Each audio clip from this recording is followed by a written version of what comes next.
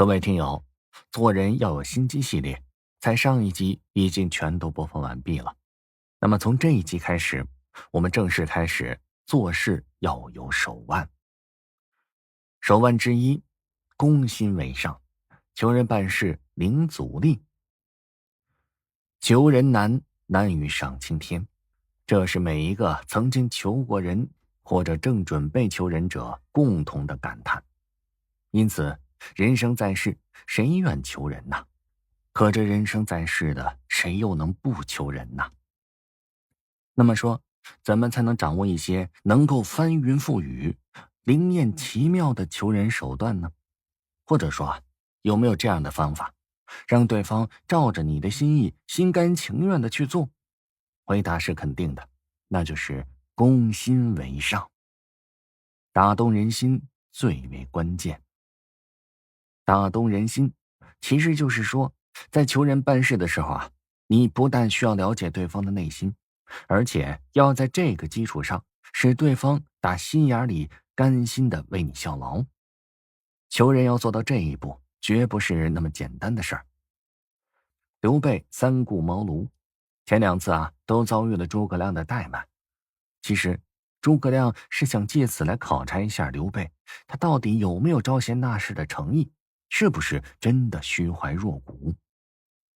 当刘备谦恭的行为打动了诸葛亮的心以后，卧龙先生才高兴地接受了刘备的邀请，出山辅佐他建立功业。战国时的改革家商鞅原是魏国人，年轻时便有大才，可惜得不到重用。而他听说秦孝公励精图治，广揽人才，便带着10几车的书，浩浩荡荡地跑到秦国来应聘。他的这种举动比较出奇，人们就纷纷议论，连秦孝公也有所耳闻，这也起到了比较好的宣传效果。商鞅第一次见秦孝公时，大谈人道，这是孔夫子的当家学问。商鞅颇有心得，讲的是口沫横飞，头头是道。秦孝公却听着差点睡着了，完全是出于礼貌，才耐着性子听完他的高谈阔论。商鞅察言观色，顿时就明白人家不爱这个，于是啊，他就知趣的告退了。过了10几天，商鞅又来拜见秦孝公，而这次呢，他不讲人道，改讲王道，大谈治国平天下的学问。可谁知秦孝公对这个话题也不感兴趣，商鞅只得是再次告退。又过了1个多月，商鞅第3次见到秦孝公，这次他不谈王道了，改谈霸道。这是法家治国的方法，是法家治国富国强兵的一套学问。这下子吊起了秦孝公的胃口，两人是促膝长谈，越谈越投机。不久，秦孝公便受命商鞅改革，这就成就了历史上有名的商鞅变法，为秦孝公日后兼并6国、统一天下奠定了基础。可见，运用攻心策略，最重要的就是要把话说到点子上。点子就是对方的心坎儿，把话说到点子上，即是把话说到对方的心坎儿里。在20世纪80年代初，著名的引滦入京工程之中，有过这样一段真实的故事。担负催动施工任务的部队一度因为炸药供不上而面临着停工，这样便会延误工期啊。领导心急如焚，便派一名姓李的连长带车到东北某化工厂求援。李连长昼夜兼程千余里，赶到了化工厂的供销科，可得到的答复只有一句话：眼下没货。他找到厂长，厂长忙，没时间听他多解释，他就跟进跟出，有机会就讲上几句。他软磨硬泡的，厂长却不为所动，还硬邦邦的跟他说：眼下没货，我也是无能为力啊。那么话说到这份上了，这路似乎就已经堵死了。后来呢，厂长给他倒了杯茶，劝他另想办法。李连长不死心呐，他喝了一口茶，看到这水，他又想到了个新的话题。这水可真甜啊，天津人可是苦啊，喝的是海河的苦水，不用放茶就是黄的。他一眼瞥见厂长戴的是天津的手表，接着又说：“你也是戴的天津表？听说现在全国每10块表中就有1块是天津产的，每4个人手里就有1个人用的是天津的碱。您是办工业的行家，最懂得水与工业的关系。造一辆自行车要用1吨的水，造1吨碱要用160吨水，造1吨纸要用200吨水。您看啊，这引滦入津，解燃眉之急呀！没有炸药，那么工程就得延期呀。”他说的是很动情，很在理。厂长有几分感动，就问道：“你也是天津人？”“啊不，我是河南人。也许通水时我也喝不上那滦河水。”厂长被彻底征服了，他抓起电话下达命令：全厂加班3天。3天之后，李连长拉着一车炸药胜利地返程了。可见，求人办事的时候，你若能真正的打动对方，当你把话说到点子上时，就会敲开他心灵上的大门。那时啊，还有什么事儿办不好呢？利用同情心好办事。恻隐之心，人皆有之。在求人办事时，你应该学会利用这种心理，装出可怜兮兮的样子。那么自认为是强者的人，为显示自己的强大，自然而然的就会同情帮助弱者。鲍尔温交通公司的总裁福克兰，他在年轻的时候就因巧妙处理了一项公司的业务而青云直上。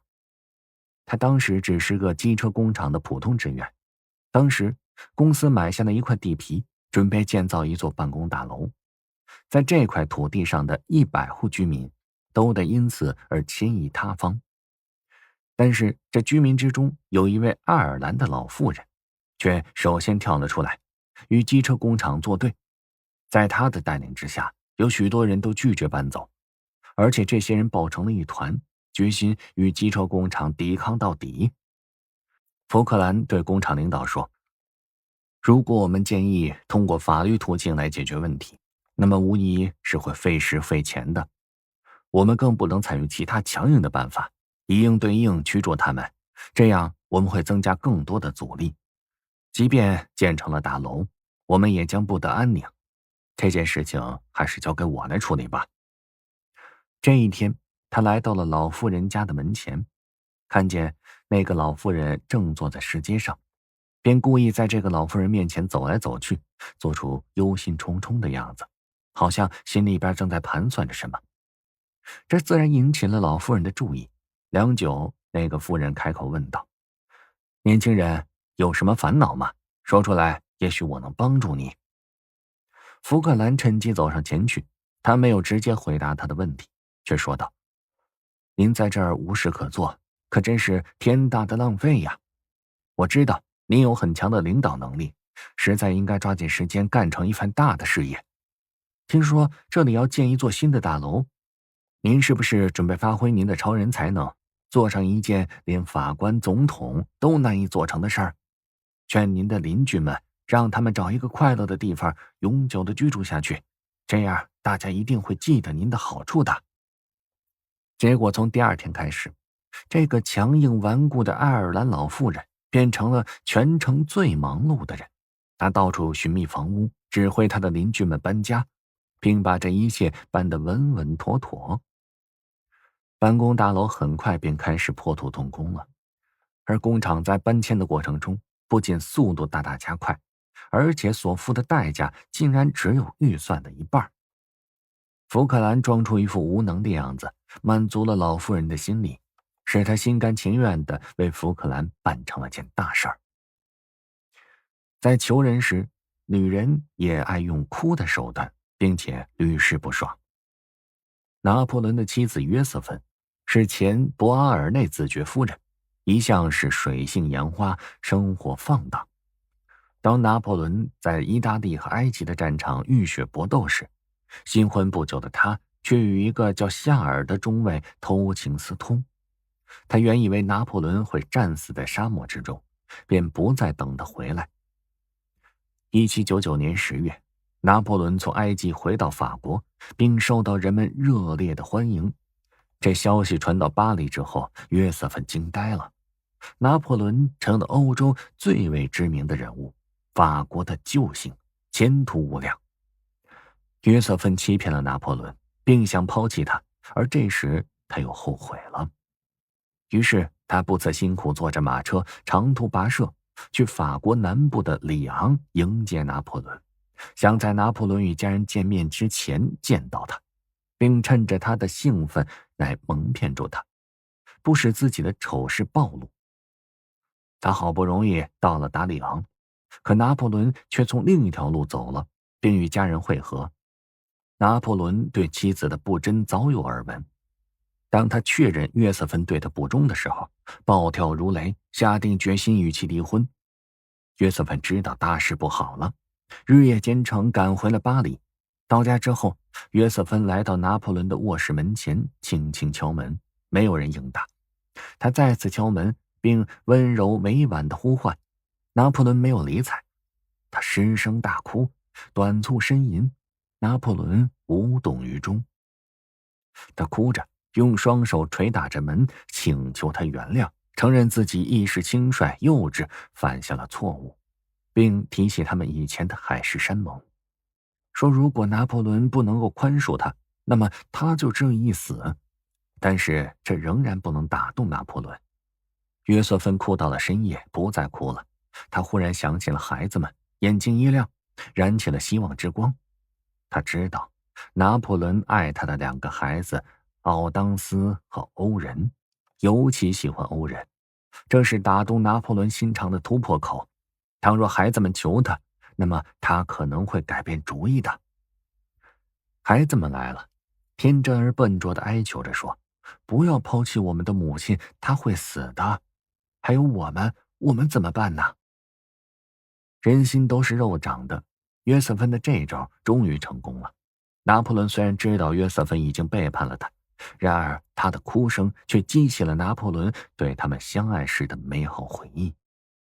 奥当斯和欧仁的哀求声冲破他心中的防线，他已经是热泪盈眶了。于是房门打开了，拿破仑与约瑟芬重归于好。后来拿破仑登基时，约瑟芬便成了皇后，荣耀之至。在生活中，人们习惯地认为哭是弱者的选择，而其实在求人办事时，它却是强者的手段与武器。爱爱以求，动之以情，眼泪对人心的软化作用不可低估。多坚固的船也只会在泪海之中抛锚。人人都爱听好话。俗话说，巧者为妙。这求人办事就要会说话，会捧人，温言术语如春风，如细雨，暖心暖意的把事情就办了。有一天，一位办理别墅产权转让的房产公司推销员来到了一位作家的家里，带着朋友的介绍信，彼此之间寒暄客套之后，就听他开讲了。此次幸会是因为我的上司刘科长极为的敬佩您，叮嘱我若拜访阁下时，务请先生您在这本书上签名。边说边从公文包里掏出了这位作家最近出版的新著。此时这位作家便不由自主地信任起他来。在这里，赵科长的仰慕和签名的要求不过只是个借口，而目的是对这位朋友进行恭维，使他开怀。在被恭维者面前，若是以第一人称的语气说，则有点献媚的味道，会使人很容易观察他的目的。但这位高明的推销员有意撇开了自己，用我的上司是您的忠实读者，这种借他人之力迂回攻击的方法，就比我崇拜您要来得巧妙有效，更容易使人接受。尤为高超的是他已将作家的书给准备好了，这种情况由不得你不按照他的话去做。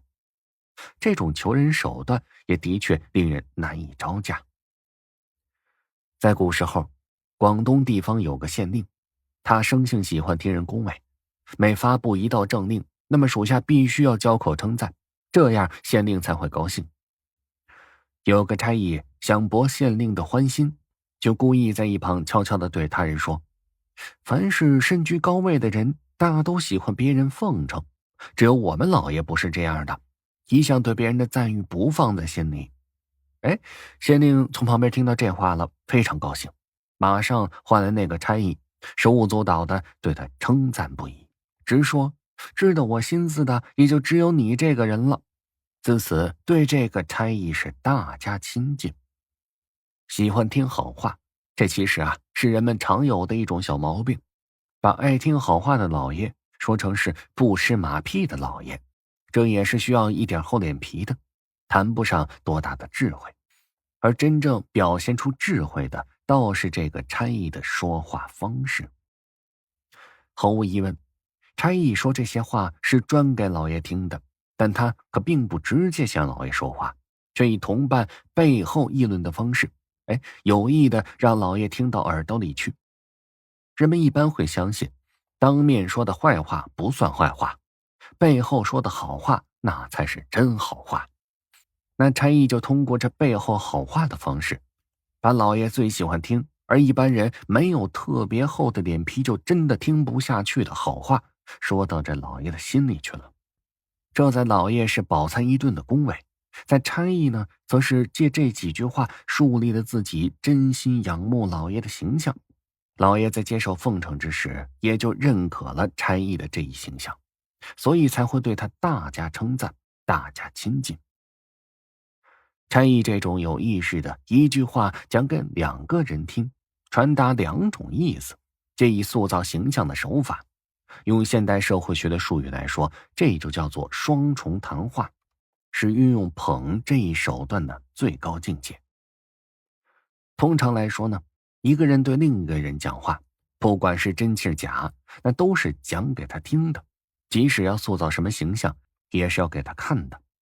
可有时候人们在特定对象面前塑造形象，却因为种种原因不便，或是无法同该对象直接交谈或是交往。在这种情况下，人们往往会当着这个特定对象的面，随便拉一个人来做自己的配角，把想传达的内容说上一遍或是表演一番。而有趣的是，对象如果不明白那是在做双重谈话或是双重表演，还会觉得特别可信。由此可见，吹捧本身是一种很高的艺术，要吹出花样来，吹出特色来，老是重复一种曲调，那么听众也不感兴趣，被捧者也自然不高兴。蒋介石当国民党总裁、国民革命军总司令之后，身价是倍增，但他不知自己的祖先是谁，自己老家在哪儿，还不时有人攻击他，说他本不姓蒋，他的母亲是带着他到姓蒋家的，来历不明。无意间，蒋介石就成了杂种。于是呢，蒋介石急于弄清自己的祖先是谁，一时间，他这手下的文人就忙了起来，但他们搞出的东西却令蒋介石不太满意。宜兴县的县长蒋如敬是个有心人，他翻阅古籍，走访民间，决心给蒋介石弄出个祖宗来。功夫不负有心人，他终于考证到了一条线索。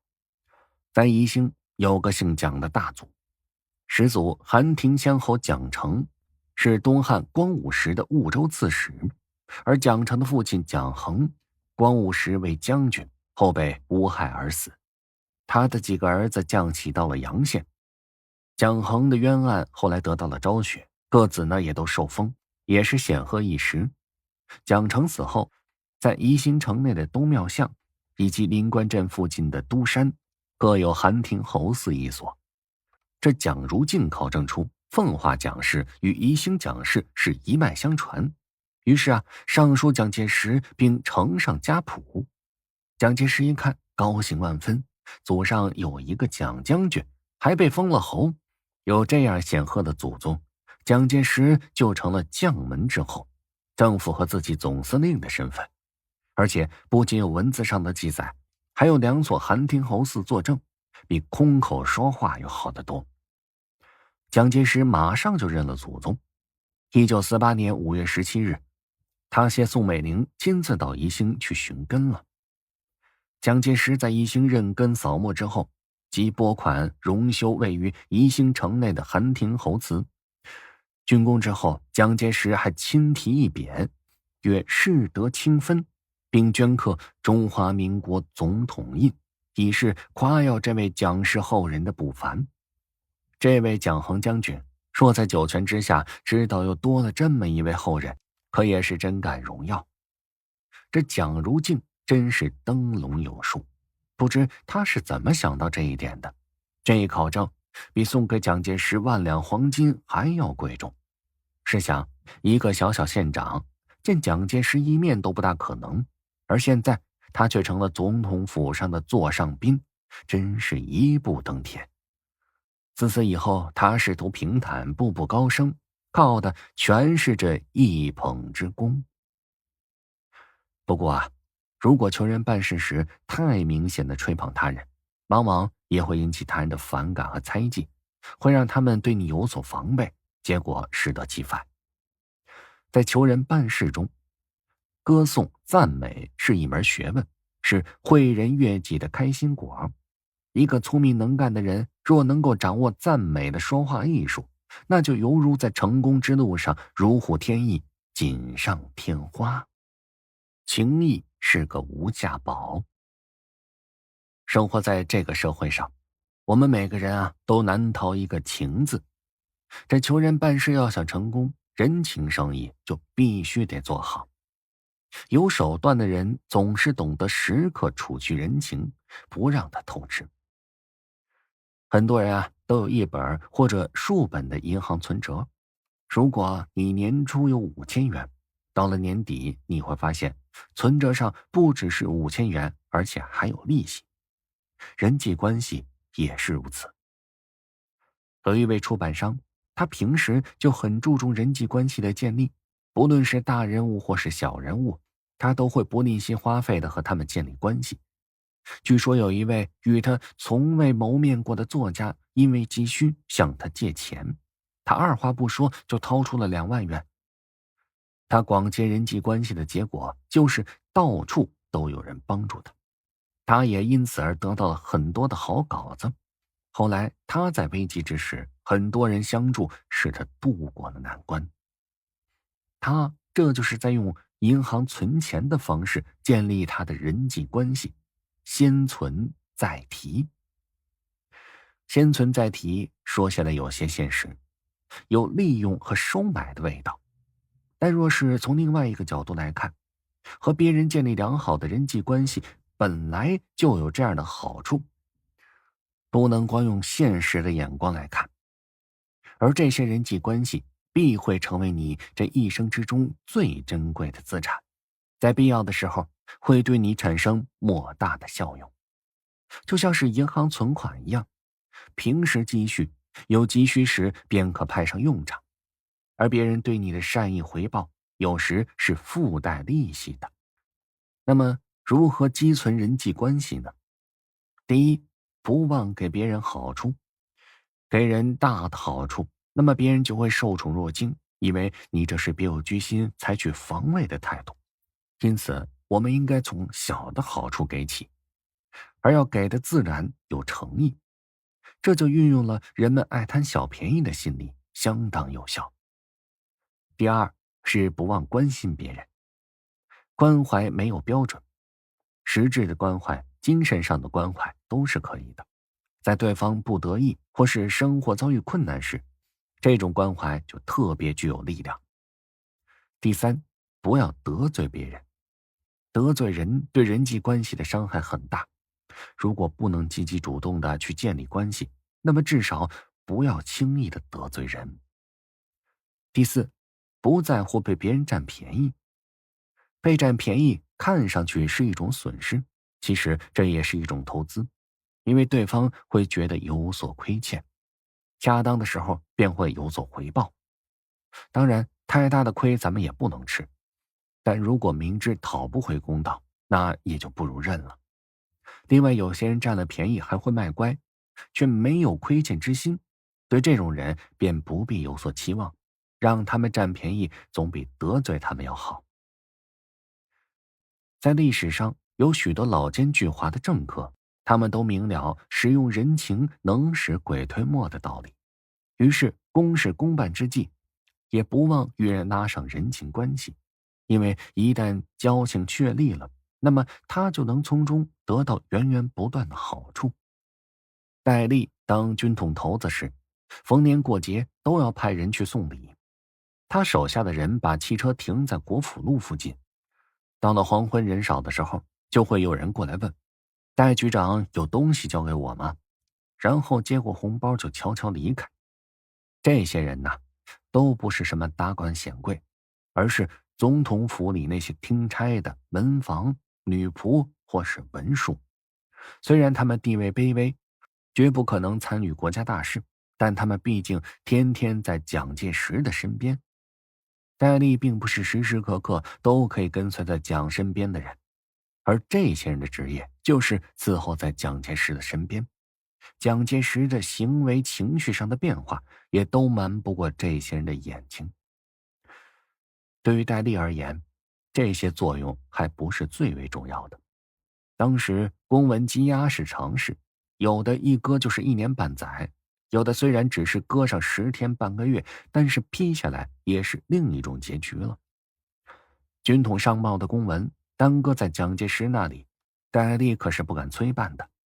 可是清洁女工就有这样的便利，女工清扫蒋介石的办公室时，只要顺手在公文堆里把军统的公文翻出放在上面，那就万事大吉了。戴笠的部下再有神通，也不敢随便进入蒋介石的办公室。这件事情如果没有特殊的人情，就很难办成。利用人情求人办事，还应该把眼光放得远一点，不能急功近利。善于放长线钓大鱼，看到大鱼上钩之后，不要急于收线扬竿，把鱼甩到岸上，因为这么做到头来不仅可能抓不到鱼，还可能把鱼竿折断了。有眼光的人，他会按捺心头喜悦，不慌不忙地收上几下线，慢慢地把鱼拉到岸边。一旦大鱼挣扎，便又会放松鱼线，让鱼游窜几下，再又慢慢地收掉。如此一收一放，待到大鱼精疲力尽，无力挣扎之时，才将它拉进岸边，用提网兜拽上岸。求人呢，也是这样的，如果逼得太紧，别人反而会一口拒绝你的请求。只有耐心等待，才会有成功的喜讯。看准时机再下手。求人办事非常关键的一点，就是要善于把握时机。时机不到，你就是再求也没有用。时机来了，你把握不住也是不行的。春秋战国时期，秦国宰相范雎受到秦昭襄王的充分信任，在内政和外交上为秦国做出了很大的贡献，使秦国在当时建立了霸主的地位。他的权势不仅在秦国国内，在其他的诸侯国亦有很大的影响力。但是在他为相的后几年，却出现了令范雎惧而不知所措的事情。事情发生在他为相的第7年，由他所推荐而被提拔为将军的郑安平，在和赵国的一次征战之中苦战不敌，率兵投降。过了2年，他所推荐的河东太守王吉又因私通诸侯被诛。按照秦国当时的法律，投降和私通外邦那都是重罪，而推荐者也需连坐，也就是说，推荐者和犯罪者一样，也得被杀头。只是由于他深受昭襄王的信任，这才被豁免，存得一条命。相继发生的这2件事，使得范雎心里留下了很深的伤痕，也使他感到恐惧和不安。这个消息很快传开了，那些虎视眈眈等候时机的各国说客们莫不大感兴奋。燕国有一名叫做蔡泽的说客，听到这一消息，认为机不可失，于是立刻动身前往秦国。一到秦国，他便托人介绍觐见范雎。游说的人以及被游说的人都是说客出身，蔡泽现在的情形和15年前范雎的经历大同小异，这使得范雎不禁产生了一种沧桑之感。他苦笑着接见了蔡泽。蔡泽说道：“遗书上有记载，成功者不可久处，你应该趁这个时机辞去相位，这才算聪明。这样人们才会赞誉你的清廉，如同赞誉伯夷，同时你也才能够保持长寿，如同那赤松子。如果你只知晋升而不知隐退，只知伸而不知屈，只知往而不知退，必然会给自己带来灾祸。这个比喻还请您三思。”范雎答应着说：“善吾闻。欲而不知止，则失其所欲；有而不知止，则失其所有。先生信教，居尽受命。”几天之后，范雎进朝，推荐蔡泽，而自求隐退。昭襄王挽留他，但范雎辞意坚定，并假托重病在身，最后终获应允。蔡泽主动出击，成功地抓住机会求人推荐自己，最后获得了宰相之职，踏上仕途。那同为说客的张仪，在把握时机方面也有令人称道之处。他并不是一味的张嘴就说，而是很讲究这个说的时机。战国策上曾经记载了这么一个故事，说的就是张仪向楚王索要旅费盘缠的事情。让我们看看张仪又是怎么把握时机的。据《战国策》上记载，张仪到楚国游说，旅费用完了，就心生一计，前去求见楚王。楚王因为以前上过他的当，很不情愿接见他。心知这种情形，张仪便对楚王说：“我看大王没有重用我的意思，所以我想现在就离开贵国到北方去。”楚王早就想赶走张仪，但碍于情面，并没有这么做。听说他要走，心里边暗暗高兴。而接下来张仪又说：“请问大王，在北方各国有没有您想要的东西？”楚王说：“像黄金啊、犀牛啊、宝玉啊、大象啊，我国都有，我什么都不缺。”那大王是说连美女也不想要吗？这个你是说？我在郑国和周围的街上，看到那里的女人打扮得十分漂亮，简直如天女下凡，艳丽无比。哦，果真如此吗？我们楚国因为地处偏远，和中原各国的美女无缘，我倒是很想见见那样的美女。于是楚王就给张仪大批珠宝，作为物色美女的费用。在这段时间里，楚王除了郑袖这个宠妃之外，还有一位正配的皇后即南后。这两个女子素来都是最受楚王宠爱的。得知张仪有意为楚王物色美女时，不禁是焦急不安，于是赶紧派人去见张仪。听说先生最近要到北方各国去旅行，这儿有1000两黄金，是南后送给您的路费，并聊表敬意。郑袖也送了500两黄金给张仪，他们的意思很明显，就是叫张仪千万不要带那些北方的美女回来，即使非带不可，也请带些比他们丑的女子回来。后来呢，张仪去和楚王告别，他说：“最近各国都配有严格的检查关卡，一般旅客的往来都受到限制，所以这一去啊，不知何时才能回来。可否请大王赐给我1杯酒，作为饯别？”楚王答应，按照张仪的要求摆了酒宴。张仪见时机成熟，就毕恭毕敬地向楚王说：“只有我们2个人在这里喝酒，实在是很寂寞，能不能请大王召唤您心爱的人来斟酒啊？”于是楚王便招来了南后和郑袖，让他们在旁边斟酒。接着张仪又毕恭毕敬地禀告楚王说：“我实在惭愧。”“怎么了？”“我虽然走遍了全国各地，还没有看过这样漂亮的女子。虽然不知者无罪，可是我上次竟然向大王提议让我到北方去寻找美女，这实在是太过鲁莽。”“哦，没关系，不必介意。事实上，我也很想，天下大概也再也找不到比她们更漂亮的女人了。在场的郑秀和南后都是暗暗的松了口气，心中对张仪感激不尽。张仪就这样成功得到了一大笔的金银财宝，继续他游说列国的事业去了。我们可以试想一下，如果他一开始就摆出一副要讨要盘缠的架势，相信楚王不但不会给他1毛钱，反而一定会喝令左右将他撵出去的。看来呀，在求人办事时，学会耐心的等待时机，对任何人来说都是很重要的。而对那些暂时处于下风、居于逆境的求人者来说，就不仅仅是重要，简直就是必要的了。央求不如巧机。在求人办事时，有时求人者会采取刺激对方自尊心的做法，激将法这就是其中之一。求人者为了让对方动摇或是改变原有的立场和态度，利用一些略带贬损意义的不太公正的话，给对方罩上一顶帽子。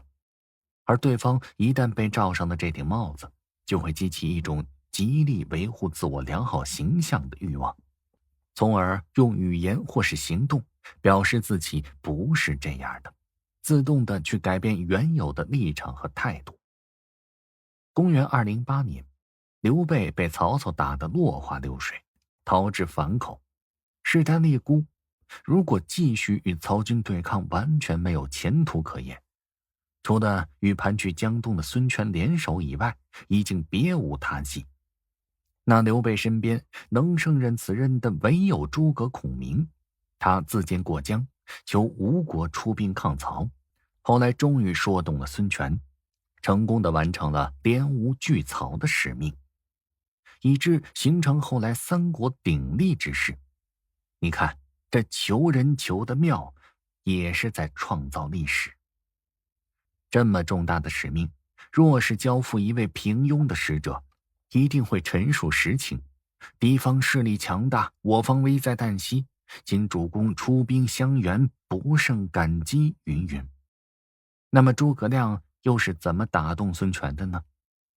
诸葛亮见到孙权时，先说了这样一番话：如今天下大乱，将军在江东举兵，刘备在江南集结，目的都是在与曹操争夺天下。眼下曹军势如破竹，威震天下，空有英雄气概，对他是无可奈何的。加上刘备之军渐渐败退，将军您也宜早做应对，好生斟酌才对。如果贵国的军力能够与曹操对抗，就立刻与他断交；如果无力与其对抗，那干脆就迅速解除武装，俯首投降算了。可依我看来，将军似乎在表面上要服从曹操，其实内心里很是犹豫不决。目前形势已经很急迫了，没有多少时间让您再犹豫，希望马上定下主意，否则后果不堪设想。孙权愣了一下，反问道：照你说的形势如此严峻，那刘备怎么不赶快投靠曹操呢？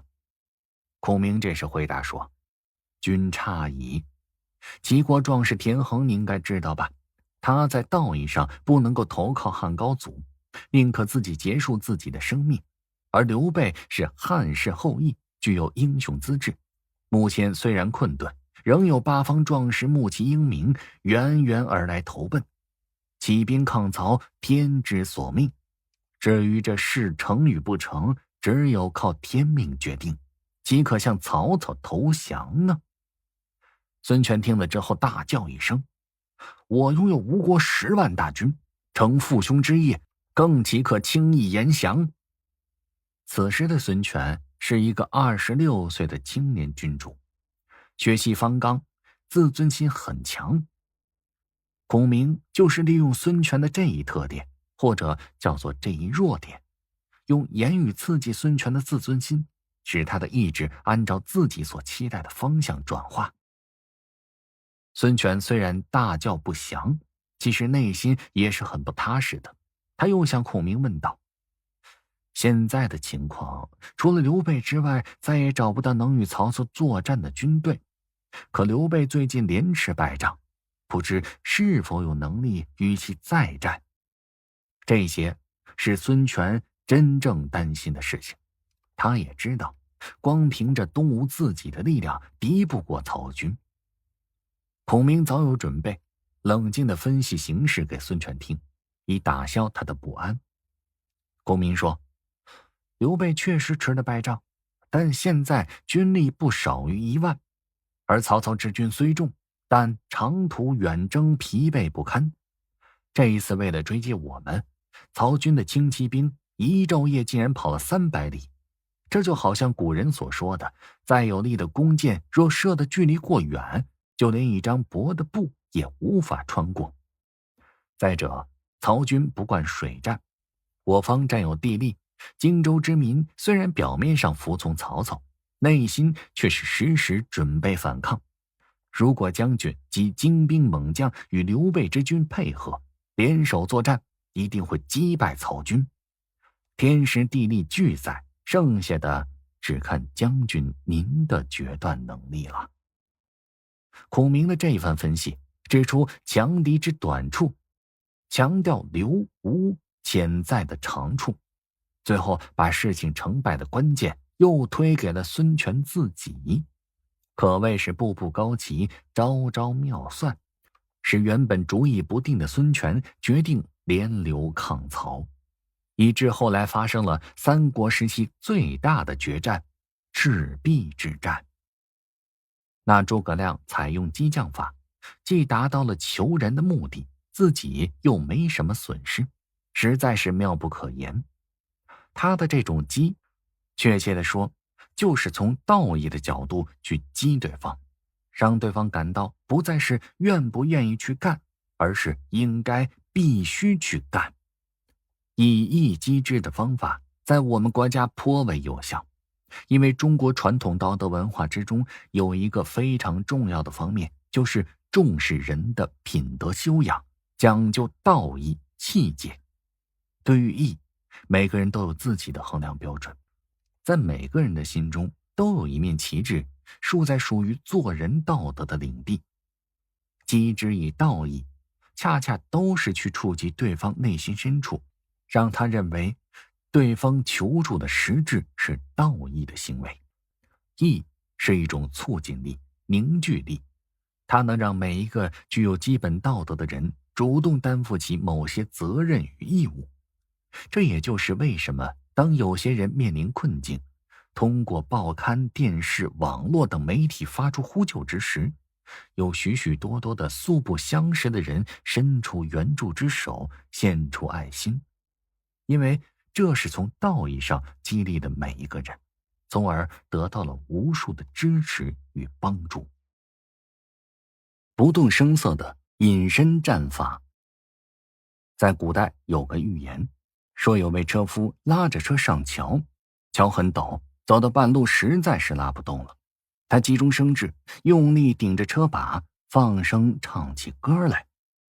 他这一唱，前面的人便停下来看他，后面的人也想看看发生了什么事儿，也快走着追上了他。而车夫则趁机央求大家帮着推车，大家一起用力，车很快就推上了桥。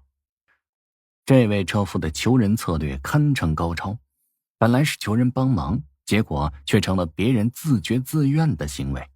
这求人求得不露声色，浑然无忌。我们把这种求人术总结为隐身战法。不要以为这不过就是个寓言，说说而已，在生活中是行不通的。其实在现实之中还真有这样的故事。美国《纽约日报》的总编辑雷特就是这样求得一位贤才鼎力相助的。当时雷特是格里莱办的《纽约论坛报》的总编辑，身边正缺少一位精明干练的助理。他的目光瞄准了年轻的约翰海，他需要他帮助自己成名，帮助格里莱成为这家大报的成功出版家。而当时的约翰刚从西班牙首都马德里卸除了外交官的官职，正准备回到家乡伊利诺伊州从事律师行业。雷特看准了约翰是把好手，可是他怎样使这位有为的年轻人抛弃自己的计划，而在报社里就职呢？雷特请他到联盟俱乐部去吃饭，饭后他提议邀请约翰海到报社去玩玩。在报社里，从许多电讯中间，他找到了一条重要的消息。那时恰巧国外新闻的编辑不在，于是他对约翰说：“请坐下来，为明天的报纸写上一段关于这消息的社论吧。”约翰自然无法拒绝，于是提起笔来就做。社论写得非常棒，格里莱看了之后也是很赞赏，于是雷特请他再帮忙，顶缺1个星期、1个月，渐渐的干脆就让他担任这一职务。而约翰也就这样在不知不觉中放弃了回家乡做律师的计划，而留在纽约做新闻记者了。雷特凭着这一策略猎获了他物色好的人选，而约翰在试一试帮朋友忙的动机之下，毫无压力、兴致很高地扭转了他人生航船的方向。在事前，雷特一点也没泄露他的意思，他只是劝诱约翰帮他写一篇小社论，目的却很圆满地成功实现了。由此可以得出一条求人的规律，那就是央求不如婉求，劝导不如诱导。在《西游记》里讲到，唐僧师徒去西天取经，在中途遇上了火焰山，孙悟空纵有天大的本事，也是扑灭不了他，最后不得不向铁扇公主求情，借她的扇子一用。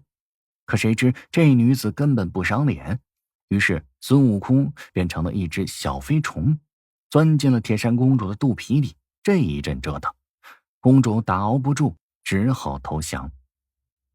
兵法中有一条，堡垒最容易从内部被攻破，以隐身战法求人，也可以采取这种策略。明里强攻不成，那就暗中智取。钟隐是五代十国时南唐的一位著名画家，他年少顿悟，倦于俗世，幸好家道殷富，有那使不完的银子，于是便进了深山，学习前辈陶渊明先生结庐在境而无车马喧的生活态度，做起了采菊东篱下，悠然见南山的隐士来了。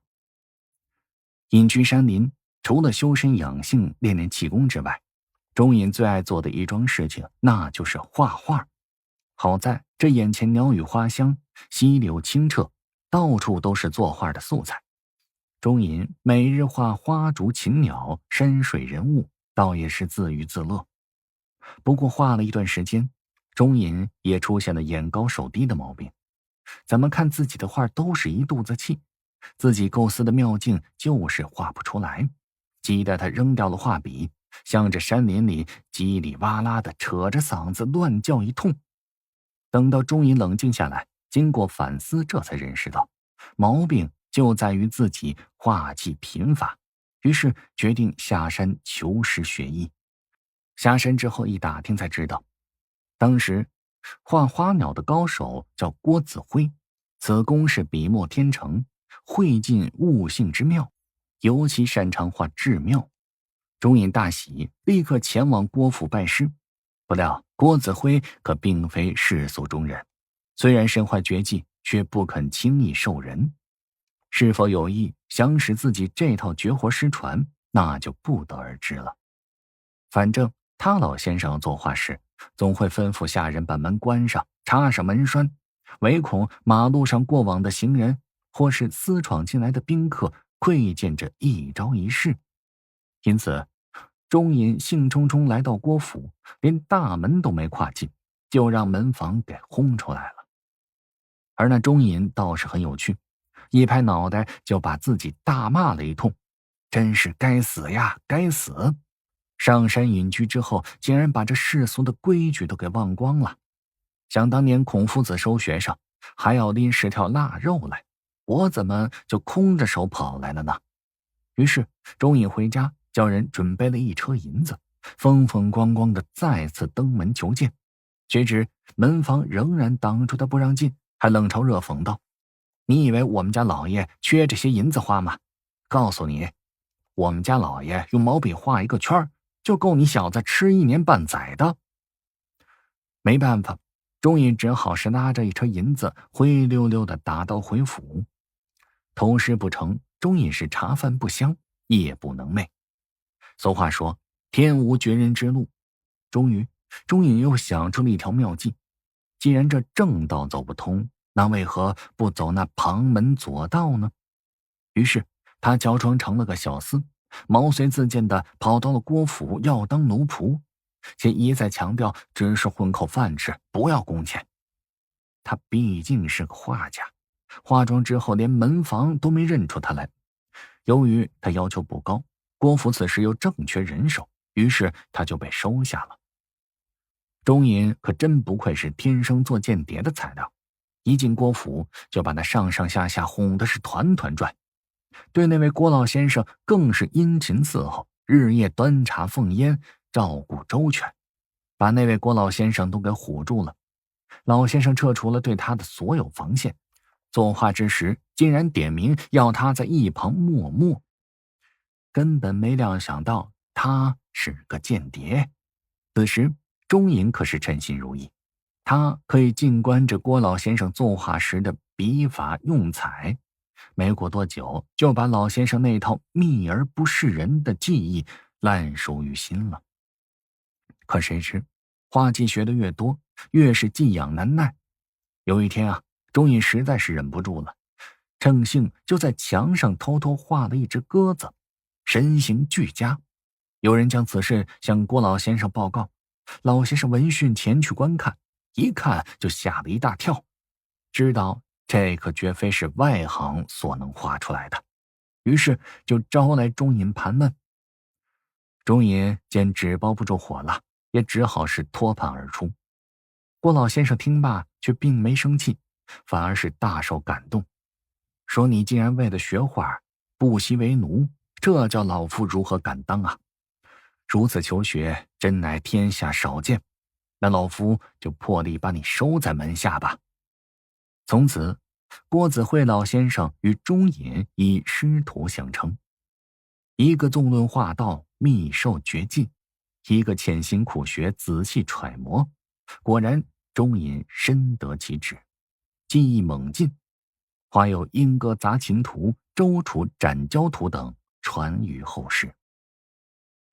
由此可见，如果你所求之事从根本上与所求之人的心意背道而驰，那么这时你必须把你真实的目的伪装起来，而且要伪装成对方非常想达到的一个目标，使他在不知不觉中为你办成事儿。求人要会吊胃口。这求人办事中，如果对方感到答应了你的要求的话，他是在进行无偿的奉献，根本是无利可图，这自然也就不愿意给你办事，至少积极性不会太高。这时啊，最好就是把自己求人的目的掩盖起来，给自己求人的目的编上一个冠冕堂皇的理由，并把这个理由描绘成与他切身利益密切相关，会给他带来一个非常美好的前景，或者不采取措施会产生非常可怕的后果，他自然会很痛快地为你办事。这就是画饼吊胃口这一策略的内涵。在求人的过程中，恰当地向对方提供有关长远利益和前景的论据，往往可以使对方产生强烈的共鸣，激发对方进行交谈的兴趣和积极性，并且能够在很大程度上影响求人的结果，改变对方的看法和立场，从而达到自己的目的。这种技巧可以叫做远利诱惑。这种求人的技巧运用得好，有时可以产生不可思议的效果。在西方的某国，有家制造电灯泡的公司，该公司处于初创阶段，产品销路不畅。他们的董事长便到各地去做旅游推销，希望代理商们积极配合，使他们生产的电灯泡能够打入各级市场。有一次，董事长召集各个代理商，向他们介绍新产品。董事长对参加谈判的各代理商说，经过许多年的苦心研究和创造，本公司终于完成了这项对人类有大用途的产品。虽然它还不能称得上是一流的产品，只能说是二流的，但是我仍然要拜托各位以一流产品的价格来向本公司购买。这位董事长的脸皮可真够厚的，在场的人听了之后不禁是哗然。董事长，您没说错吧？谁愿意以购买一流产品的价格来买你这二流的产品呢？如果是二流的，那就要用二流的价格来交易才对啊！你怎么说出这样的话？大家都用莫名其妙的眼光看着董事长。这时董事长开口了，大家都知道，目前制造灯泡行业中可以称得上第一流的，全国只有一家，因此他们就算是垄断了整个市场，即他们任意抬高价格，大家也仍然去购买，是不是？如果有同样优良的产品，但价格便宜一些，对大家来说不是种福音吗？否则你们仍然不得不按照厂商开出来的价格去购买。董事长这么一说，大家似乎是明白了点。董事长又接着说道，就拳击比赛来说吧，不可否认，拳王阿里的实力谁也不能忽视，但是如果没有人和他对抗的话，那么这场拳击赛就没办法举行了。所以必须有个实力相当、身手不凡的对手来和阿里打擂台，这样的拳击才精彩，不是吗？现在灯泡制造行业之中，就好比只有阿里一个人，如果这个时候能够多出现一位对手的话，就有了互相竞争的机会。换句话说，把优良的新产品以低廉的价格供给各位，大家一定能够得到更多的利润。这时底下人说了，董事长啊，您说的没错，可是目前可并没有另外一位阿里呀。董事长认为摊牌的时间到了，他接着说道，我想另外一位阿里就由我来充当好了。为什么目前本公司只能制造二流灯泡呢？你们知道吗？这是因为我们资金不足，无法在技术上有所突破。如果各位肯帮忙，以一流的价格来购买本公司二流的产品，那这样我们就可以筹集到一笔资金，把这笔钱用于技术的更新和改造。相信不久的将来，本公司一定可以制造出一流的产品。这样一来，灯泡制造业等于就出现了两个阿里，在彼此大力竞争之下，毫无疑问，产品质量必然会提高，而价格也会降低。到那个时候，我一定好好的感谢各位。而此刻，我只希望你们能够帮我扮演这阿里对手的角色。希望你们能不断的支持，帮助我们渡过难关。所以我才会要求各位以一流产品的价格来购买我们的二流产品。话音刚落，一阵热烈的掌声就掩盖了嘈杂声。董事长的发言产生了极大的影响，收到了很好的谈判效果。代理商们纷纷表示，以前啊也有一些人来过这儿，不过却从没人说过这些话。我们很了解你目前的处境，我们决定帮你变成另外一个阿里。就这样，代理商们不仅扩大了订单，而且愿意出一流产品的价格去购买。董事长的这次求人可说是获得了极大的成功。由此可见，再倔强的人，只要是有利可图，也会上钩的。在求人办事中，要想达到自己的目的，就必须刺激对方的欲望，暗示只要能够办成事儿，好事就在后头，并不时给些甜头，让人相信你所说的并非是空话。求对方帮忙时，因为对方要付出一定的辛苦和精力，那么你就得付出一定的报酬。具体应该给多少，最好不要过早的讲出来，也不要讲得那么具体。既然你可以求对方帮忙，说明双方关系还可以，尽管对方心里也想过报酬的事儿，但你率直的讲出来，他会认为你太不义气了。再说这事情还没做呢，究竟应该付什么报酬也说不太准。谁能事先了解这件事情做起来的难度呢？说的少，对方会认为不值一干，不愿意多花精力；说的太多，当发现能够轻易完成，又会后悔不该给这么多。给的时候，你就会舍不得往外拿，因此对方会认为你不讲信用。假如事先把数额说得太过具体，对方没办成，会产生一种损失感，好像是失去了什么似的。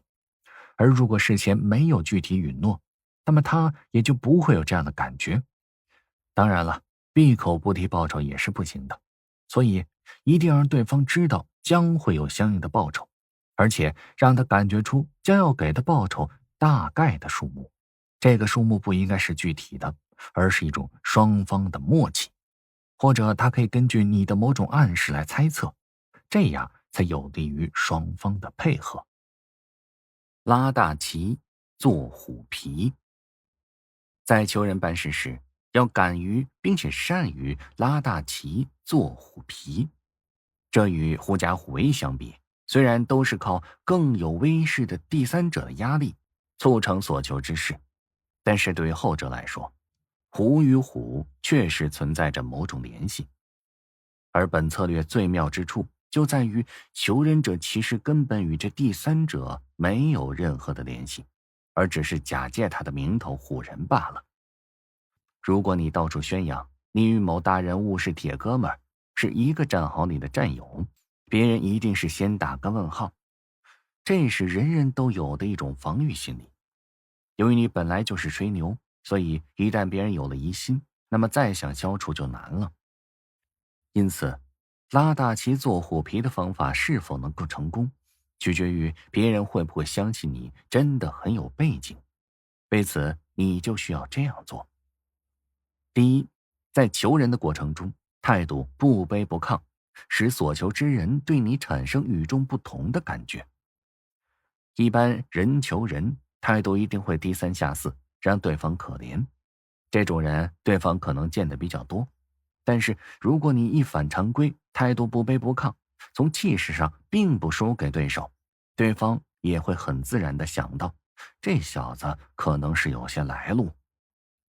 例如，在1981年，国际市场上需要润滑油基础油，大连石油化工公司看准了这一行情，不惜工本，按照国际标准生产出8种牌号的润滑油基础油，打入了国际市场，名声大振。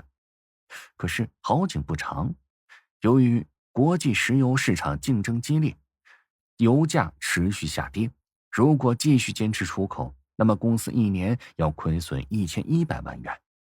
面对危机，公司经理黄春景认为，参与国际交易，我们是后继者，在强手如林的情况之下，要挤进去不容易，我们应该想办法站住脚。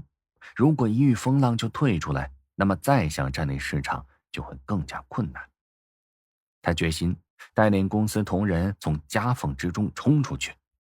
为此，他亲自到欧美的一些国家做市场调查，搜集信息，寻找合作对象，开辟新市场。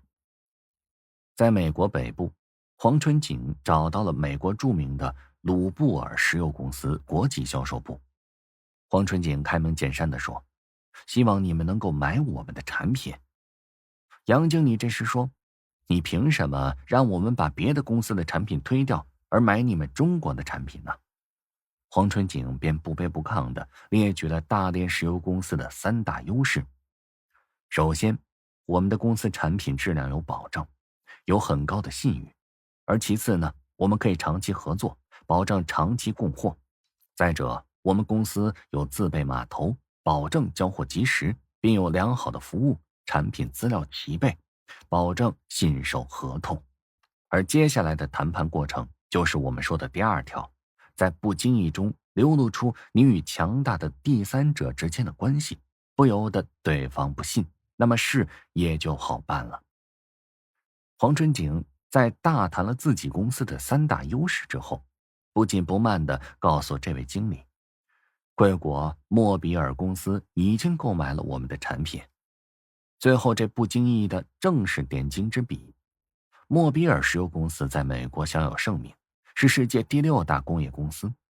这位经理听说莫比尔公司已经购买了他们大连石化公司的产品，立刻就放下了架子，同意洽谈这笔生意，并对大连石化公司的产品做了质量评定。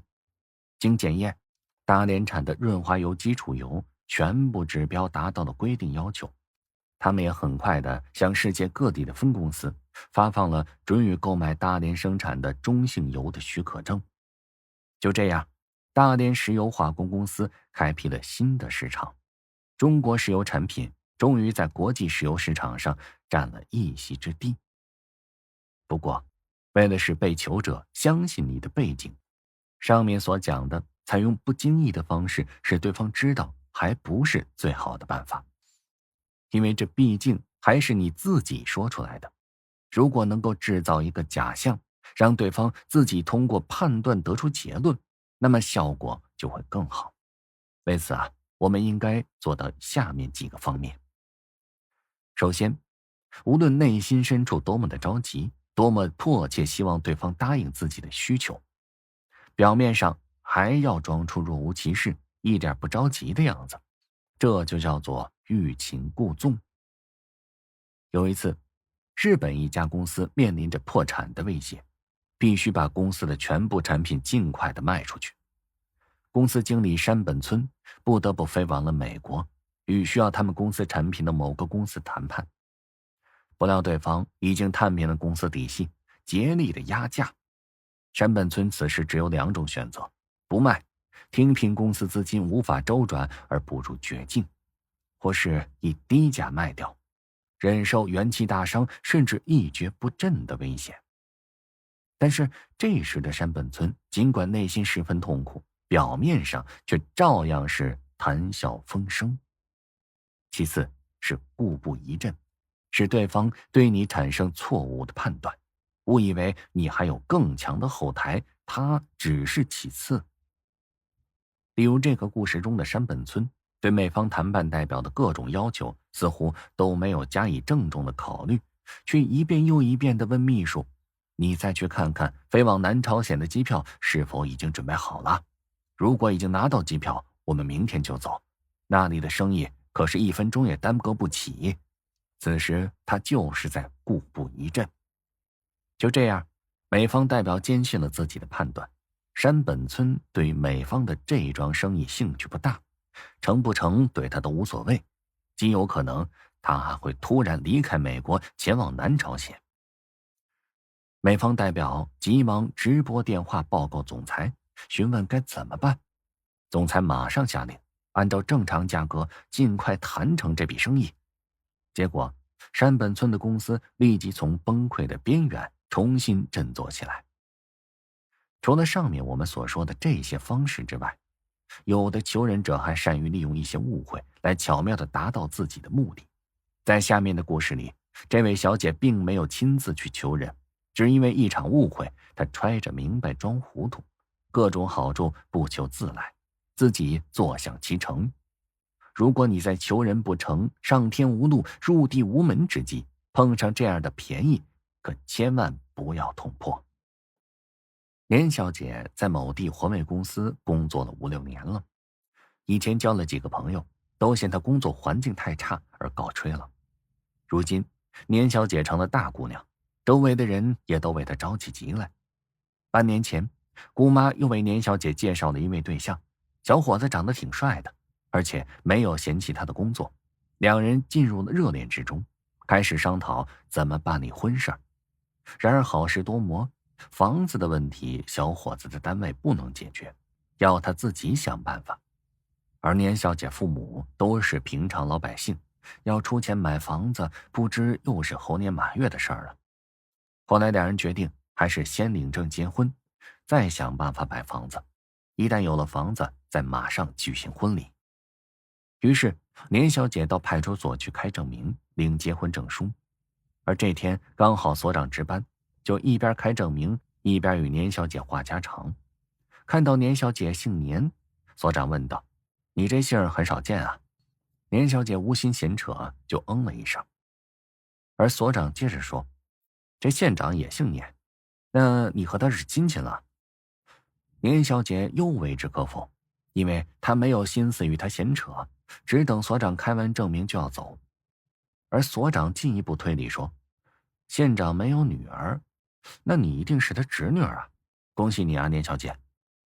所长便十分利落地把证明开完了，又热情地把年小姐送了出去。经这所长之口，县长侄女结婚的消息在县城很快地传播开来。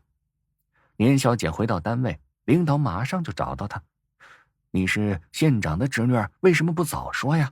现在年轻人像你这样的实在少，不错不错。接着他又说，考虑到你一贯工作认真负责啊，单位决定替你换一个工作，调你到局里的办公室。调令不久就会下来的，好好干吧，小年，前途无量啊。没过多久，房管局的副局长亲自找到了年小姐。哎呀，对不起啊，年小姐，我们的工作实在太忙了，要房子的太多，所以啊，没有及早替你办好。我们讨论研究了很久，现在没有很好的房子，只有江边新建的一套2室1厅的房子。你看，要是合意的话，这就是房子的钥匙。年县长那儿，还望年小姐以后多多美言几句啊。说罢，起身就告辞了。年小姐此时可真是喜出望外，工作已经调动了，房子问题还给解决了，真是双喜临门。看来这县长的面子可真大。有了房子，年小姐的婚事如期举行，参加的人也很多，除了亲戚，还有各局市、各部门的负责人，他们拿着礼品早早的就来了。他们想，这县长的侄女结婚，那么县长肯定会参加啊，当然不愿意放弃一个当面向县长讨好的机会，自然礼品也是相当丰厚。不过啊，像上文中这样误会造成的天上掉馅饼的事儿有点消极，单纯的说谎又会有被捅破的风险。真正的高手是绝不会蛮干的，他们会在99%的谎言之中加上1%的真实，制造这种真实的谎言，那么就由不得你不信了。无孔不入，迂回办事。在求人办事时，如果能够利用早就铺好的关系网，当然是省时又省力。但是如果所求之事原先没有想到，也没有现成的关系网，事先也没有做好人情上的铺垫，这时又该怎么办呢？首先，我们一定要清楚，对于自己所求之事有重要关系的人，这就叫做识门。其次呢，要熟悉求人办事的程序，知道是从哪儿开始，中间有着哪些环节，这叫做认路。在此基础上，再采取一些诸如迂回包抄、顺藤摸瓜、避实击虚等非常的措施，也就可以求人成功。比如吧，你可以让与对方有联系的第三者扮演说服者，这比你苦口婆心的去要求更有效。有一本书中曾经提到，在航空业刚刚兴起的时候，美国某个航空公司发现乘客几乎都是在不得已的情况下才肯搭乘飞机。起初，他们认为这是怕死的心理在作祟，因此花了庞大的宣传费，强调飞机的安全可靠，却并未收到预期的效果。于是这家航空公司就决定进行调查，并且聘请了著名的心理学家迪希特博士主持这项工作。迪希特博士先就经常搭乘飞机的旅客做了一项假想测验，请教他们，如果获悉自己乘坐的飞机即将撞山而毁时，那么首先闪入脑海的景象是什么呢？调查的结果显示，这些旅客所关心的并非是自己的生死问题，而是亲人将如何接受这不幸的消息，即面临死亡的威胁。乘客想到的是爱人如何自处，比如有的会浮现出自己的太太声泪俱下地说，就是这么傻，如果早听我的，搭乘火车就会没事儿了，等等这样的情景。航空公司按照这个结论对家属开展了宣传攻势。宣传单上告诉为人妻者，若让先生搭乘飞机，他会在最短的时间内回到你的身边。同时还举办全家同游的活动，使一些家庭主妇也能够享受搭乘飞机旅游的乐趣。航空公司利用宣传以说服乘客背后的权威人物家属，而避免了直接游说乘客时可能遭受的困扰。公司的业务果然是大为改观。可见，在求人办事时，如果所求之人对你根本就没有好感，那么就应该把求人的重点放在与对方非常亲近，而且在对方心中占有非常重要地位的人身上，向这人发起感情攻势，使这个人欠你的情，那么事情就好办了。战国时期，秦昭王派白起为主将，在长平歼灭赵国40万大军以后，乘胜前进，把邯郸是团团围住。赵王之弟平原君是魏国公子信陵君的姐夫，因此赵王曾经几次写信给魏王和信陵君，请求魏国出兵救援。魏王便派将军晋鄙统帅10万大军去救赵国。秦王听到这个消息，立刻派人去警告魏王，我攻打赵国，早晚能够攻下。任何国家敢派兵救援赵国，待我打下赵国之后，接着就一定调转军队去打他。赵王给吓住了，急忙令晋鄙停止进军，驻扎在郢城这个地方。名义上说是救援赵国，而实际上呢是观望形势，采取阳奉阴违的态度。平原君等得急了，不断派人到魏国去，并责备信陵君说，我之所以跟魏国做亲戚，就是因为你豪爽够义气，能够救别人的危难。现在邯郸早晚会被攻破，眼看着就要投降秦国了，魏国的救兵却始终在途中观望，哪儿见得你还有什么义气？你的姐姐破城被俘，终日哭哭啼啼，你纵然不同情我，难道也不可怜你姐姐吗？这番话情真意切，信陵君心里边难过，屡次请求魏王火速进兵，但是魏王害怕秦国报复，始终不肯答应。信陵君知道这时的魏王没有救援赵国的决心，便奋不顾身，独自一人毅然去救赵国。他和门客们商议好，集结了100多辆战车，准备冲入秦军中去，与赵国共存亡。信陵君率领这支小部队经过东门，见到守门的老头侯生，还把自己要去跟秦军决一死战的消息告诉了他。分手的时候呢，这个侯生就冷冷地说，你努力去干吧，我老了，不能跟你一道去。走了一段路程，信陵君心里想，我平时没有得罪这侯生的地方啊，现在我都要去和别人拼命了，他怎么就没有半句劝阻或是激励我的话呀？这有点奇怪呀。因此他便叫大家停下来，独自跑了回去。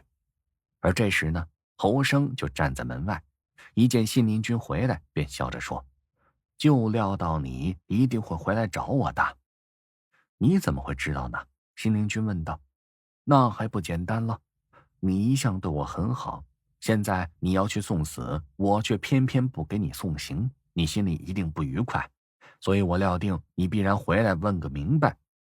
信陵君说，你猜得不错，我怕我有什么对不起先生的地方，使你这么冷淡，所以我就想问个明白。侯生这时说，我知道你一向是器重人才，养了这么多的门客，但现在遇到了这为难的事情，却毫无办法可想，光要跟秦军去拼命，这正如把肥肉丢到老虎的嘴里，试问这有什么益处呢？信陵君说，我也不知道有什么益处，但平原君那是我姐夫，交情又深，眼下他危在旦夕，我不能见死不救啊。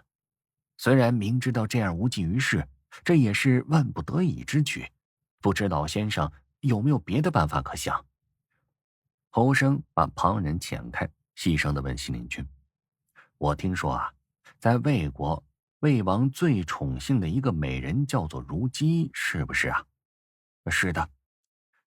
我又听说呢，这如姬的父亲被人杀害，他怀恨在心，从国王以下都想为他报仇，却总是没办法找到这个仇人。有一次，他为这件事情向你哭诉，你立刻派门客去侦查，很快就把那伙人的头弄到了手，献给了如姬。是否有这事儿啊？不错，是有此事。于是侯生就说出了他的计划。你帮如姬报了杀父之仇，他感激不已，就是为你牺牲性命，也绝不会推辞的。你正好利用这个机会，从他的身上打主意。可是，她是一个女流之辈，能有什么主意可打的？她又不能撒豆成兵。我再问你一句，侯生接着说，魏王是不是已经派晋鄙率10万大军去救赵国了？是啊，可是魏王叫他半路上停了下来，不准前进。且不必过问这晋军的理由，但你可知用什么办法能叫晋鄙进军？自然是魏王的命令啊。好，那么魏王下命令的凭证叫做什么呢？兵符啊。这就对了。这侯生豁然起来，对信陵君说，只要能把这兵符弄到手，假借王命瞒天过海，那么晋鄙的军权就归了你了，魏军也就立即可以开到邯郸去，赵国的危机不就解了吗？魏王的兵符就藏在卧室之中，那个地方只有如姬一个人才可以接近。你现在应该立刻去见他，只要你一开口求他帮忙把兵符偷出来，他没有不答应的。这样你便可以把这晋鄙的兵权夺到手，就可以指挥大军北面救了赵国，西面击败秦军，这可是了不起的功勋，这是千载难逢的机会呀。信陵君果然是采纳了侯生的意见，请如姬偷到兵符，并拿着兵符接过了大将晋鄙的兵权。信陵君随后发布命令，父与子同在军队中的父亲退役回家，兄与弟同在军中的哥哥回去，是独生子的回家去奉养父母。经过整编之后，信陵君得到精兵8万，然后使人告诉赵王，约期前后加工。到了进军那一天，信陵君身先士卒，魏军如猛虎下山，杀得秦军是措手不及，血流成河，仓皇地逃回秦国而去了。就这样，邯郸解围了，赵国也是转危为安。从此啊，秦军再不敢轻举妄动。只是可惜，这信陵君偷窃兵符，假传魏王之令，军法不容，不敢回国，只好携家眷住在了赵国。由此可见，使所求之人最宠爱的红颜出面替你办事，是最为直接的。不过啊，想让其像如姬和信陵君那样可以以死相报的情形可并不多见。可是你可以做点感情上的投资，让其多吹吹枕边风，对他或是他来讲并没有太大的损失，而对于你来说却可能办成了一件大事儿。而需要注意的是啊，求人办事并不总是在熟人之间进行的，有时啊也不得不闯入陌生人的领地，进入一个陌生的家庭环境。那么想要迅速打开局面，人们的眼光总是寻求理想的突破口，有了突破口便可以以点带面，或是由此及彼的去施展发挥开去，从而实现目的。前面我们所说的红颜固然是个极好的目标，但同时老人和小孩也是极为理想的突破口。首先吧，老人小孩容易接近，老人体力虚乏，在家休养，或是年岁高而退职在家，工作是没得做，家务是不让做，而话呢是心里有而没处说，因此就常常显得孤寂。如果有人主动接近老人，哪怕是暂时的解除老人的孤寂，老人自然也是非常乐意的。而小孩子天真淳朴，喜新好奇爱动，一句唐诗，一段故事，一个鬼脸儿，一声哄捧，也就能很快赢得小孩亲近。第二呢，是通过老人小孩可以融洽全家。一家之中，老人是长者，而中国有敬老、尊老、孝老的传统。假如老人心悦神怡，全家随之活跃而愉快，而中国人又十分看重传宗接代的希望，小孩被视为家庭的未来，祖辈如此，父辈更甚。况且现代家庭小孩多是独苗，家里人更是捧红宠爱。如果能和小孩们玩在一块儿，那么家长自然也会对你另眼相看。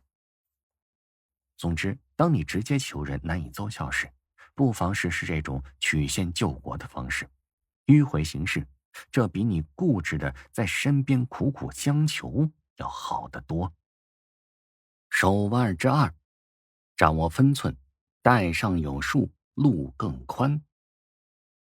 常言道，伴君如伴虎，这上司你惹不起，同样又躲不开，于是怎么能与上司相处，也就成了一件非常微妙的事情。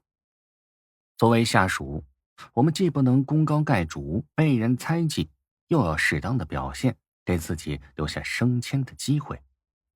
这就需要在对待上司时，既要做到谦恭有礼，懂得以退为进，又要不卑不亢，避免曲意迎风，还要在上司需要帮助的危难时刻挺身而出。这要掌握好这个度，还真需要一些高超的手段。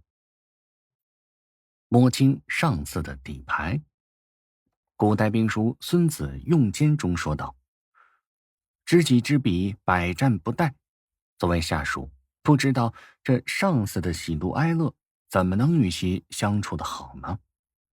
与上司相处，第一要务就是要想办法摸清他的底牌，要知道他是一个什么样的人。初次接触你的领导，每个人都会有些忐忑不安，心里边会犯嘀咕，这领导是个什么样的人呢？是红脸的还是白脸的？要知道，当你怀着诚惶诚恐的心情去见那位即将成为在某种程度上左右你的前程、影响你的命运、制约你的行为的人的时候，也就是你了解领导的开始。人与人的第一次见面，一般会在对方心中留下深刻的印象，以后要改变这种印象，往往并不太容易。由于形象给人的感官刺激最直接也最强烈，再加上初次见面时大都抱有一定的好奇心，第一印象的形成就会产生持久的首因效应，影响着人们日后的进一步交往。当你的领导以一副精明能干的形象出现在你的面前时，西装革履，气宇轩昂，谈吐优雅，观念新潮，此时你是否会感到他对你的事业能产生一种激励之情呢？一股与之共同搏击奋进的激情就会涌遍你的全身。如果你的领导属于保守型，衣着简朴，沉着稳健，平易近人，思想正统，你是否有与慈爱长者接触时的感觉呢？也许你就会不由自主地对他产生某种信赖感，也会产生敬重的感觉。也许你此时就会发现，你的领导与你想象中的形象相去甚远，或是有点太土气，精神风貌与这时代不合拍，与身份不相符，或是有点太洋气了，让人感觉可望而不可及，或是太傲气，让人不敢仰视，敬而远之，或是太随便，缺乏威严，让人敬畏不起来。当然了，不管怎么样，你随意挑选领导的可能性并不大。在大多数的情况下，不管你的个人好恶如何，你都必须接受这个既成的事实。其实呢，第一印象并不完全客观，任何人都比你初次感觉到的更为复杂。所以，真正认识一个人，不是通过这一两次的交往就能完成的。不要让第一印象限制了你对领导的深入了解。随着工作中的进一步接触，领导的形象逐渐在你的心中丰满完整，你对领导的认识也更加具体。历史学家认为，认识一个人最有效的方法，莫过于探知他的过去。一般说来，你应当知晓领导出身于什么样的家庭环境，受到什么程度的文化教育，学的又是什么专业，他毕业于哪所学校，曾经在哪些部门干过，具有什么样的才干，有过哪些工作上的业绩，他与同级的关系如何，他最欣赏的是什么样的下属，他在用人方面又有哪些与众不同之处，他是否敬业，生活作风是否严肃，是否清廉自律，这都是作为一名下属应当去了解的。比如吧，当你第一次走进总裁办公室，向公司的总经理汇报工作时，你发现他边听边会离开座位，走向窗前凝视眺望，你心里顿感到不痛快，觉得受到了怠慢与轻视。尤其是从侧面看过去，总经理仿佛全神贯注于那窗外的景色，似乎已经忘记了你的存在。你该怎么办啊？是停下汇报，等待总经理重新回到座位上，还是继续汇报下去呢？此时的你切不可感情用事，必须要耐心等待。事后的结果也验证了这一点。总经理忽然间转过头来，提示你继续谈下去。其实啊，这丝毫没有神秘之处，你完全可以从同事那里得知，这是总经理思考问题的某种习惯。只有在与外面景色交融时，他才能够心平气和地理清思路，对问题进行深入的思考，做出正确的判断。领导是组织中的核心人物，作为一个下级，应该主动地去适应他，才能够形成有机的配合力量。习惯的形成往往没有什么道理可讲，人生百态，每个人的习惯都是其中之一。如果你的习惯与领导的习惯大相径庭，还是应该自己主动去调试，而不可能让领导去适应你。而有趣的是啊，我们常常会看到一些不会做下级的人，对上级那些既无伤大雅又与他人无关的一些行为方式大光起火，横加非议，而理由呢，就是看不惯。其实大可不必，这个世界就是那么精彩，而又是那么无奈。他不会按照任何人的喜恶去塑造芸芸众生。与领导相处，要学会宽容，以达观的态度来面对他。你会发现，你所敬重的领导不一定都具有让你喜欢的行为方式。让自己适应领导，要比让领导适应你容易得多。如果每个做下属的人都这么去想，这样去做，那么就会减少许多与领导之间无谓的是非摩擦。因此，用有效的手段得知领导的一些不为人知的秘闻，了解领导的工作习惯，使自己尽快的适应，这对你是大有好处的。某秘书小姐刚刚上任几天，就明白了她的前几任纷纷离去的原因。老板对下属太过严厉苛刻，吹毛求疵，似乎对一切都不满意，电话记录不完整，材料报表不规范，整天生活在一连串的埋怨指责之中。几天下来，搞得秘书是精疲力尽，心烦意乱。用他的话来说呢，这老板有点黑。有的领导虽然是有点黑，但还算是厚道，难得糊涂，大智若愚，主张精进无为，顺其自然。在这样的领导手下工作，精神放松，可以充分发挥自己的聪明智慧，有较为自由的行动空间和回旋余地。而有的领导处处追求绝对的完美，事事要求绝对的正确，凡事都想胜人一筹，高人一等，结果搞得自己和下属都心力交瘁。跟着这样的领导干活，就如履薄冰，战战兢兢，整日忙的是昏天黑地，而结果呢，还是受气的媳妇一无是处。那么遇到后者该怎么办呢？如果你觉得难以忍受而又无法摆脱，那么就要设法改变自己去适应它。首先，你要调整自己的态度。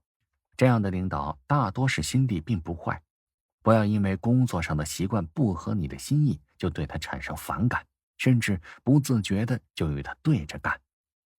如果这样，那只能使你们之间的关系更为恶化，工作难以正常开展。而其次呢，要分析他这么做的出发点，看看他的动机是什么。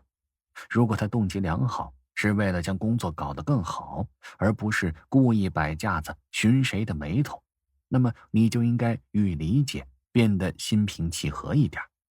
而第三，要以平静安详的表情对待他的浮躁和吹毛求疵，以友善的态度主动帮助他分担责任，减轻他的负担和压力。他会因为受你的感染而逐渐变得平和。第四，要尽量把自己的工作做到圆满周到，无懈可击，并适时的虚心向他请教，态度要虔诚恭敬，要装得愚蠢一点，以便将他衬托得更为高明。而他会因自尊心得到了满足，缓和自己的情绪。那么说，怎么去了解你的领导呢？一是从同事那里了解领导的情况，不过应该局限于公开了的了解内容，比如年龄啊、学历啊、才干啊、经历啊。另外，认识外单位的知情人也是信息来源。当然了，出席的行为不可过分，否则不仅会引起同事们的警觉与反感，而传到领导那儿就更为不妥了。还有一种了解领导的方法，就是看他如何对待自己的朋友。戴尔·卡耐基曾说，你知道一个人最重要的因素是什么吗？不是行政上的才能，不是杰出的智力，不是热情，不是勇气，不是幽默感，尽管他们每一项都是必不可少的。依我看，应该是交朋友的能力。说得更加简练一点，就是看到人们最好的一面的能力。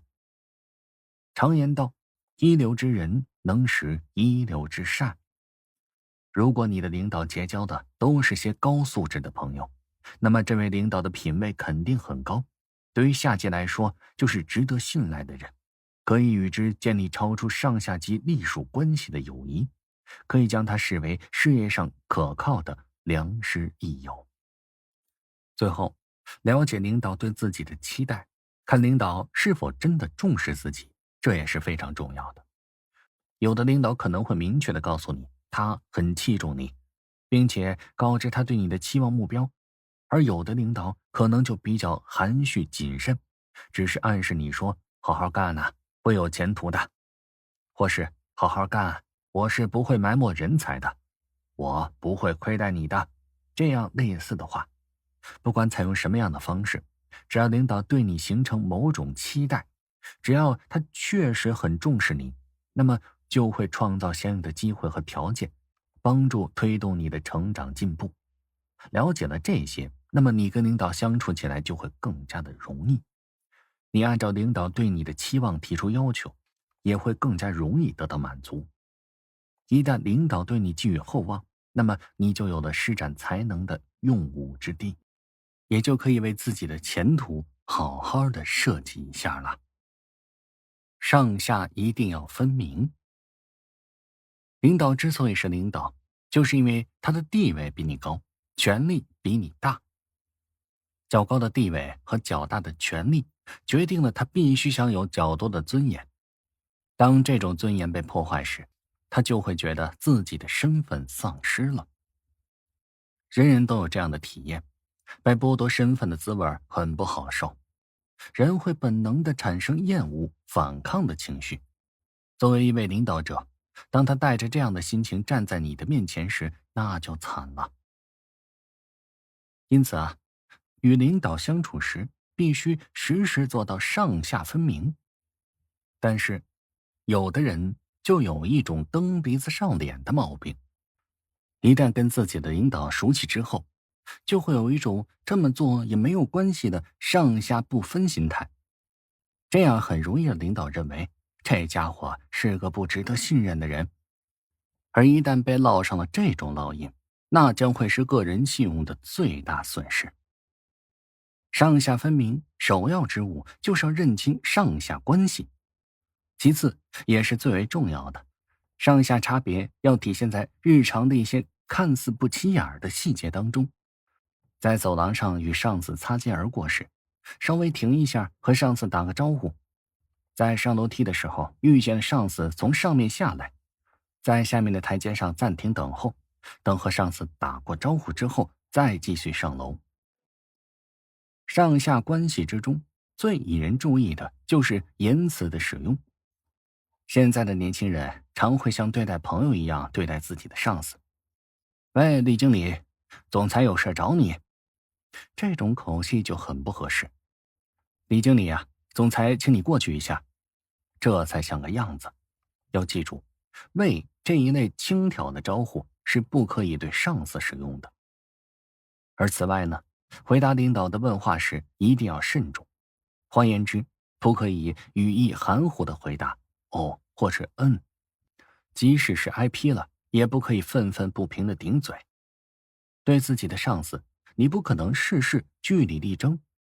对于自己的老板某些指示、某些命令，由于主观理解上的偏差而得不到很好的实施，而你却已经尽了最大的努力。在这种情况下，上司、长辈、老板、领导对你的批评指责是很正常的。不要急于辩解，认为自己无比的委屈，其实错误就在你的身上。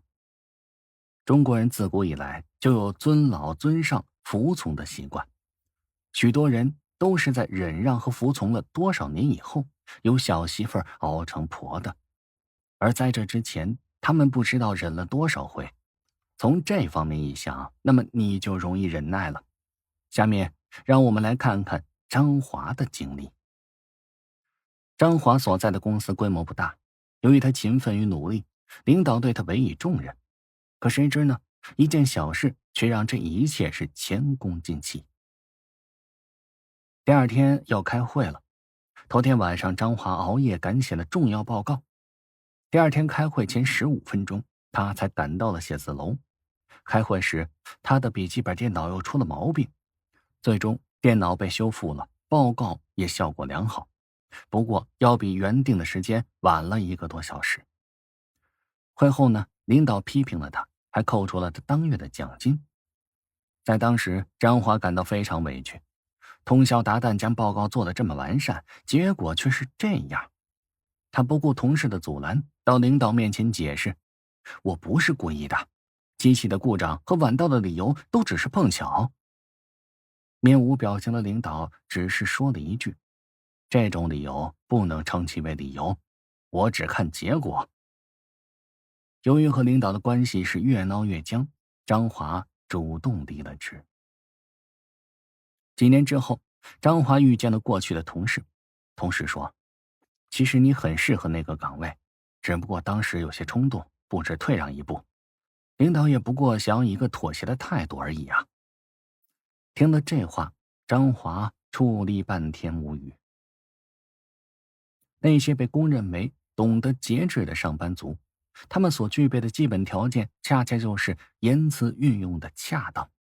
对上司或是长辈要以经理、主任来称呼，即使没有头衔的人也要称呼先生，不可以说你。近年来，许多中学生都习惯对老师说你，用这种傲慢无礼的态度对待老师的学生，一旦踏入社会，就会用这种态度来对待上司或是长辈。这样的年轻人不仅在言语上不懂得礼貌，就是做事的态度也会是傲慢无礼的。在欧美社会，有些公司一律不用职称，全部直接称呼对方的名字，比如史密斯先生啊，怀特小姐啊。而这些并不适用于东方社会，尤其我们素有礼仪之邦的美名，就更应该分清楚上下级的关系。有的时候，上司走到你的桌子面前和你说话，这时你必须马上站起来答话。只是有的时候也会碰到时间不对，例如你正在埋头努力的算账呢，完全没有发现上司过来，等到听到声音的时候，上司已经站在自己面前说话了。当你发现上司已经出现在面前时，你应该站立起来，站着翻阅账簿答话。假如你此时必须坐下来不可时，你也需要先向上司说一声对不起。如果你是坐在电脑前或是打字机前面，而上司是从你的后方过来，这种情况则另当别论。当然，如果这个时候你就站起来，上司面对的是你的后背，无论你以什么方式站起来，都会使上司看不见你的工作状况。在这种情况下，坐着答话也没有什么关系。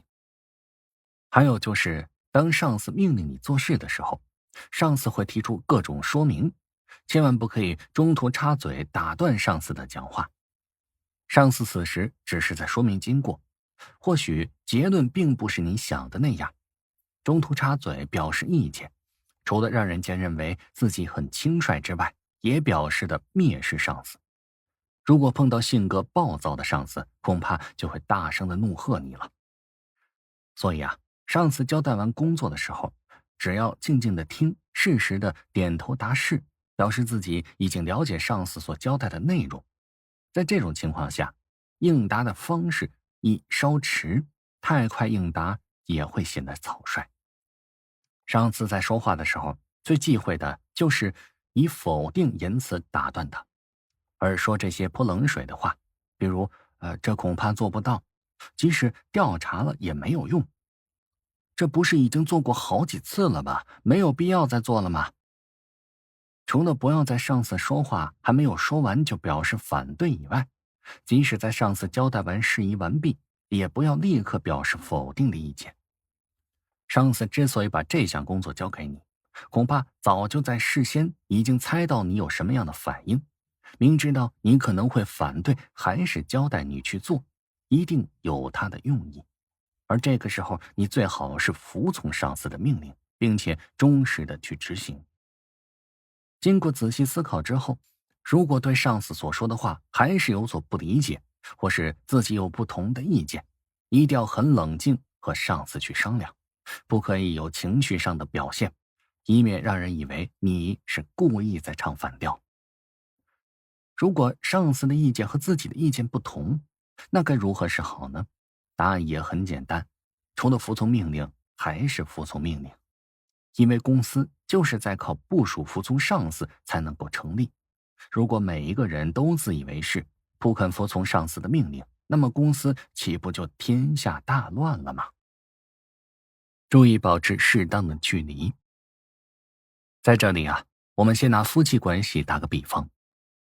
俗话说，妻子的妻也是油漆的漆，一贴上就终身为侣，不能说离就离。然而，婚姻心理学家的调查和实验证明，再亲密的夫妻在结婚2-3年之后，都要经历一段危机，那就是婚姻的倦怠期。一个最为直接的原因就是他们彼此没有什么神秘可言了，双方的兴趣爱好、内心的隐秘，睡觉时是不是说梦话、咬牙巴的嘴，无不在对方的掌握之中。所以说，如胶似漆是爱情正在沸腾的时候，而事实上也为日后的疏离埋下了种子。这个理由听起来有些荒唐，但也却证明了人际关系之中那条浅白而朴实的道理。天下之事无不如此，把它套入上下级之间的关系，更显得这道理的贴切。别以为自己跟领导形影不离，前途就大有保障。目前的得意不过是微不足道的，不久之后你就会发现，这种关系其实是很危险的，就像是走钢丝一样，不跌便罢，一跌下去不粉身碎骨才怪。首先，你会招来同事的嫉妒，这个肯定不在话下。而其次呢，其他部门的领导也会认定你是某一上司的党羽，也就是说，人人都在用有色眼光看着你。就算是你录了几招大放异彩，可一说起来，大伙儿第一句话就是哦，不就是那某某某手下的那家伙吧？你就变成了某某的党羽，这居然是天经地义的，你的实力又怎么能得到公平的评价呢？更何况，近亲过度不只是容易让领导厌倦，你的性格弱点和能力的极限也会被摸得透透的。那时你就像是一张透明的底片，一览无余地暴露在这光天化日之下。而这样一来呢，被辞退的可能性也就越来越大了。即使暂时看不出这种迹象，也不要自鸣得意，只有与领导保持距离，一段若有若无的距离，你们之间的关系才能够永保和谐，四周的人也不会把您当成特定的人物的党羽，这样一来，好处为时无穷。那朱元璋在平定天下之后登上了皇位，封开国功臣徐达为中山王。朱元璋喜欢下棋，有一天同徐达在莫愁湖边的楼上下棋，连输了3盘，就把这楼连同着莫愁湖一起赐给了徐达，并让人在这座楼上挂上了圣骑楼的匾额。可事后朱元璋暗想，你也不谦虚推辞一下，竟挂上什么圣骑楼的匾额，这不诚心在我脸上抹黑吗？常言说，下棋就如同行军作战，你让我输了棋，还唯恐天下人不知晓，挂上一块匾额，这不是明明让人家想到，如果我跟你真刀真枪的2下对阵，少不得也是你的马前败将嘛。好啊，这份恩怨得记下来。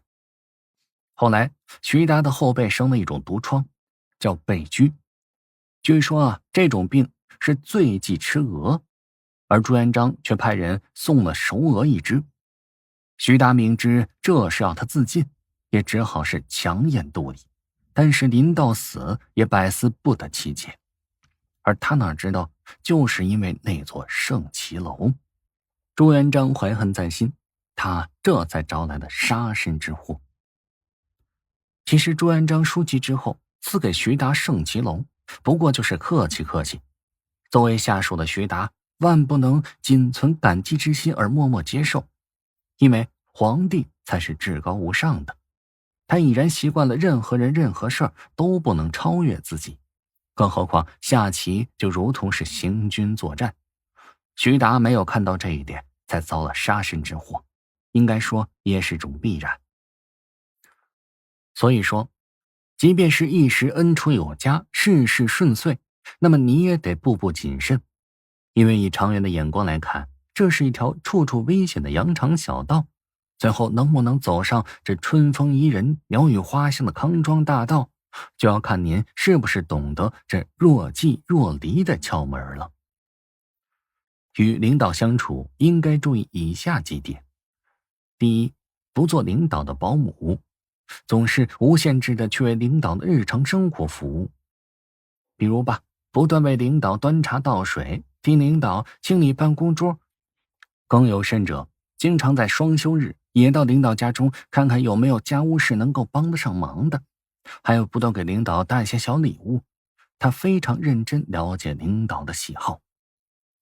领导果然是对你开始喜欢，并经常在外出的时候带上你，因为你总是愿意提供一些超出职员身份的服务，这为领导带来很多的方便。在很多的时候，你更像是一个跟班，你满怀希望的等待某一天，领导突然就对你说，你是个好人，可愿意做名管理者呀？可是这一天始终没有到来。在领导的心中，你的形象不知不觉的就被定义为保姆了，这样的人永远只适合做下属，就别指望升迁了。第二呢，不做领导的密友。如果说过多介入领导的私生活，使你脱离了与领导正常的关系，那么了解领导的个人秘密和事业上的秘密，对你就更没有任何好处了。上下级之间的确可以建立友谊，但是友谊过了头，过多的参与领导的秘密，就不一定是件好事。要记住，你和领导的地位的确是不同的，至少在你们建立关系的组织范围里，情况是这样的。亲密关系有一种平等化的效应，这可能是扭曲领导与你之间正常的上下级的工作关系。领导告诉你一个秘密，如果被泄露了，那么他将受到伤害。起先你也许会因为是领导的密友而洋洋得意，可是领导已经给了你用来反对他的利器，那么他迟早也会后悔，而接着你们的密友关系便会产生了尴尬。过多的与领导周旋，可能得到了领导密友或是宠儿的名声，这样的一个名声会使同事们讨厌或是不信任，甚至有些人会想尽一切办法拆你的台。谁知道你与领导神秘兮的样子是不是意味着一些阴谋或是小算盘呢？人们总会本能地反感你如此行事。总之啊，你和领导的关系，这之中要有一块禁区，你千万不可乱闯。第三，不做领导的哥们儿。如果你的领导非常的器重你，经常带你出席各种的社交场合，那么你千万不要得寸进尺，适度的距离对你是有好处的。也许你会发现，你可能正在成为领导的朋友，甚至是哥们儿。你应该把握好尺度。任何一位领导在对待下级的问题上，都希望和下级保持良好的关系，希望下级对他尊重、服从、喜欢。所以当他愿意和部下建立朋友关系、同事关系的同时，在愿意建立情感沟通的同时，总是不希望用这些超越或是取代上下级的关系。也就是说，他必须要保持自己一定的尊严和威信。和领导保持一定的距离，还有一点需要注意，这就是时间、场合和地点。有时在私下你们可谈的多一些，但在公开的场合，在工作关系中，那就应该有所避讳，有所收敛。领导再民主也需要一定的威严。当众与领导称兄道弟，只能是降低领导的威信。当其他的同事开始对领导的命令不当回事儿，当领导发现他的工作越来越难做，而最终发现是你破坏了他的必要威严，那么等待你的最低限度也是疏远，或是你只能离开。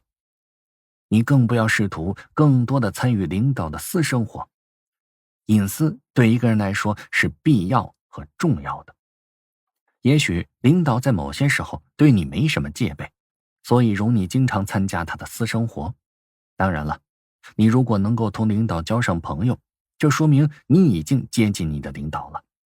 不过这种朋友关系最佳的状态是业务上的朋友和工作上的挚友。如果你能够推动你领导在公司中的地位，那你就是他最好的朋友。要记住，上级重用你绝对不是为了交朋友，而是为了让你为他服务。作为下级，还是与领导保持一定的距离为好。你并不知道哪一天因为利害关系出现裂痕，上级就会翻脸不认人，过去的隐私反倒成了把柄。找朋友还是跳出这个领导圈吧。顾全领导的面子。古往今来，处理上级与下级的关系有一条通则，即以上为重，以上为尊。社会的变革使这条通则发生过种种的变化，但是以上级为重的基本原则并没有变，下级要尊重上级的思想也没有变。轻上傲上是一种思想上的误区，是把人格平等原则和上下级关系对立起来，是把才能作为向上级炫耀自夸的本钱，祈求重用，因而是不合时宜的。有些下级虽然是有一定的才华，但却不能正确对待上级，满腹牢骚，从而影响了自己的前程。社会心理学认为，有效的社会行为由来于人们对个别社会事件和社会刺激的准确认识，也依赖于包括对自己在内的各种社会角色的准确认识。角色地位与主体行为必须与之相符，才能够与其他社会角色的关系处于常态，保持和谐。要避免轻上傲上，要坚持从属原则。下级从属于上级是角色决定的，在任何情况下，从属原则不能变。在上下级关系上，上级为重为主，下级为轻为从。下级的才能有可能会超越上级，但并不能改变其从属地位，不能把它当作轻上傲上的资本。上级有某些缺点，甚至是错误，也不是可以轻看的理由。自觉地尊重上级，服从上级，在非原则的问题上顺从上级，这是下级的本分。只有下级从内心尊重自己的上级，才能与之建立良好的工作关系，整个组织也才能正常高效的运转。蔑视上级，我行我素，对抗上级，不仅会损害团体的利益，对自己也没有丝毫的好处。夹着尾巴做人，可能会有损你一点面子，但从长远来看也是有好处的。比如上级批评下级是天经地义、司空见惯的事情，而下级批评上级则要讲究方式方法，使上级能够接受批评而不感到过于难堪。要让上级接受批评，关键的一点就是要给足他足够的尊重，不使他太丢面子。唐太宗常常会对魏征当面指责他的过错而感到生气。有一次，唐太宗宴请群臣，酒后吐真言，对长孙无忌说：魏征以前在李建成手下共事，尽心尽力，当时确实可恶，我不计前嫌提拔重用他，直到今日可以说是问心无愧。可是呢，这魏征每次劝谏我，当不赞成我的意见时，我说话他默然不应，他这样做未免太没礼貌了吧。长孙无忌劝解道：臣子认为事不可行才进行劝谏，如果不赞成而附和，恐怕给陛下造成其是可行的印象。太宗不以为然地说：他可以当时随声附和一下，然后再找机会陈说劝谏吗？这样做，君臣双方不就都有面子了吗？唐太宗的这番话流露出作为领导其对于尊严、面子和虚荣的关注。中国人是最讲究面子的，这种偏好源自于5000年的文化，又扎根于伦理型的社会人际关系网络之中，根深蒂固，无人能免。在上级眼里，如果自己的下级在公开场合使自己下不了台，丢了面子，那么这个下属肯定对自己抱有敌意或是成见，甚至可能是有组织、有预谋的公开发难。无论你是他喜欢的人，或是他不喜欢的人，在公开场合不给上级留面子的结果，就是要上级要么是以牙还牙的回击，通过行使权力来找回面子，要么就怀恨在心，准备秋后算账。这种结果自然是任何一个下级在提出批评和意见的时所不愿意看到的，也违背了他的初衷。他大概忘记了，无论是上级还是他本人，都生活在一个充满人情味、十分讲究人际和谐的社会里。上级十分注意自己在公开场合，尤其是有其他领导和众多下属在场时的形象。这不仅仅是因为有文化在潜移默化的起作用，更在于上级从行使权力的角度出发，维护自己权威的需要。这种需要会在大庭广众之下变得愈发强烈，甚至是不可或缺。如果下级的意见使上级感到难堪，即使他是出于善意的，即使他是对事而不对人，但其结果必然是一样的，使上级的威信受到了损害，使其自尊受到了伤害。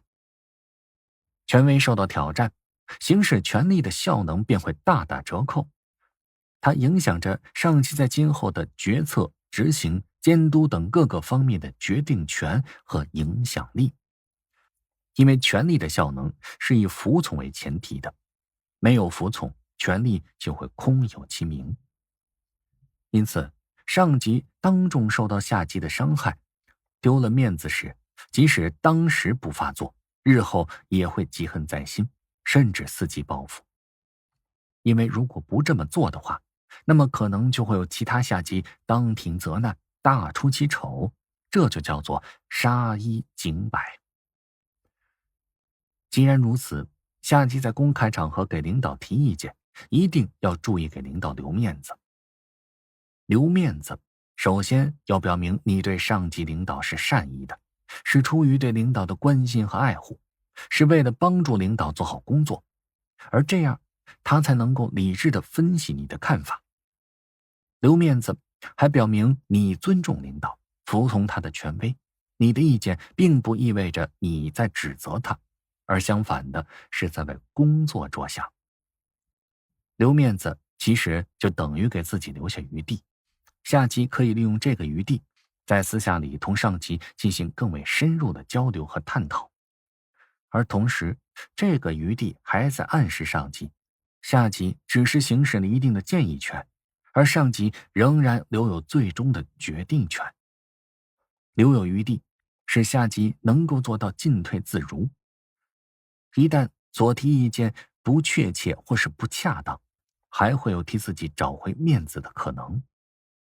当然了，公开场合提意见要注意留上级的面子，并不是鼓励下级见风使舵，做个老好人，而是在提意见时要注意场合、分寸和讲究方式方法。第一，用称赞的方法批评。发现上级的成绩，同时也发现了错误缺点，可以用讲成绩称赞的方法去批评上级，但这种称赞要适当，要真实，要留下缺口，让上级思考醒悟，使上级感觉到你已经看出了他的不足之处，而由于尊重而没有说出口，要让他自己去感受。第二，是用转口的方法批评。感觉到上级有某些错误，并且已经在群众中造成了影响，而上级自己还没有察觉，那么下级可以带着私人感情，借别人或是群众之口给予一定的提醒，引起上级的警惕。第三，用商量的方式批评。用商量讨论的口吻提出上级某些失误或是适当之处，与之研究，并请上级做出判断。第四，用提供信息的方式进行批评。当上级的失误初见端倪，立即提供准确信息加以证实，促使上级及时采取措施匡正失误，或是把失误减少到最低的限度。第五，用阐述的方式批评。发现上级有较大的失误，要准备充分的理由、事实和数字依据，选择较为恰当的场合。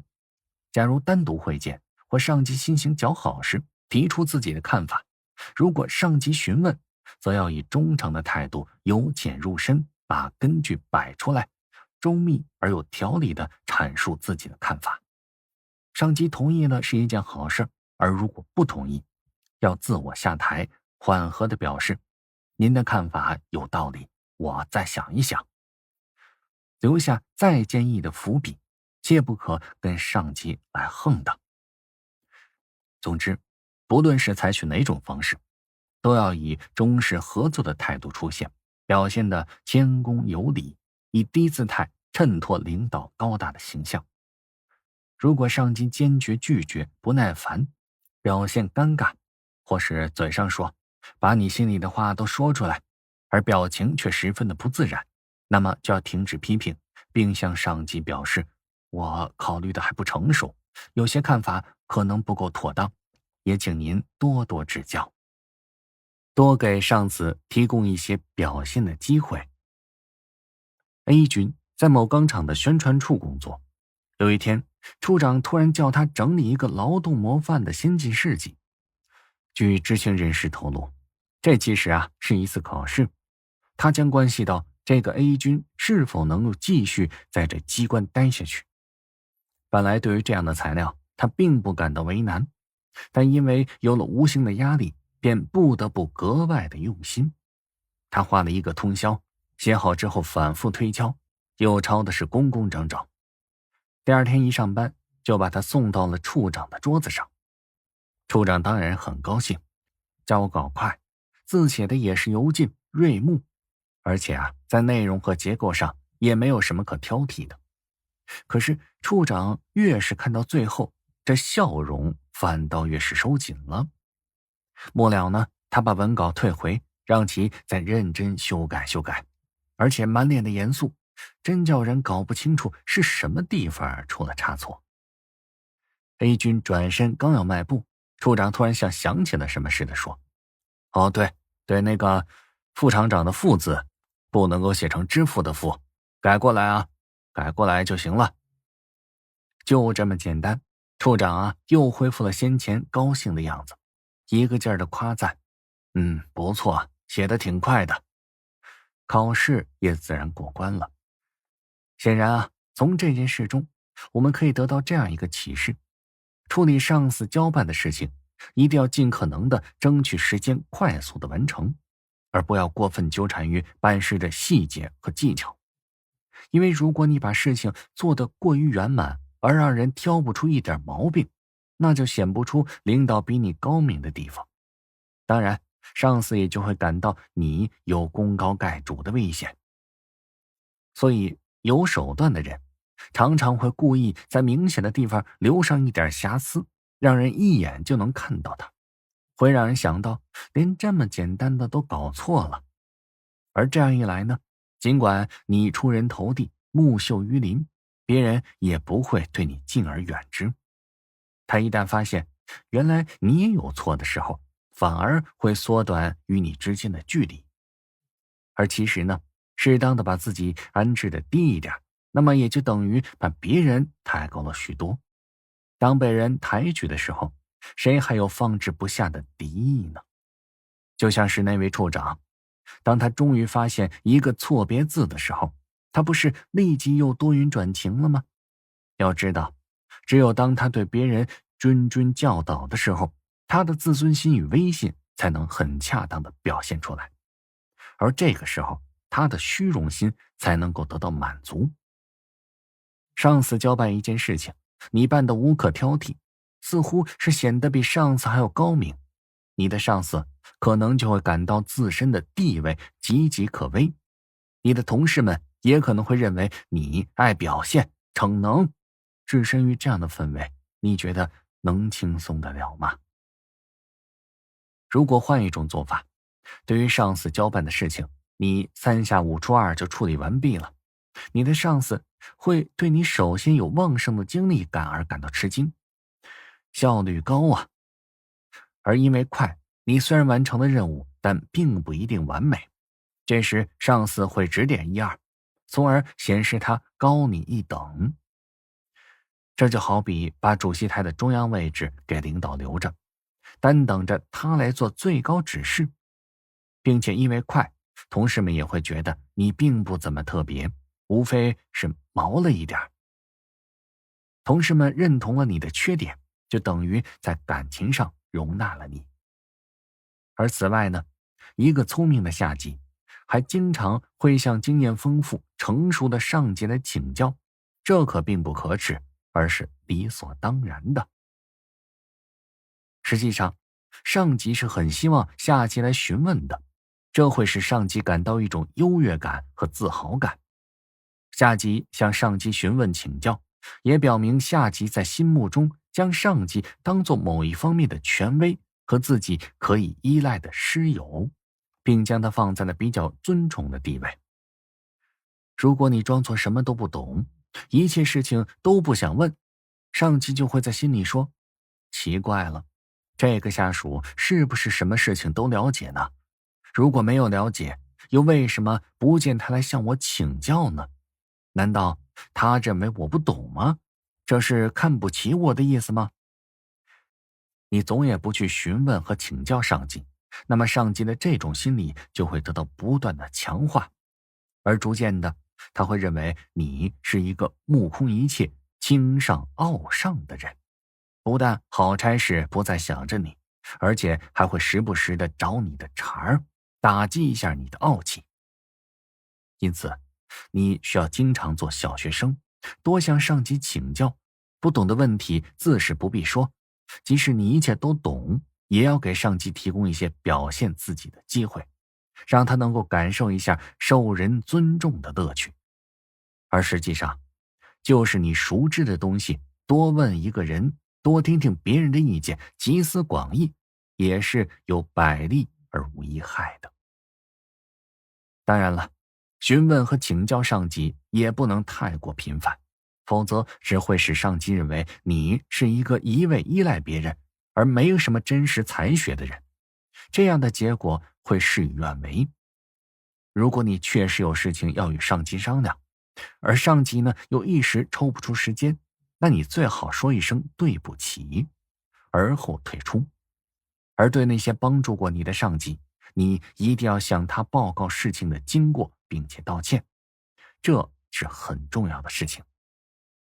此时的你是不是经常向你的上级请教问题呢？如果没有，那就从今天开始吧。才华不可露尽。孔子年轻的时候曾经受教于老子，当时老子曾对他讲：良家深藏若虚，君子盛德容貌若愚。即会做生意的商人总是会隐藏其宝货，不轻易示人，而真正的君子虽然品德高尚，而容貌却显得是愚笨。其深意是告诫人们，过分炫耀自己的能力，锋芒毕露是毫无益处的。中国旧时的店铺里，在店面是看不到贵重的货物的，店主总是把它们收藏起来，而只有遇到有钱又识货的人，才会告诉他们自己有好东西。倘若随便就将贵重物品摆在明处，岂有贼不惦记之理？不仅是商品，人的才能也是如此。俗话说，满招损，谦受益。才华出众而且又喜欢自我炫耀的人，必然会招致别人的猜忌，吃大亏而不自知。初涉职场之人，往往都急于显露一下自己的才能和实力，盼望尽快得到他人的认可和刮目相看，因而表现得锋芒毕露，急于求成，凡事都要争个先手，而有时呢，动不动还要来个抢跑。但是过早的牵起和卷入竞争，也会造成某些潜在的被动。其一，无形之中将自己放在一个较高的起点和定位之上，因为你处处显露自己的才干和见识，人们就会产生一种心理上的定势，认为你总能比别人强。而一旦你有遗漏和失误的时候，别人轻则说你欠火候，重则落井下石，幸灾乐祸地说这是自高自大的最好报应。而其二呢，会过早地卷入升迁之争。升迁之中存在的一个普遍规律，便是淘汰制，通过不断的淘汰来实现金字塔式的职位升迁。过早的进入这个程序，也就意味着有可能过早的遭到淘汰。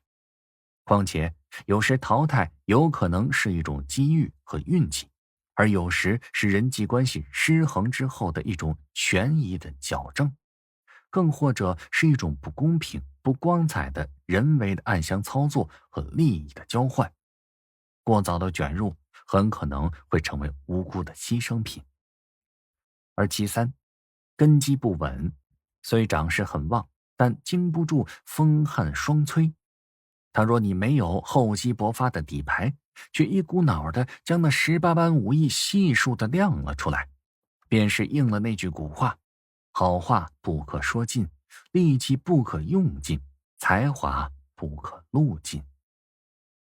一旦成为强弩之末，连绢帛你都穿不过，那肯定会被嗤之以鼻，逐出场外。到那时岂不是心血都白费了，努力都落空了吗？但在现实中，还确实就存在着这样一种自视颇高的人，他们锐气旺盛，锋芒毕露，处事则不留余地，待人则咄咄逼人，有10分的才能与智慧，就12分的表现出来。他们往往有着充沛的精力，很高的热情，也有着一定的才能，但是这种人却往往在人生旅途之上屡遭波折。有一位大学生从分到新单的伊始，就对单位这也看不惯，是那也看不顺。没到1个月，他就给单位领导上了洋洋万言的意见书，上至单位领导的工作作风与方法，下至单位职工的福利，都一一综列了现存的问题与弊端，并提出了周详的改进意见，但效果却是适得其反的。他被单位的某些掌握实权的领导视为狂妄，不仅没有采纳他的意见，还找了个借口将他退回了学校。2年之内，他因为同样的情况换了好几个单位，而且还是后一个比前一个更加不如意。他更是牢骚满腹，意见很多，却也是无可奈何。欲速则不达，这样的人尽管很有才能，而锋芒毕露的结果却是把自己暴露在众目睽睽之下，招致明攻和暗算。这可真是一种深刻的矛盾。你不露锋芒吧，可能永远也得不到重任，而你锋芒太露，却容易招小人暗算。卧榻之侧岂容他人酣睡，一山岂能容下二虎。当你展示自己的才华时，也就埋下了深深的危机。才华是不可不露，但更不可过露，适可而止吧。锋芒毕露者容易使上级不高兴，上级会觉得自己的地位受到了威胁，而且一有机会便会把你踹下去。一般来说，伟大的人都喜欢愚钝的人，记住这一点是不会错的。任何领导都有获得威信的需要，他们并不希望部属超过并且取代了自己。因此，在人事调动时，如果某个优秀有实力的人被指配到自己的部门，上司就会忧心忡忡，因为他担心某一天对方会抢了自己的权位。相反，若是派一位平庸无奇的人到自己的部门，那他便可高枕无忧了。而聪明的部属呢，总会想方设法地掩饰自己的实力，以假装愚笨来反衬领导的高明，力图以此获得领导的青睐与赏识。当领导阐述某种观点之后，他就会装出恍然大悟的样子，并且带头叫好。当他对某项工作有了好的可行的办法之后，并不是直接的阐发意见，而是在私下里会用暗示等办法及时的告知领导，而同时再抛出与之相左甚至很愚蠢的意见。久而久之，尽管在群众之中形象不佳，有点弱智，但领导却是倍加欣赏，对其情有独钟。在更多的时候，上司需要提拔那些忠诚可靠，但是表现可能并不是那么出众的下属，因为他认为这更有利于他的事业。中国有个老故事叫南辕北辙，这意思就是说，目的是在南方，但驾车的方向却对准了北方，结果你跑得越快，离目标就越远。同样的道理，如果上司使用了不忠诚的下属，那么这位下属总是同自己对着干，或者身在曹营心在汉，那么这位下属的能力发挥的越充分，可能对上司的利益损害就越大。要记住，你的聪明才智需要得到上司的赏识，但在他的面前故意显示自己，却未免有做作之嫌，所以必须要遵循以下的准则。第一，让上司能够充分地表达意见，你适当地做些补充，提些问题，这样他便知道你是有知识有见解的，从而也就很自然地认识你的能力和价值。第二呢，不要用上司不懂的技术性较强的术语与之交谈，这样他会觉得你这是故意的为难他，可能觉得你的才干对他的职务将构成某种威胁，并且产生了戒备，而有意的压制你，还可能把你看成书呆子，缺乏实践经验而不再信任你。第三，对上司的个人工作提意见时，要尽可能的谨慎一些，必须仔细研究上司的特点，研究他喜欢用什么方式来接受下属的意见。对大大咧咧的上司可用开玩笑的方式，对严肃的上司可用书面建议的方式，对自尊心强的上司可用单独建议的方式等等。而最后也是最为关键的一条，当你的才能高于上司时，不可过于锋芒毕露，以免引起上司的猜忌。不传闲话，勿泄隐私。对于闲话，我们不可轻视，但也不值得过于认真。闲话是一种背后的舆论，它可以败事，也是可以成事的；它可以帮人，也可以毁誉。闲话具有刺激、猎奇的特点，与其较真，空空如也，什么结果也不会有，留下的只能是个人的烦恼。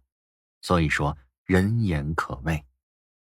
作为下级，在人际交往中，常常会涉及一些上级领导的情况。不管自己与上级的关系如何，在上级手下是否得志顺心，都不能内丑外扬。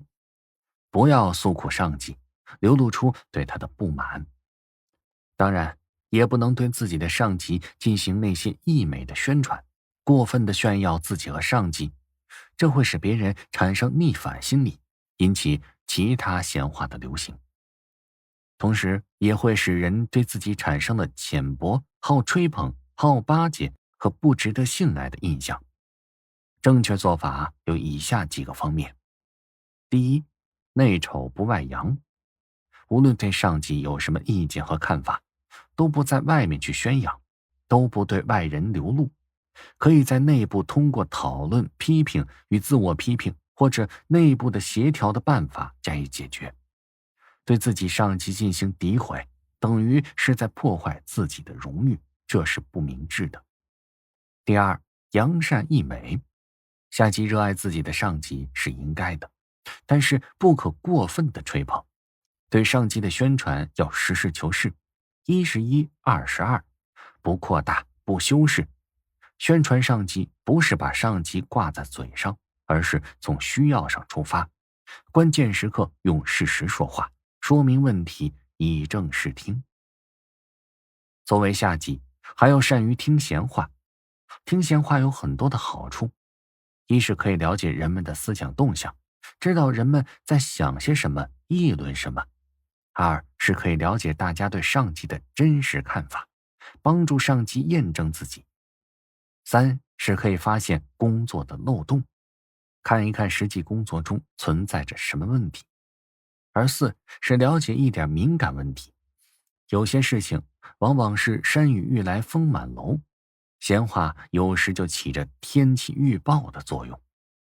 可见，下级尤其是上级身边的工作者要学会听闲话，正面的、反面的、刺激的、表扬的、明朗的、隐晦的都要会听。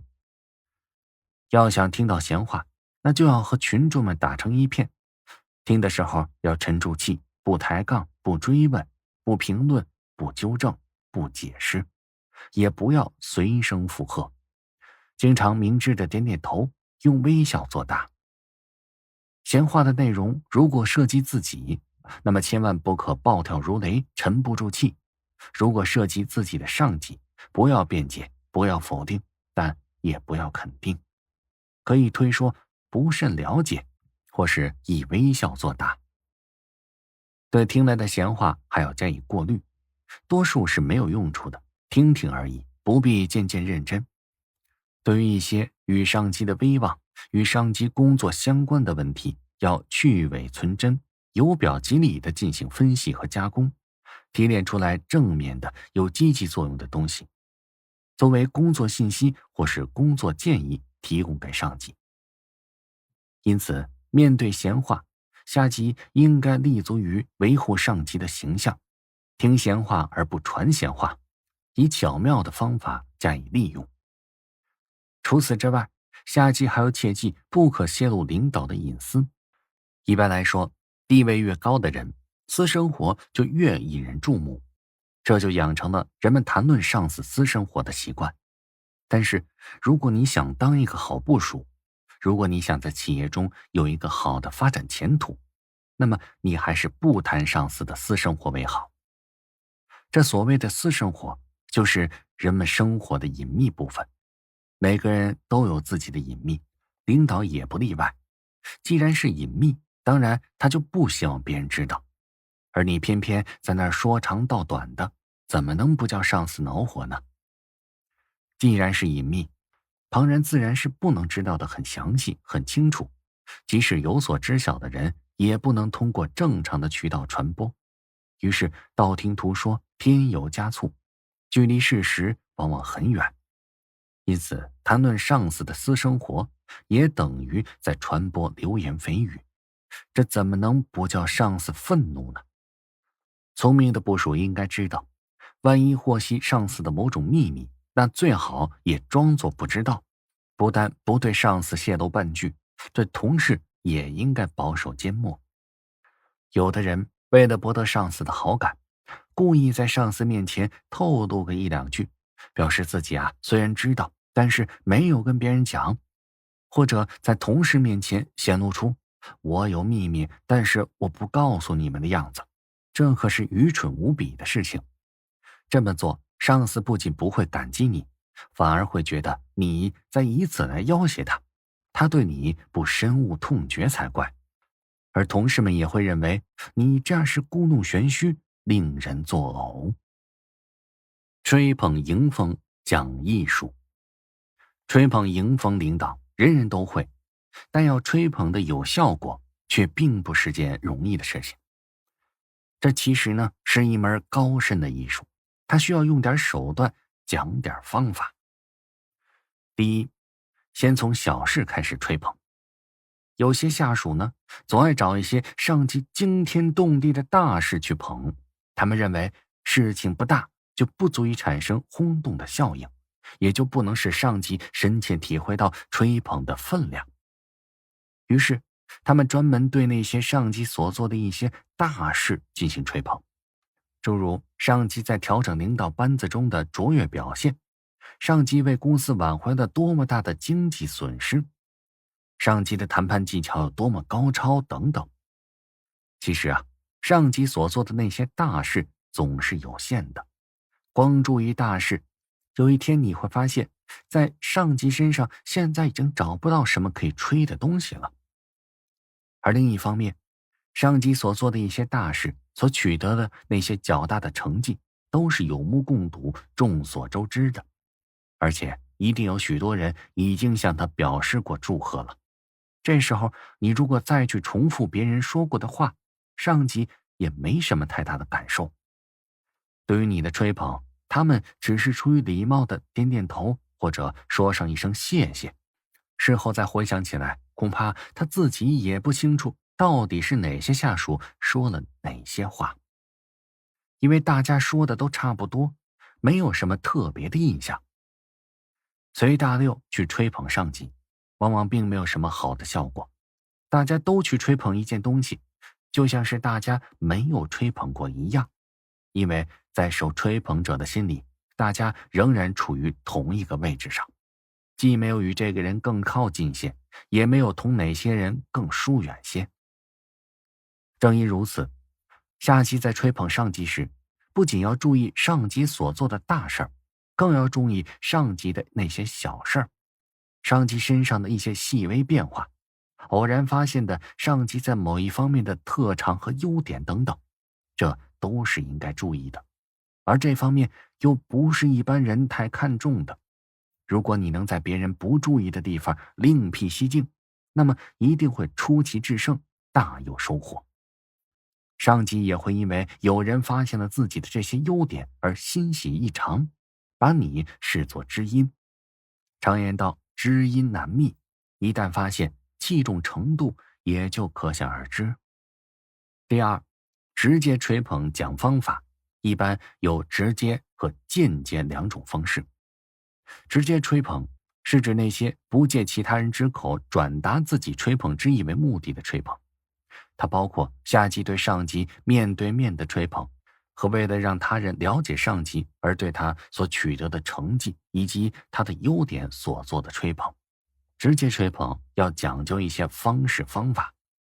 首先，直接面对表扬上级，用口头叙述的方式说明对上级的行为的赞同或是看法上的一致，夸赞上级认识的先进性、敏感性，衬托出自己认识上的差距。这样的吹捧话不要多，言中关键，点到为止，使上级从中得到认同和喜悦。而其次呢，在下级和同事中吹捧自己的上级，可以介绍一些上级关心下属疾苦的事实成效，疏通一下上下级之间的误解，介绍一下上级正欲采取的措施而解决矛盾的问题。对于大家还不甚了解的上级的优点长处，也可以做些介绍。第三，无意吹捧最惬意。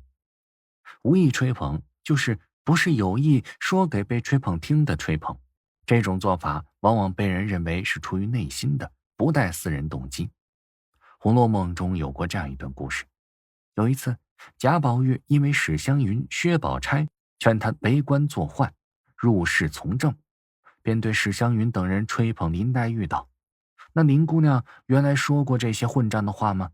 要是她说这些混账话，我早就和她生分了。碰巧黛玉这时刚好来到窗外，无意中听到，使她不觉又惊又喜，又悲又叹。结果宝钗互诉肺腑，感情日深。在黛玉看来，宝玉在湘云、宝钗和自己三人之中吹捧自己，而且并不知道自己会听到，这种吹捧是最为难得的。而倘若宝玉是当着黛玉的面说的这番话，那么好猜疑的林黛玉恐怕还会说宝玉打趣他，或是想讨好他呢。第四，学会借他人之口。对上司进行吹捧有多种方式，比如前面所说的直接吹捧，也可以间接吹捧。而间接吹捧就是不直接面对上级，而是借他人之口，将自己说的话传递给上司，即我们平常所说的借你口中言，传我心腹事。这两种方式各有各的妙用，应该是不同的场合灵活运用。在此值得一提的是，当下级直接吹捧上级时，对方可能以为那是应酬的话，恭维的话，只能你那么一说，我那么一听，而不当真。而其他人也会认为你这是在巴结上级，是别有所图的。而吹捧若是通过第三者传达，那效果就截然不同了。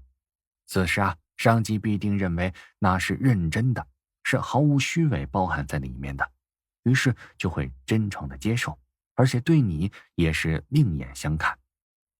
第五，吹捧也要讲究实效。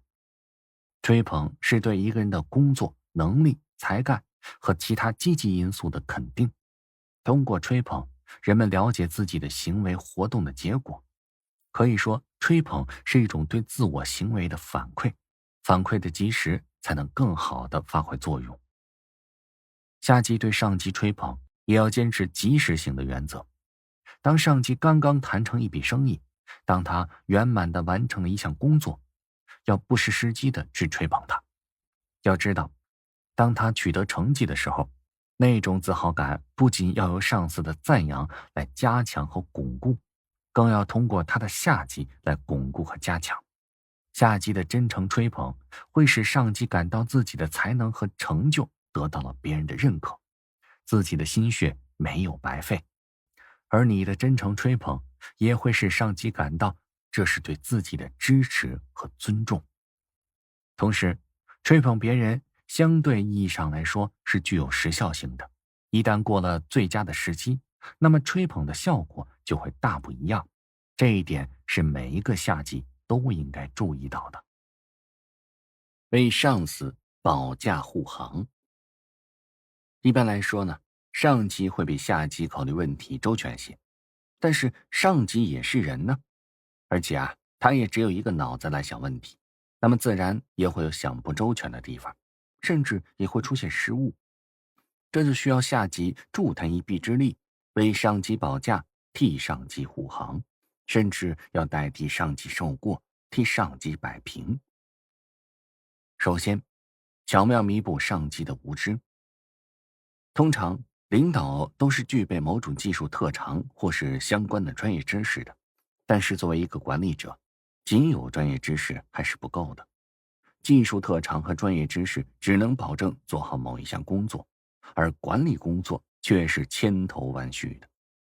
还有一种情况呢，领导由原部门调任到一个新的环境工作，那么他原有的知识结构可能已经不适应新的工作要求，这会使得他显得很无知。如果你能弥补老板的这种无知，那么对他也是一种很好的帮助。首先，你要确认这种无知。比如一个长期担任总经理秘书的人，可能是被提拔作为人事部门的经理，他也许会对秘书工作了如指掌，但对人事部门的工作却了解的并不多。你首先要弄清楚这点。你可以预计一下领导的无知程度，并在实践之中加以证实，也可以在工作中逐渐得出结论。总之，要搞清楚。然后，你要在实际工作中加以弥补，比如你可以争取做一些领导并不是太了解的工作，而把他可以顺利完成的工作留给他。切记啊，不可当面或在公共场合指出领导的无知，无论是在客观上如何真实，他主观上都不太愿意承认的。你可以在一些非正式的场合，特别是没有人或者别人没有注意你的时候，向领导提及他的无知。当然，要用比较委婉的语气和方式，然后告诉他有关的知识。那么也许他就能够在这样轻松的氛围中增长见识。第二方面，要让你的领导放心。做下级的不但要勤于工作，还要勤于思考，要多动脑子，把各项工作做得周到一些，圆满一些，让领导能够放心。首先，上级领导考虑周到的问题，要严格按照上级的布置去办，让上级能放心。这本来是没什么问题的，但却又是个普遍存在的问题。许许多多的工作，上级布置的已经相当周密了，那么只要按照上级的吩咐去办，工作也就能做得非常圆满。但是也有例外的情况，有的部门呢，工作如果没有上级的督促检查，也就达不到预期的工作效果。如果你的上级在谈到你的时候说，你那里可以不去检查，我完全可以放心，那简直是你莫大的光荣。这表明了上级对你认真负责的工作态度已经认可了。而其次，上级考虑不周到的问题，要开动脑筋把事情办得周到些，使上级能够放心。这类事情如果没有办圆满，责任当然不在下级的身上。但是如果你能够帮助上级将事情办得出乎意料的圆满，那么上级就会非常感激你，喜欢你，并在今后加倍的信任你。有一位总经理派一位下属去外地协调一笔生意，他想挽回一笔经济上的损失，因为他工作忙，他只交代了几条原则就让这位下属出发了。后来呢，总经理想到这个问题太复杂了，还有2点应该交代的他自己给忘了。正当总经理心急如焚的时候，这下属回来了。他告诉总经理，对方对于这次的处理很满意，答应以后给予更多的支援。之所以如此是因为他除了按照总经理的话向对方说明情况以外，一开始就代表总经理向对方过去一段时间对自己工作上的支持表示了感谢，又说明了总经理没有亲自来的理由，并且表示歉意。对方原来对这个问题就有点气，恰恰总经理没交代这一点。由于这个下属采取了高姿态，一下就使对方的心里得到了平衡，双方就进入了友好的谈判气氛。而在中途，他发现其中有几万元的经济损失理应由自己的这方负责，没等对方提出，也就承担了责任，这使对方非常感动，这也是总经理没有事先交代到的。对这样一个勤于动脑、办事周到的下属，又有哪位领导不喜欢呢？再次，上级没有想到的问题，你要能够想到。如果上级在，那要及时提醒，引起他的注意；而如果上级不在，则要及时主动的把上级没有想到的工作做好。最后，上级考虑错误的地方，要及时的帮他纠正。上级的错误不一定要他的上级来发现和纠正，聪明能干的下级同样也可以发现并且纠正上级的错误。第三大方面呢，是甘愿替领导受过。领导所管的事情很多，但并不是每件事情他都愿意干，愿意出面，愿意插手。这就需要有一些下级去干，去代替上级摆平，有时甚至要替上级受过。有些人很不注意上级愿意干什么工作，回避什么事情，这就往往容易得罪上级，惹出些麻烦。某化工厂的产品因为质量问题严重，引起了社会关注。省电视台的记者到该工厂来采访时，最先碰到该工厂办公室的主任陈某。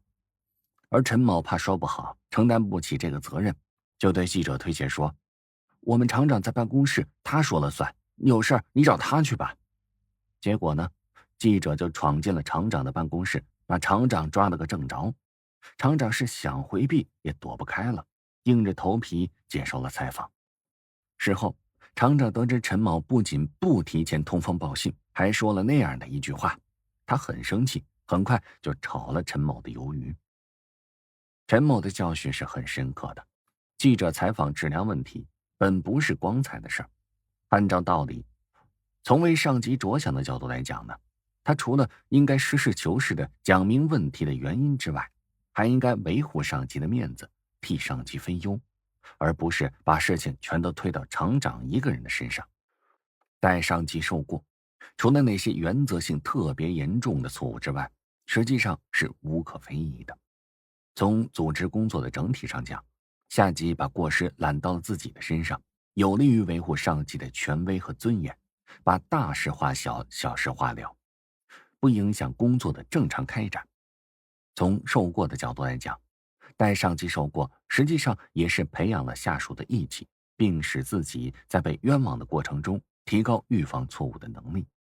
其结果会是因为你替上级分忧解难，赢得了他的信任和感激，那么以后上级就一定会回报你，给你吃些小灶。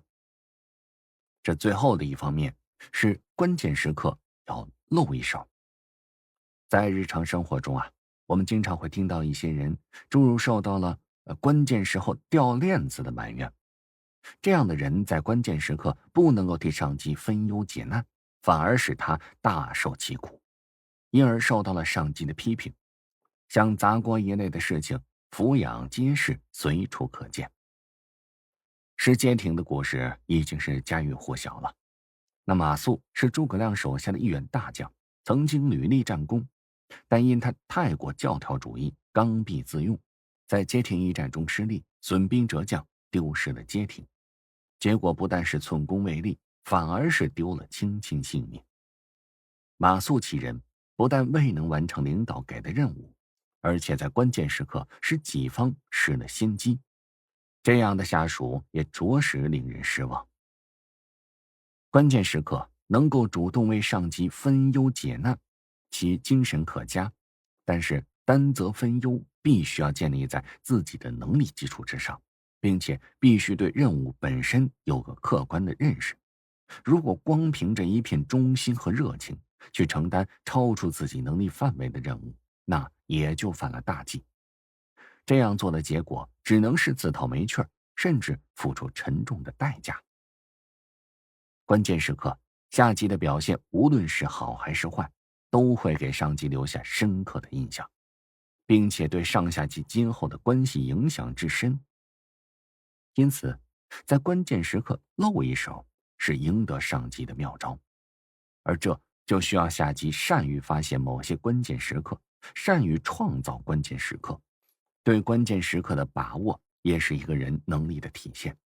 有的下级在平时默默无闻，并没有什么突出表现，但在一些非常关键、领导特别关注的情况下，他却能够表现得尽善尽美，受到上级的赏识。这不能不说是其手段的高明之处。敲山震虎，升迁有望。没有哪个人是不希望自己的能力被上司看重，从而得到重用、晋升职位的。但是很多人由于不懂得为自己争取升迁的技巧，结果数十年如一日守在同一个岗位上，那就实在是遗憾了。想要升迁，有的时候是不能太被动的。有的上司也是蜡烛脾气，不点不亮，因而你要懂得一点争取的技巧才行。这最典型的办法就是敲山震虎法，即旁敲侧击，甚至直截了当的拿一张别的公司的聘书来跟你的老板摊牌，不给升职我就走。这样公司如果真的需要你，就不得不去考虑启用你。王某是一家制衣厂的设计师，他技术过硬，设计出来的服饰典雅新颖，美观大方。然而由于他不知道巴结领导，为人耿直，心直口快，无意中顶撞了厂长，结果始终得不到重用。他一气之下就去了一个待遇高的外资服装厂应聘，当即被聘为分管技术的副厂长。可是王某还是舍不得走，于是他拿着聘书假装到厂长处要求调动。此时厂长这才意识到事情的严重性，于是极力挽留，并且当即聘请他为该厂的总设计师，分管技术的副厂长。王某恰当地运用了敲山震虎的方法，达到了自己的目的。不过呢，使出这一招杀手锏时，你也需要有十足的心理准备，因为你随时也可能就真的走了，因为事情往往也会出现骑虎难下的局面。这敲山震虎是很有效的方法，但它也是很危险的方法。你必须能够正确的评价你自己，你究竟有哪些方面的特长？你的这些特长是不是公司比较看重的？而一般人能不能取代它？切不可弄不清楚自己的半斤八两就去自讨没趣。小刘在美国取得了人力资源管理硕士学位，回国之后，他应聘到了一家民办技术学院担任讲师。这家学院除了招收高中毕业生之外，也针对社会大众开班授课，这算是学校的另一笔财源。这项招生业务由学院的董事长来主管，下设总经理，负责召集学生内比较有业务行销经验的教职人员参与招生工作。而小刘因为赴美留学之前搞过行销工作，在业界颇有名声，所以他被任命为副总经理，实际来负责招生业务。招生开展之初，董事长为了鼓舞士气，口头宣布了一项奖励办法，表示如果业绩达到目标，那么将拿出营业额的 5% 作为全体奖金。另外，他还私下答应发给小刘一笔红利。结果在以小刘为首的团队努力之下，第一年便创下了惊人的业绩，业绩完成率 120%。董事长非常高兴，按照约定，他发了 5% 的全体奖金，但是答应小刘的额外红利却是严重缩水，给了不到1/3。对于董事长的言而无信，小刘心中有气但是他也明白这是大多数老板的作风，多说无益，因此在表面上从没有露出不悦之色。董事长呢，却装作对此毫不在意，而且还经常到小刘的办公室走动，夸赞小刘出手不凡，独当一面不成问题。有一次，董事长告诉小刘说，他觉得这总经理老何能力不强，如果小刘有意接任，那么他可以找个理由把这老何给撤了。小刘心想，董事长答应给红利的事儿都缩水了，现在又示意我可以接总经理的位子，这其中必有文章，恐怕也是在试探我有没有野心吧。再者呢，纵然董事长真心要他来干这总经理，那么自己羽翼未丰，也难保其他同事不眼红，难保哪天不被拉下马来。毕竟有老何在，就多了一个避雷针。那么自己虽然居居老二，但只要是两人相安无事，还是跟干老大一样的。心念一转，小刘除了感谢董事长对他的厚爱之外，特别强调现任总经理颇有人望，也具有统合协调能力，是现有团队最具理想的领袖人物，而且呢，自己尚待学习的事情仍然很多，肯定不能胜任，还是先让他把分内的事情做好了再说吧。董事长听罢，大为赞扬小刘的谦虚，嘱托他好好干，将来一定不能亏待他。有关总经理换人一事也就不再提了。后来呢，董事长不知在哪儿又结识了一位美女博士，对方自诩有丰富的教育行销经验，人称是招生皇后。这位美女与董事长来往甚密，不久就被安插到了学校的招生团队，还以常务副总经理的身份，居高临下的直接领导下半年的招生业务。小刘这下由2把手降为了3把手，但他以不变应万变，在招生工作上，虽然看出美女博士绣花枕头一个，并没有什么真实才学，但他唯他马首是瞻，并不表示异议。果然不出小刘所料啊，在美女博士的主导之下，下半年学校的业绩是严重滑落，降到了几乎不到上半年的1/2。首战失利，美女博士只好请辞，小刘又恢复了老2的地位。眼见着这一连串的事情发生，小刘发现这职场如战场啊，真是险象环生，老是为人打工也终非良土。于是利用自己在英国的人脉，取得了几家英国学院在国内招生办留学的代理权。而之后，小刘是一手拿着辞呈，一手拿着留学招生的计划书去见董事长，表明啊自己有意创业，特来请辞。董事长觉得目前正待小刘临危受命，当然是极力挽留，并且问起小刘的创业计划。小刘趁此机会递出了计划书，分析市场远景以及前3年预估的营业额，并且强调是本小而利大，没什么风险。一番分析下来，董事长大为所动。小刘见状，话锋一转，指出自己啊其实也舍不得离开这儿，也有心继续为学校效劳。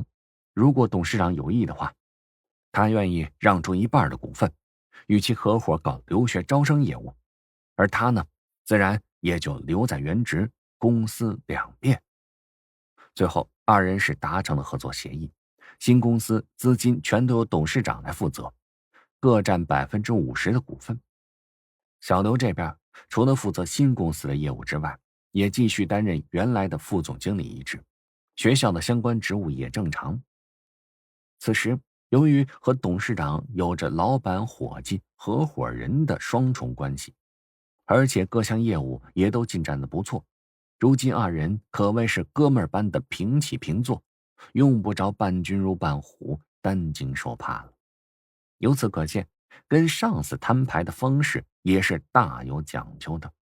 你可以采取上面所提到的小刘的做法，但是如果条件达不到，那么更好的办法就是你放出风，假装在不经意的时候提出要到其他公司发展，有其他公司意欲高薪聘请你。放心，这种消息传得很快，如果你确实是公司不可多得的人才，那么你的上司一定会有所表示的。手腕之3，左右逢源，善待同级求双赢。这同级啊，是你的合作伙伴，他又是你的竞争对手，得罪了他，会让你在工作中处处的被动，而屈从于他呢，又会让你在升迁的路上步履维艰。这与同级相处，大体可以分为这样几种模式。第一是我输你赢，即我不好你好。第二呢，是我赢你输，即我好你不好。第3种是双方皆输，即我也不好你也不好。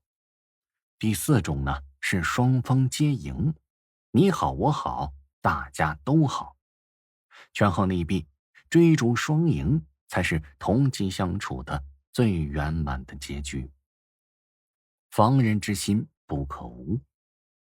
人们常说害人之心不可有，防人之心不可无。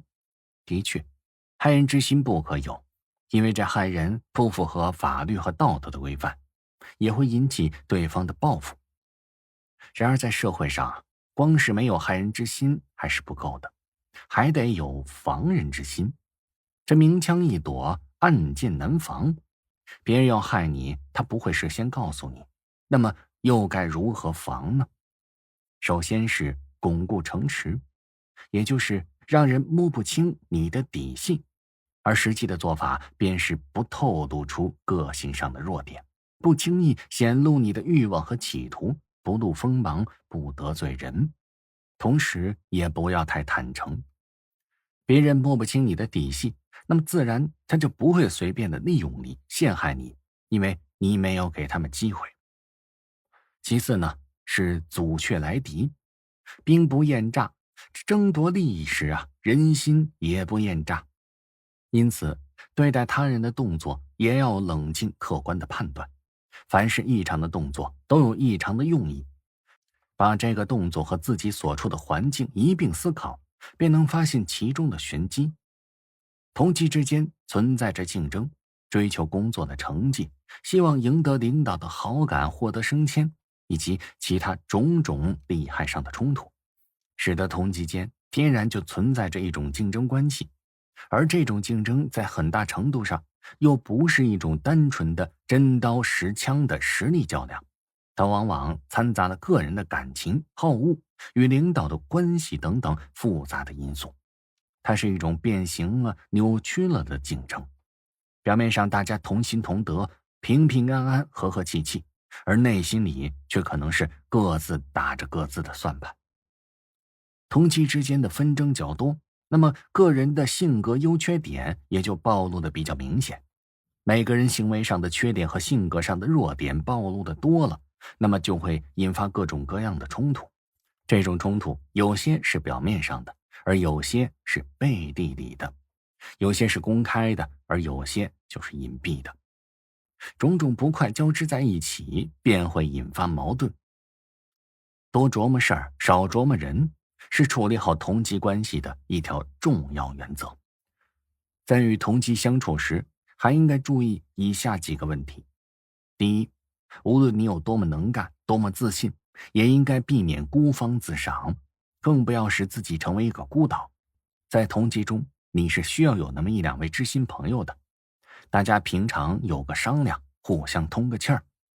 第二呢，你发觉同级中总是有人跟你唱反调，此时你不必耿耿于怀，这可能是人微言轻的关系，对方以老资格自居，你应该想办法获得公司一些前辈领导的支持，让别人不敢小视于你。第三呢，凡事尽力而为，也要量力而为。尤其在你所处的环境之中，不少同级对你是虎视眈眈，随时准备揪住你的醋不放的时候，你更需要提高警觉，要按部就班地把工作完成，避免给人留下口实。在与同级相处的过程中，免不了会遇到出卖、敌意、重伤种种预想不到的事情，犹如设在你面前的陷阱。而如果你能事先预料到这些事情的发生，并尽力的克服，便能安然过关。工作和生活中，你不得不与各种形形色色的同级们打交道，不要因为对方是自己不喜欢的人就厌恶他。你不妨学习与这种人适当的交往的办法，这样自己也能得到锻炼。绕过同级陷阱的几种策略。首先就是与同级不可随便的交心。这并不是说不能够交心，而是说在交心之时要小心。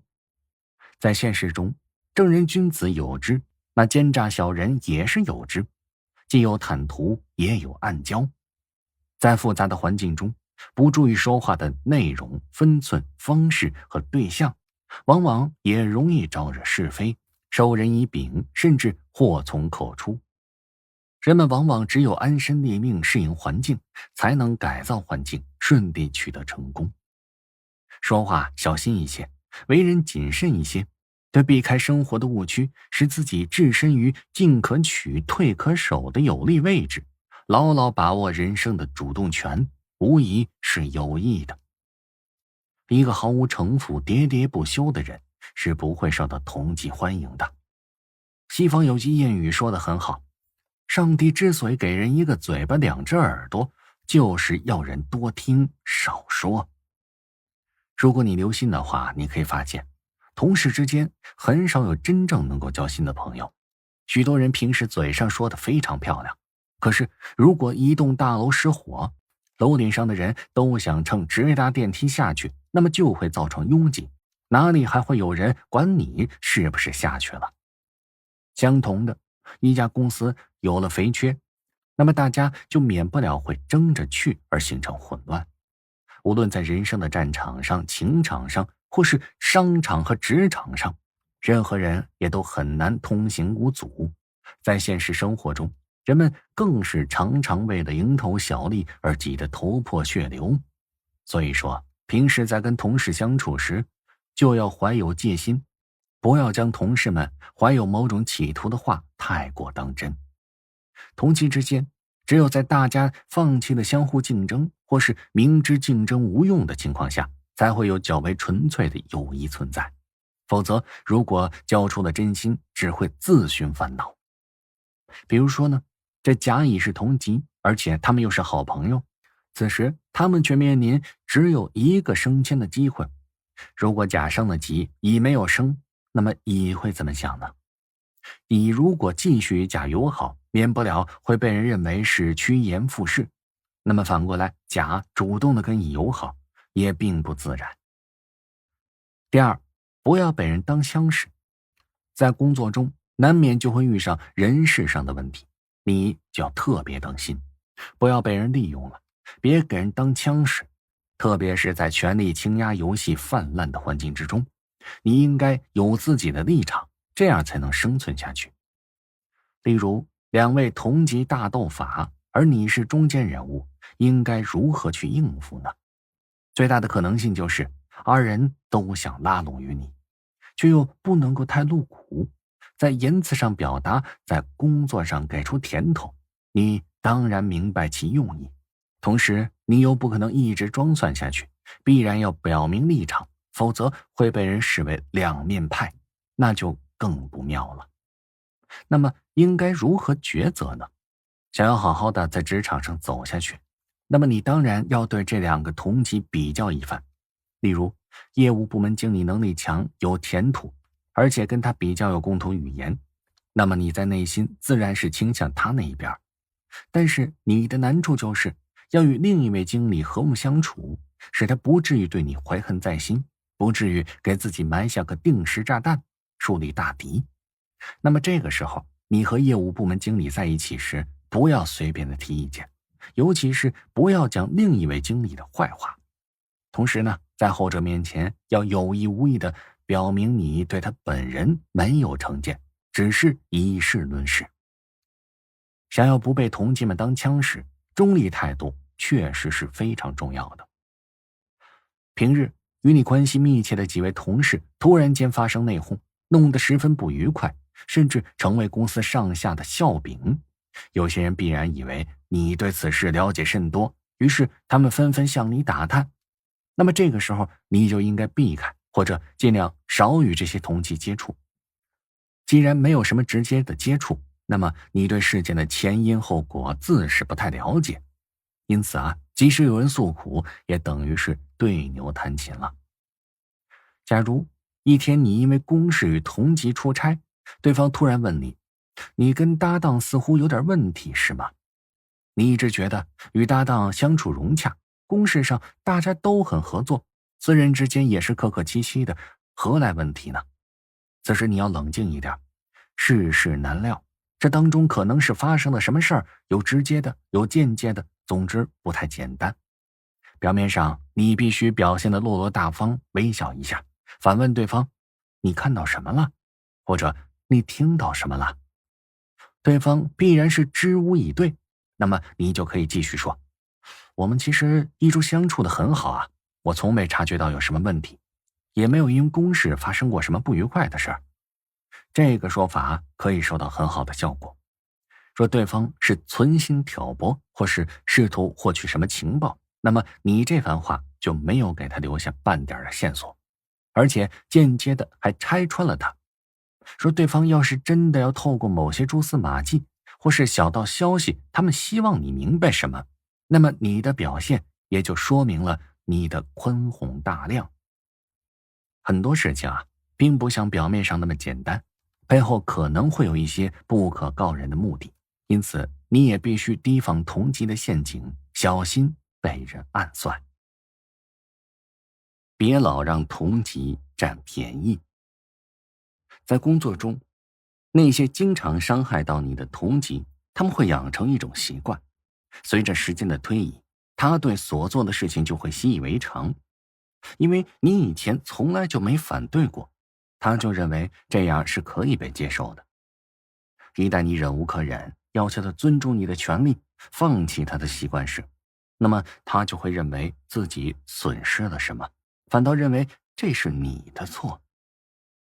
现在我们要记住这个原则，如果同级伤害了你，而且不止一次两次，那么你就要告诉他，不要觉得难为情，忍让是有限度的。你可以让他知道你的立场，他可能会有所改变，也可能会觉得羞愧不已，对自己的行为感到内疚。宣扬你的权利绝不是占他的便宜。有句老话叫好朋友明算账，即使你跟同级关系再好，也要这样去做，尤其是在公事之上。这样久而久之形成了习惯，当你维护自己的权利时，别人也就不会提出什么异议。相反，你总是让同级来占便宜，不仅失去维护自己权利的能力，应得权利的尊严也会受到伤害。人应该慷慨一些，但却应该是有意识的，而不应该是轻易忽视自己的权利。那么，如果有一天你躲避再三，还是受到同级防不胜防的伤害，又该怎么办呢？你要让他知道你受到伤害了。大部分人并非一开始就怀有恶意，伤害别人也并非是有意如此。倘若能告诉伤害你的同级他的过失，哪怕是稍稍的暗示一下，那么他大概就不会再这样做了。你越是拖延时间，等待同级的自我反省，那么他就越会认为自己的做法是正确的。等到你日后忍无可忍之时，你的抱怨就只会显得苍白无力。要记住，想要远离伤害，是永远不能指望别人的自觉和风度的，尤其是对那些存心要占你便宜、对你图谋不轨的同事，一切只能靠你自己。燕子姑娘的故事就是个非常典型的例子。好几个月没有碰电脑了，头一天在新公司上班，燕子不得不又一次坐在那个熟悉的方脑袋面前，打开它浏览起来。很久没有查看邮箱，没有想到里面竟然已经有那么多的邮件了。这都是过去在那家公司拼命苦干的结果。这么想着，伤心的往事又浮现在他的眼前。他开始查阅这些邮件，突然一个短消息映入燕子眼帘：可恶的女人，我现在一个月挣1万多块，你呢，又在哪儿卖自己呢？没有署名，发信人显示的是自己的邮箱。一看到这样的话，燕子就知道这是谁干的了。事情已经过去这么久了，他竟然依旧怀恨在心。对于这恶意羞辱的电子炸弹，燕子只是淡然一笑。但已经风尘的往事不禁又被搅动起来，把他那好不容易清理干净的心又弄得浑浊起来。2年前，燕子在一家公司供职，上班的第一天，老总就把新搭档叫到燕子面前，说是燕子所在的部门暂由他来负责。新搭档给人的印象总体来说还是不错的。由于对新工作不太熟悉，燕子一时不知道该如何下手。他十分尊敬搭档，常常向他请教。可是几次下来之后，他发现搭档根本没有为他提供一些有益的帮助。每次向他请教时，他总是吞吞吐吐，顾左右而言他，绕了一大圈之后便借故脱身了。燕子渐渐明白，2个竞争对手之间是没有帮助可言的。初到这里时，燕子对电脑还并不熟悉，只好经常向其他部门同事请教，或者自己一点点的去摸索，和搭档共用一台电脑。因为有个先来后到的规则，燕子总是在他不用电脑的时候才能上机。有一天，燕子上机时，电脑就突然提示您的密码有误。燕子的第一反应就是搭档修改了密码，这时搭档却不知忙什么去了。燕子只好停工，后来还是求助电脑工程师才解开密码。这件事情之后，燕子还是尽可能的谦让他，原因还是那个先来后到。1个多月之后，燕子所在的部门业绩始终没有大的起色，于是上级调来了一个部门经理。谁能想到这个部门经理的到来，更加深了燕子和搭档之间的矛盾。说实话，新来的部门经理很有能力，也很公平。他刚到这儿，就带来了许多的客户资料。他把这些宝贵的资料按照区域划分，分配给了燕子和搭档。有了这些客户资料，燕子如鱼得水，很快就取得了可喜的业绩。客户们也都信任燕子，甚至还帮助他联系更多的客户。半年下来，燕子拥有的客户量成倍增长，工作局面也完全打开了，还常常出现超标的情况。然而搭档却与他截然相反，经理所提供的客户资料到他手里反倒成了负担和包袱，两个人的业绩差距是越来越明显。搭档受到了经理的批评，随着冲突的不断升级，一些莫名其妙的流言蜚语也开始流传起来，诸如燕子和经理关系暧昧的谣言几乎充斥了公司的每个角落。燕子知道这是搭档玩的把戏，听到他的谣言，他并没有生气，反倒怜惜起这个搭档。是啊，本来他是这个部门的元老，如果自己不来，如果这个经理不来，没准经理的位置就是他的了。别怪人家，是自己抢了人家的饭碗，恨你也是人之常情。当燕子再上机时，再次发现几条电线全都给拔了，他忍了下来，对照相邻的电脑接好了电线。激烈的竞争要人变得要多奇怪有多奇怪。他边接线边看着搭档，不觉得悲从中来。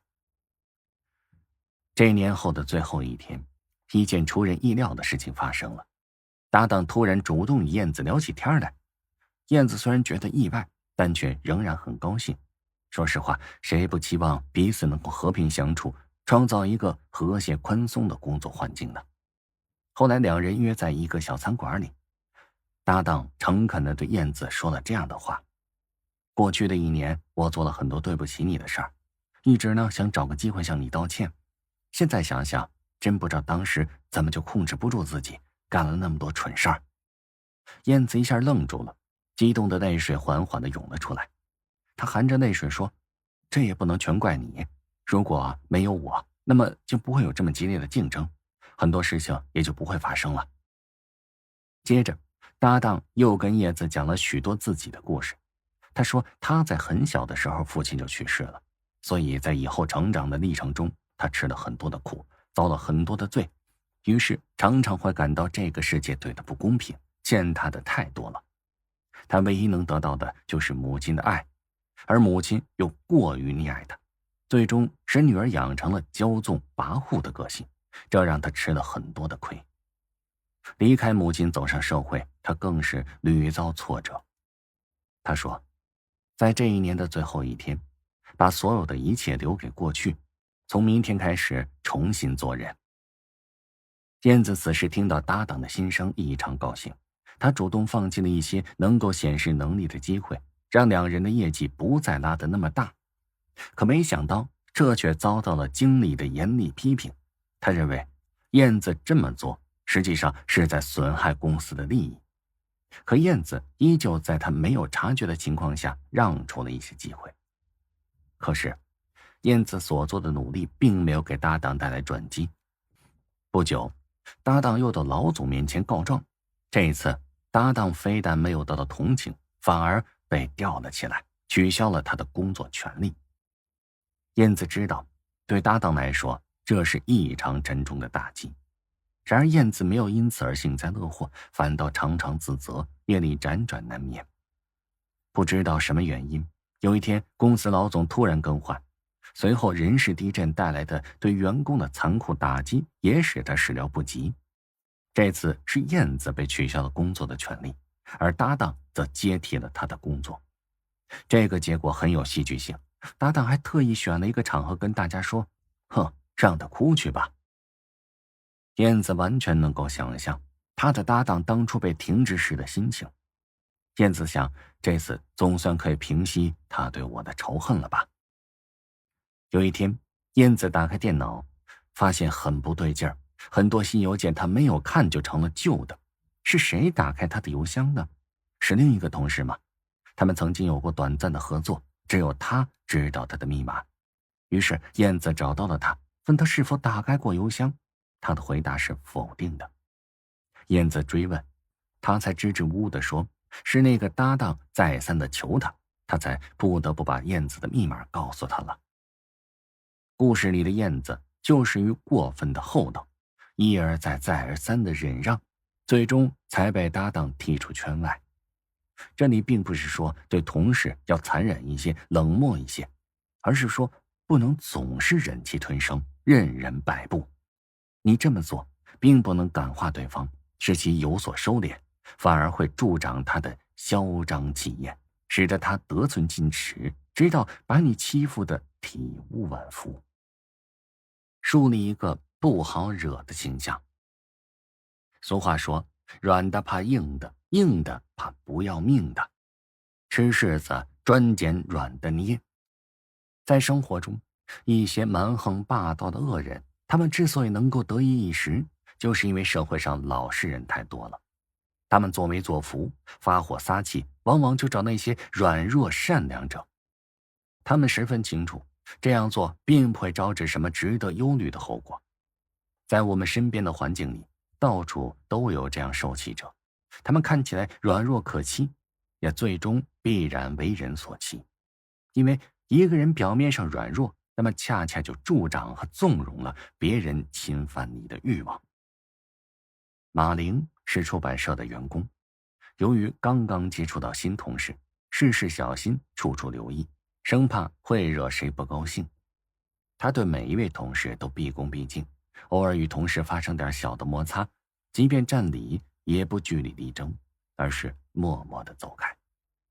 渐渐的，大家都认为他太老实了，太软弱了，于是就都不把他当回事儿。在许多事情上，他总是吃亏。想起这2年同事们对他的态度，尤其在奖金分配上自己老是吃亏，马玲就觉得很委屈。面对残酷的现实，他开始对自己平日与同事交往中的一言一行进行反思。有一天，一位同事因擅离职守而使办公室里丢了东西，这位同事嫁祸马玲，说那天是他在值班。主任在会上通报这件事时，马玲立刻站起来反驳说：“主任，这事儿你可以明查，看看值班表，你就会发现那天根本不是我值班。我顺便提醒大家一句，我们能在一起共事，可以说是种缘分，应该好好珍惜，谁都不是好欺负的。”这件事情以后，马玲发现同事们对他的态度发生了个180度的大转弯，他从此抬头挺胸，不再扮演被人歧视的老实人的角色了。人应该是有点锋芒的，虽然在待人处事中没必要像刺猬那样全副武装，浑身带刺，但至少也要像那些凶猛的动物一样，让人觉得你并不好惹。特别是对于那些没事找事的恶人，你必须该硬时就要硬。所以树立一个不好惹的形象，是确保自己不受欺负的一个很重要的处事原则。这一形象在时刻提醒着别人，招惹你那是要承担后果，并要付出更大代价的。一个人在社会之中生存和发展，只要能够显示出你是个不容欺负的人，那么你就能够做到不受气。当然，你不必现还现报，立竿见影，只要抓住1-2件事情做大文章，让冒犯者品尝到你的厉害，那么也就能收到一种杀鸡给猴看的效果，起到某种普遍性的威胁作用。这就好像是冷战时期美苏的核威胁，因为谁都知道它的威力，所以谁也不敢尝试。不在数量多少，只要你拥有的原子弹，那么别人就不敢小瞧你。那么哪些形象最不容易受到欺负呢？我们也不妨列举一二。其一，泼辣的形象。这所谓的泼辣，便是敢说别人不好意思说出口的话，敢为别人不好意思表现的举动。谁让他受气，谁当面就会下不来台。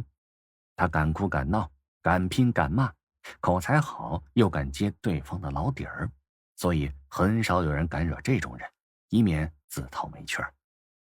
其二呢，是爱玩命的形象。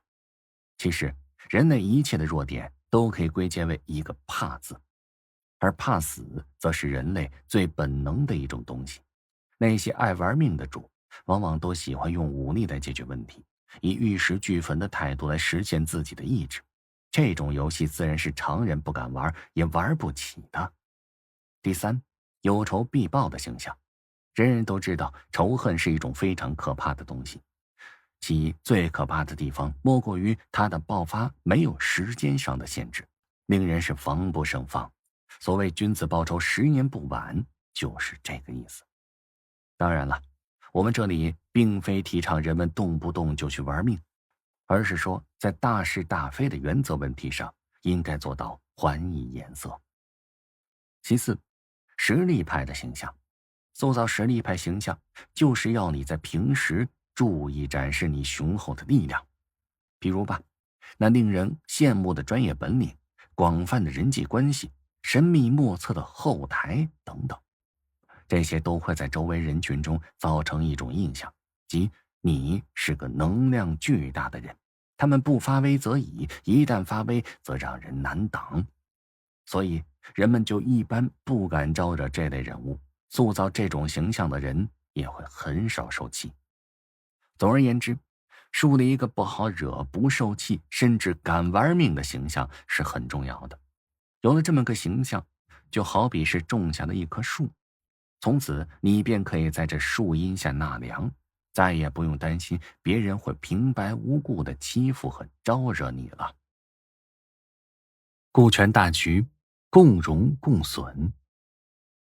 在中国有许多家喻户晓的话，比如人心齐，泰山移，上下一心，黄土变成金。这些都说明了团结一致、和衷共济对事业成功的巨大作用。的确，办成任何一件事情，光靠孤军奋战，没有参与者的协同配合是不可能成功的。一个人可能能力很强，本领很大，但是用一句俗话去说，浑身是铁，你又能粘几根钉呢？有那么一家公司，它连年亏损，上级部门调查它的原因，发现其症结所在，就是因为领导之间的不团结、闹矛盾，尤其是同级领导之间，他们相互不买账、互不沟通，争权夺利，互相拆台。这样的领导班子在今天这个竞争日益激烈的社会，自然是很难适应生存需求的。由于领导班子不团结，形不成有力的凝聚力，起不到领导的核心作用，使得员工之间也是矛盾重重，派别林立。不论是领导还是员工，都不安心工作。有好多人在外面搞兼职，反而将本职工作放弃了。上级部门了解到这个情况，当机立断，调整了领导班子。新的领导班子朝气蓬勃，富有开拓和进取精神，他们紧密合作，各抒己见，同心同德，齐心合力。当遇到困难时，他们能够协同作战，即使有人对某些问题有不同的看法，但只要是做出了决定，便能够从大局出发，为共同的目标努力工作。在这个班子的领导下，公司没有过半年的时间便扭亏为盈，上上下下焕发出前所未有的生机。可以说，上级部门的决定是相当英明的。正是公司的新领导班子上下一心，同舟共济，才使厂子从濒临崩溃的边缘起死回生嘛。在每个组织中都不可避免地存在着人际矛盾，新的领导班子也会存在着矛盾。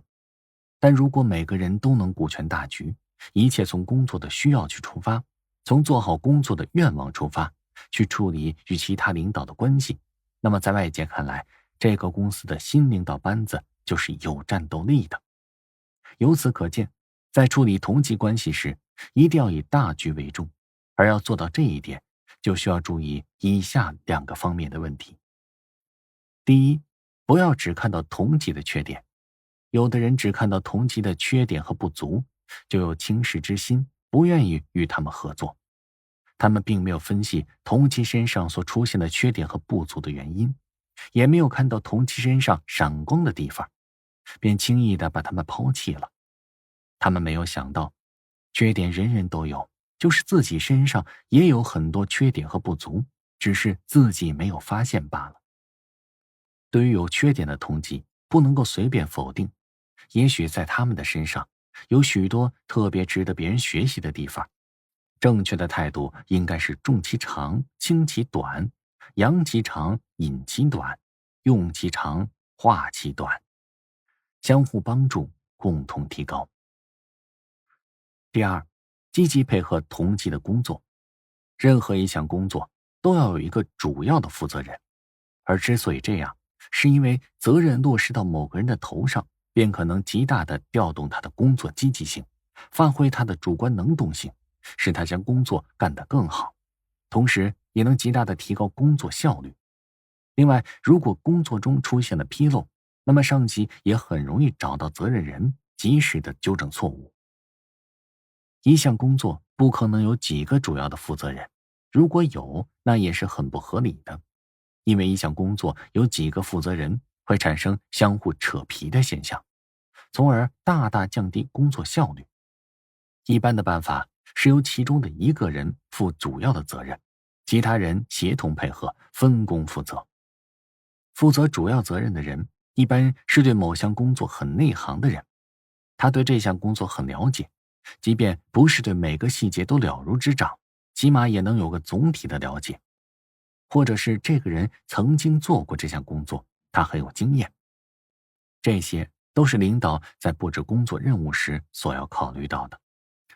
因此，如果领导给你和你的一位同级布置了一项任务，让你们共同去做，而且还要你的同级负主要的责任，让你协助他的工作，那么你千万不要有什么想法，因为事情就是这样，不是由他负责，就是由你来负责。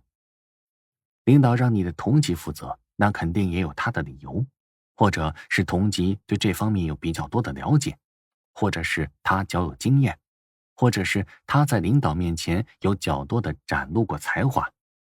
总之，同级比你更适合担当大任，这不是因为上级偏心，也不是上级用人不明，而是出于对工作的考虑。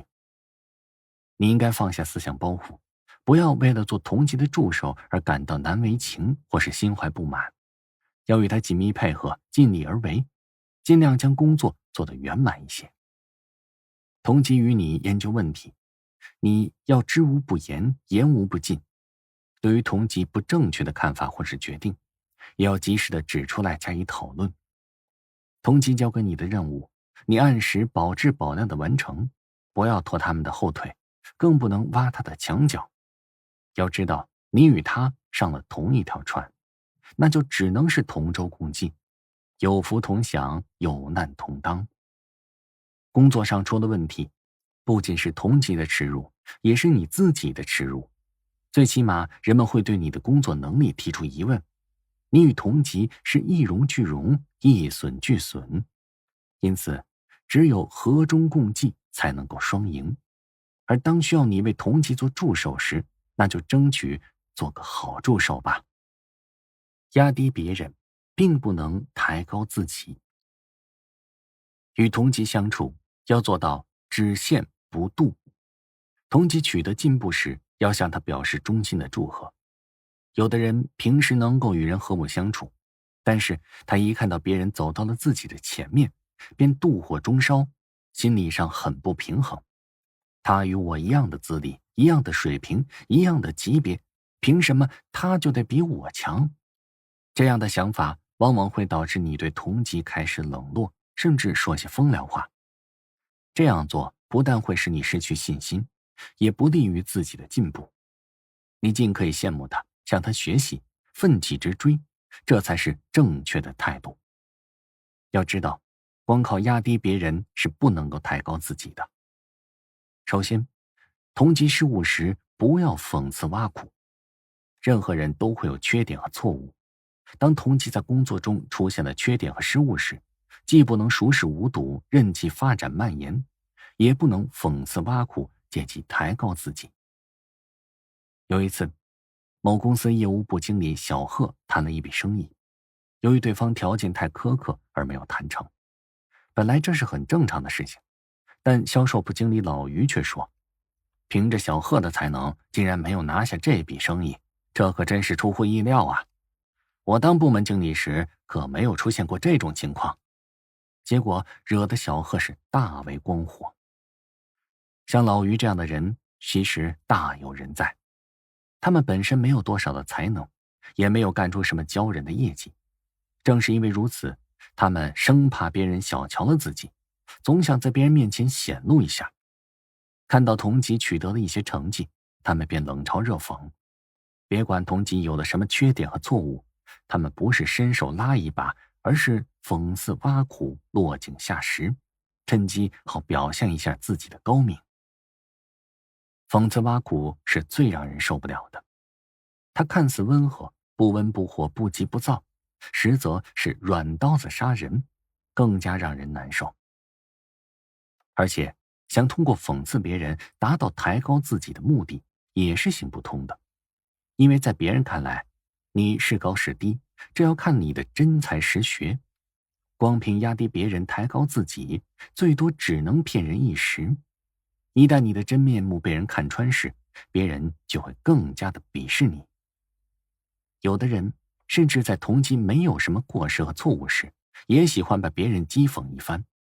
如果是偶尔一次，别人可能会认为你这是在开玩笑，但是玩笑开个没完，别人就会对你心生厌恶，甚至反戈一击。如果你认为自己真有本事，那就没有必要通过讽刺别人的方法去抬高自己，因为你自身的实力人人都可以看得到，你在别人心目中的地位是不言而喻的，又何必画蛇添足呢？如果你认为自己能力欠佳，对自己没有信心，那也不能讽刺别人。你讽刺别人，就是在表明你比他强，他干不了的事儿你可以干，但是真正让你去做，你又能怎么办呢？你认为凭借自己的能力能够胜任吗？一旦失败，岂不是打了自己的耳光？所以说，讽刺别人，抬高自己，这实在是愚蠢的做法。它除了使你失去一些东西之外，对于处理好同级关系没有一丁点的积极作用。第二，别利用丑事打压同级。多嘴婆是让人最为讨厌的，在公司里更应该强调的是实干，是团结。有的人喜欢谈论别人的一些秘密，并且以此为乐，这其中既包括谈论自己的领导、下级，也包括谈论自己的同级。这些人之所以热衷于谈论自己同级一些不愿为人所知的事情，不外乎有两种原因。其一，谈论同级的家丑，尤其是向外张扬这些家丑，是为了达到某种心理上的平衡。同级之间最喜欢相互比较，因为他们处于同一起跑线上，具有较大的可比性。当同级之间事事都不相上下时，他们的心理是平衡的，因为大家都不比谁强。而当某一位同级在工作上取得了成绩，或是得到了提升，这种相对心理平衡就被打破了。平衡没有了，就需要再找回来。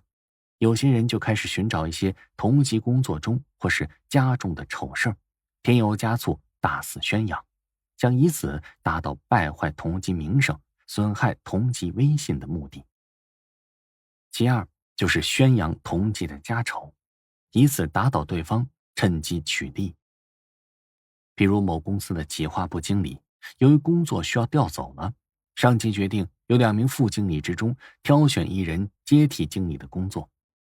这2名副经理无论是在资历、能力、工作经验上都不相上下，经理的宝座最后归谁还是个未知数。而这个时候，其中的一位副经理为了达到战胜对手的目的，便将对手在以往工作中的失误和盘推出，公诸于众，结果使得这位同事的威望和形象在上级和其他同事的心目中大大降低。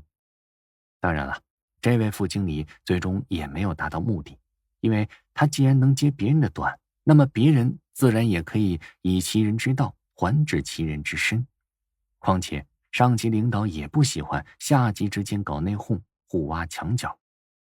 不得已，上级领导只得从其他部门调取1个人担任经理职务。有的时候，同级会把自己的一些秘密，甚至是一些家丑说给你听，这说明他信任你，相信你不会将这些事情传出去。而一旦你辜负了他这番心意，将这些事情传开了，甚至以此作为要挟同级的手段，那么你们之间就会从合作转向对立，从朋友变成仇敌，使友谊和工作都受到影响。还有一些人不注重维护本单位或是本公司的形象，总是在感到不满时向本单位以外的人诉苦，我们公司的某某可真差劲儿，他怎么样。于是同事的丑事就满世界乱飞了。其实这样做不仅是在损害某个人的形象，也是在损害某个组织的形象，因为组织内部的每一个人都是组织形象的代表，损害某人的形象就会一损俱损。另外，在你向外渲染同级的丑事时，很有可能会将单位的一些秘密一并传出去，这样就会给竞争对手提供可乘之机。总之，别人的家丑不可外扬，它不仅会影响同级之间的关系，组织内部的团结，而且还会使整个组织面临着危机。多修路，少拆台。在同级之间最怕互相拆台，本来很有可能办好一件事情，可是有人拆台，结果办砸了。本来眼看就要成功的事情，有人拆台，结果也是功败垂成。那么那些本来就没有多大成功希望的事情，再有人拆台，那结果更是可想而知了。拆台不仅会把所有的事情给搞砸，而且会使被拆台的人颜面尽失，不仅会引起上级领导的不满，而且会使他在下级面前威信尽失，使今后的工作更加难以开展。某公司人事部最近新来了一位经理，他工作认真负责，下级对他也很尊敬。但是有一次在工作接触之中，业务部的王经理不经意地向人事部的一位秘书透露了个消息，这人事部的经理是某董事的亲戚，否则就以他的资历不可能坐上经理的宝座。言谈之间，王某流露出颇为不屑的神情，而这个消息在人事部很快就传开了。那位新经理却并不知情，仍然像往常一样工作着，只是他觉得下属的态度似乎有所改变。以前下属见到他总是热情地打招呼，可现在却似乎是老远就躲着走，尤其是那些资格较老的几位副总经理，言谈举止之间颇有些不敬之意。放在以前，他每下达一项命令，总是能够得到很好的贯彻执行，但现在却有些阴奉阳违的现象时有发生。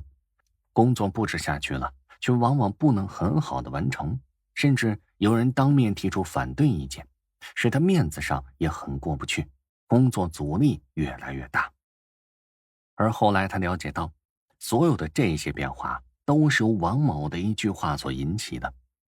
经过这件事情之后，这2位经理之间也就不可能形成良好的工作关系了。拆别人台的人也必然会遭到别人反拆台的报复。你今天打了他一拳，那就要提防明天他还你一脚，这就形成了恶性循环，最终的结果只能是两败俱伤。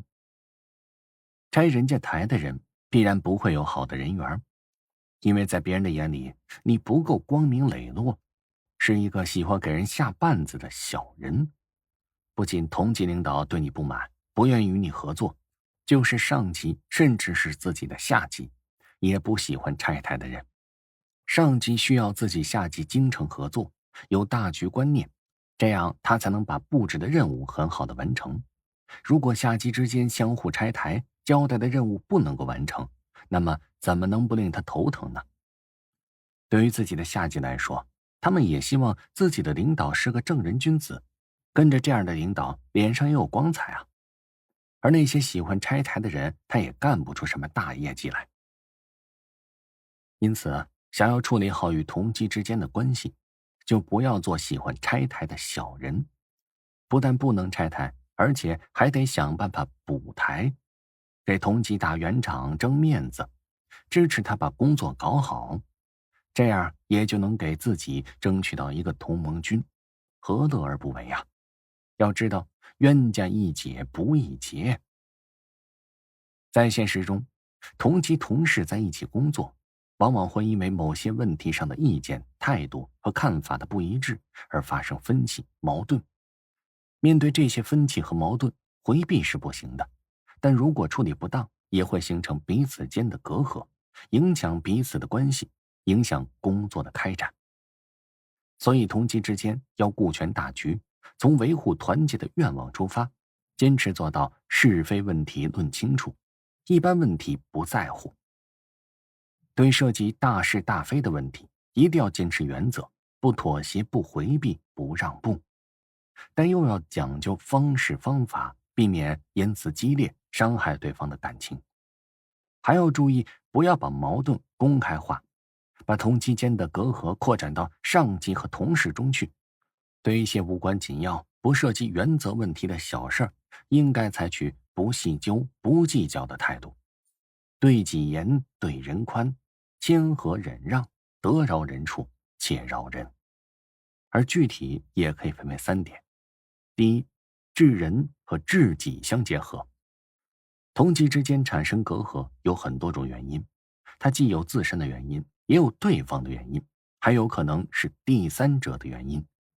因此要消除隔阂，作为矛盾的双方，都应该先从治己开始，调节自己的情绪，控制自己的感情，寻找自身的原因，确定消除隔阂的最佳方式。即使造成隔阂的主要原因在于对方，也应如此。而这里的治己，既是治人的前提，又是治人的策略。在多数情况下，做好治己就能产生强烈的治人效应，进而使隔阂得到消除。而相反的，如果一味把责任推到别人的身上，只治人不治己，就会引起对方的反感，使双方产生逆反的心理。但这样做并不意味着对对方无原则的迁就，在大是大非的问题上要坚持原则，该治人也要治，在小节上不计较，把治己与治人巧妙地结合起来。第二，回避与等待相结合。在同级之间产生隔阂是常有的事儿，只要双方都处于公心，没有个人的私怨，心胸都比较开阔，即使争执起来也不难和解。但是这个社会是复杂的，同级之间的隔阂也会引起个人私怨，甚至发生冲突。当同级之间的隔阂比较严重时，并且一下子难以解决时，就应该暂时回避一下。暂时回避表面上看似乎是消极的，而其实却不然。特别是对方成见比较深时，暂时回避本身能够起到冷处理的作用。回避并不是逃避，而是为了不让隔阂加深，在回避中等待解决隔阂的时机。而等待并不等于放弃，任何事情都要给人留有一定的思考和选择的时间。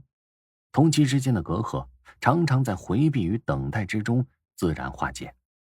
回避与等待是处理同级关系的一种艺术。当然了，什么样的矛盾与隔阂应该回避与等待，还需要具体问题具体分析。第三，求同存异相结合。对于同济之间的一些隔阂，可以采取求同存异的方法加以解决。比如存异法是在相互之间暂时避开某些分歧点，而求得某种共同点，以达到消除隔阂的目的。心理学研究表明，人和人之间求得某种认同，那么就会互相之间在心理上产生自己人的效应，而在这种效应之下，人和人之间的隔阂也就容易消除。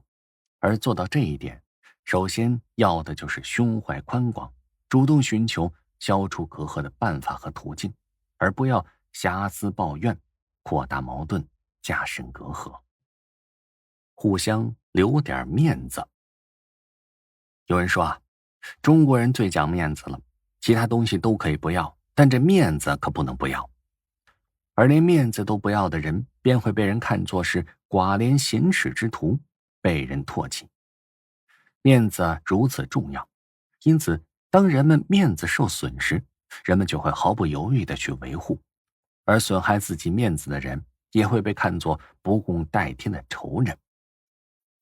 在与同济相处时，当然也得考虑同济的面子，为了维护同济间的感情，不要做那些有损同济面子的事情，不要说些有损同济面子的话，并且要想办法给同济留些面子，让他能够感到来自于你这里的人情。当然了，考虑同济的面子，给同济面子，要以不违反法律和原则为前提。为了同济的面子违法乱纪，置原则于不顾，那是不足取的。我们常会听说，看在某某人的面子上，这件事情就怎么样。听到这样的话，那么那位某某一定是非常感谢说话者的深情厚谊。在与同济相处中，你不妨也说一些看在某某的面子上的话，做些看在某某面子上的事儿，只要不违反原则即可。这对于增进双方的感情是非常有益的。某公司车间的一位主任，有一次下夜班回家，走到公司门口时，发现有一名本单位的工人鬼鬼祟祟的，手里边还提着一包东西，想趁门卫不注意溜出去。这位主任当即叫住那名工人，一检查呀，发现这包里是一些机器的零件。原来啊，这名工人将这些零件偷出去卖掉。这位主任本想马上报告保卫处，但一问这名工人，知道是一车间的。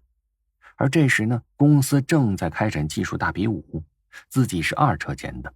这件事情一旦让厂里知道，那么一车间的成绩肯定受影响，而且可能会引起一车间主任的猜疑，以为他在这关键时刻下绊子呢。因此啊，这位主任没有报告保卫处，而是将这件事情交给了一车间的主任处理。一车间主任严肃地处理了那名工人，同时也对那位同级深表感激，因为他给了他面子，使他在关键时刻没有丢掉名誉，而以后啊，他们也就成了事业上的好搭档。这样处理事情，既解决了问题，又给了同级面子，何乐而不为？你在说话做事时，首先要考虑到他人的面子，伤人面子的话不说，伤人面子的事不做。当给了别人面子时，便会认为是最大的人情。在某种意义上说，所谓人情，也就是维护了别人的面子，给足了别人的面子。这就像是那句俗话中说的，树要皮，人要脸一样。人人都有自尊心，自古以来，不知有多少人含辛茹苦，历经磨难，可怎么也不能忍受当众出丑，无地自容，尤其不能忍受别人的误解和侮辱。正如古人所说的，宁可毁人，不可毁誉。这个规律不可否定，因为自我防卫心理，关注自我形象是人的天性。正因如此，我们才应当树立容纳意识，正确的面对分歧，一定要容纳别人的缺点，谅解别人的过错。我们自己可以照顾别人的情面，可别人做错了事，伤害了我们，我们的情面也是很重要的，怎么能不计较呢？一般说来，我们不伤害别人，别人也不会伤害我们。但如果有人主动发起攻击，挑起了战火，那么我们也可以避免争论，采取坦诚直率的方式表达分歧，提出忠告，以使问题得以解决。某公司的张副经理就喜欢闲谈说笑，他有时呢还能扯到男女私情的内容，话语不够健康。而另一位王副经理听了就很反感，便以义正言辞地对他提出了批评，告诉他在办公室里不要胡说乱侃，不要谈论与工作无关的事情。而这样一来呢，两人的关系就弄得有点僵。为此，经理反倒批评王做得不好。王有些想不通啊，那分明是对方的错，经理怎么反倒批评了自己呢？这不是颠倒是非吗？而这类事情在单位之中却并不少见。一看是同级，尤其是那些比较熟识的同级有错误或是缺点，就义正言辞的指责。我们不能否认，也不怀疑，王的意见是正确的，可是语气和言辞上面尖锐了一点。他是出于好心，那位同事说了一些不够健康的话，是缺点和毛病。你可以不赞成，有意见，但在表明自己态度时，也应当注意语气。毕竟这类缺点过错不是重大的原则问题，而是一般的问题。与其两人关系搞僵，还不如容忍对方胡乱砍上几句。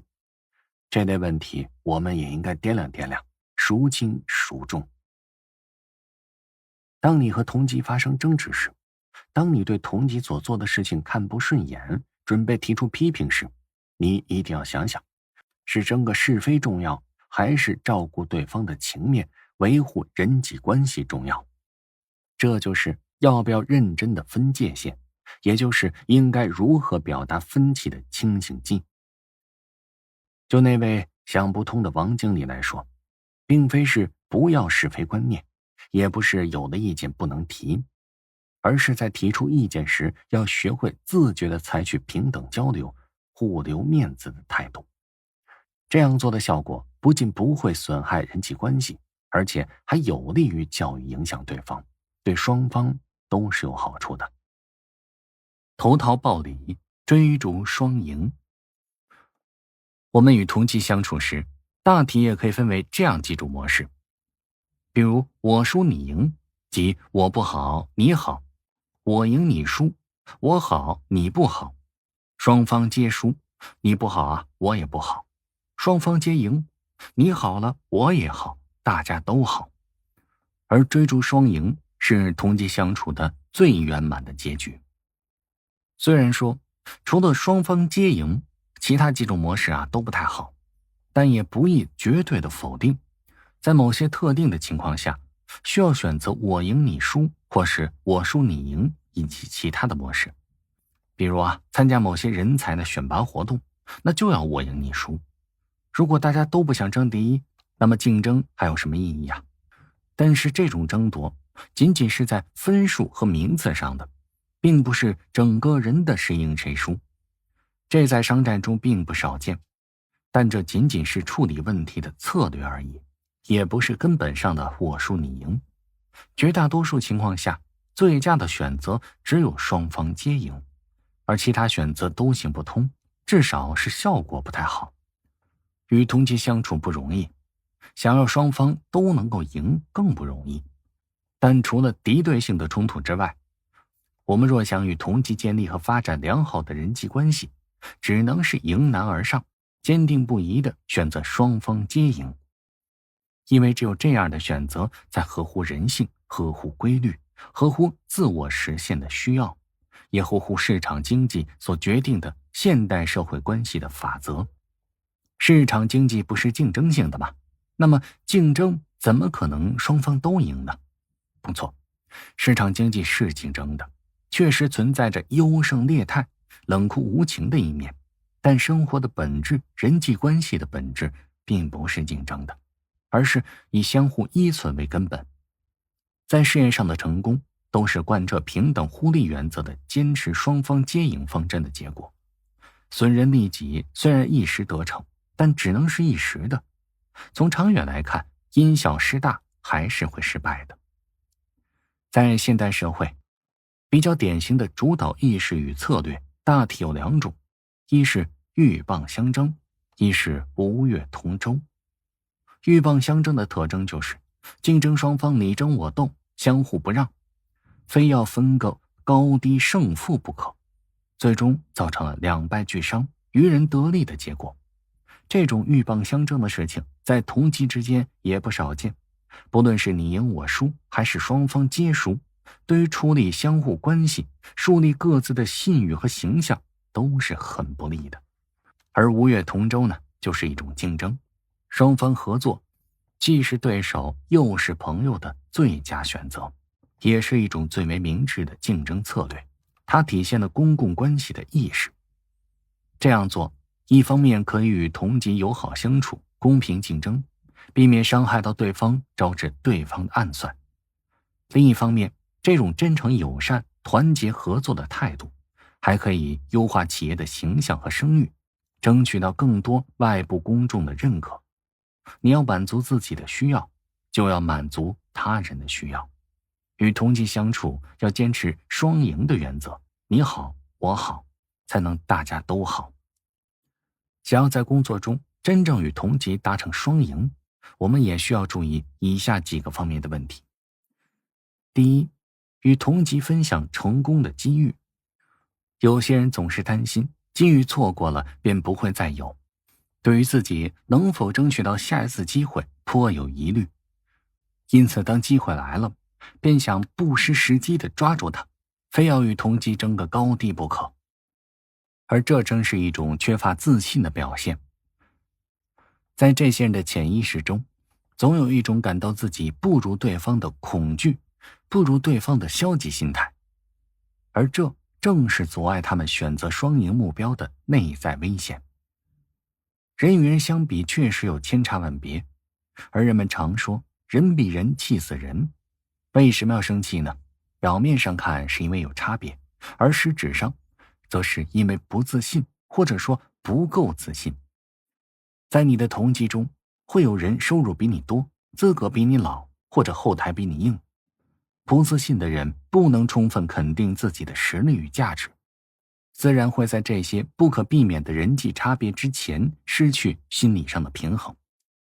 这种人总为自己不如某个同级而烦躁不安、妒忌怨恨，当然也就不会贯彻双方皆赢的原则，而只能选择我赢你输，或是我输你赢的不良模式。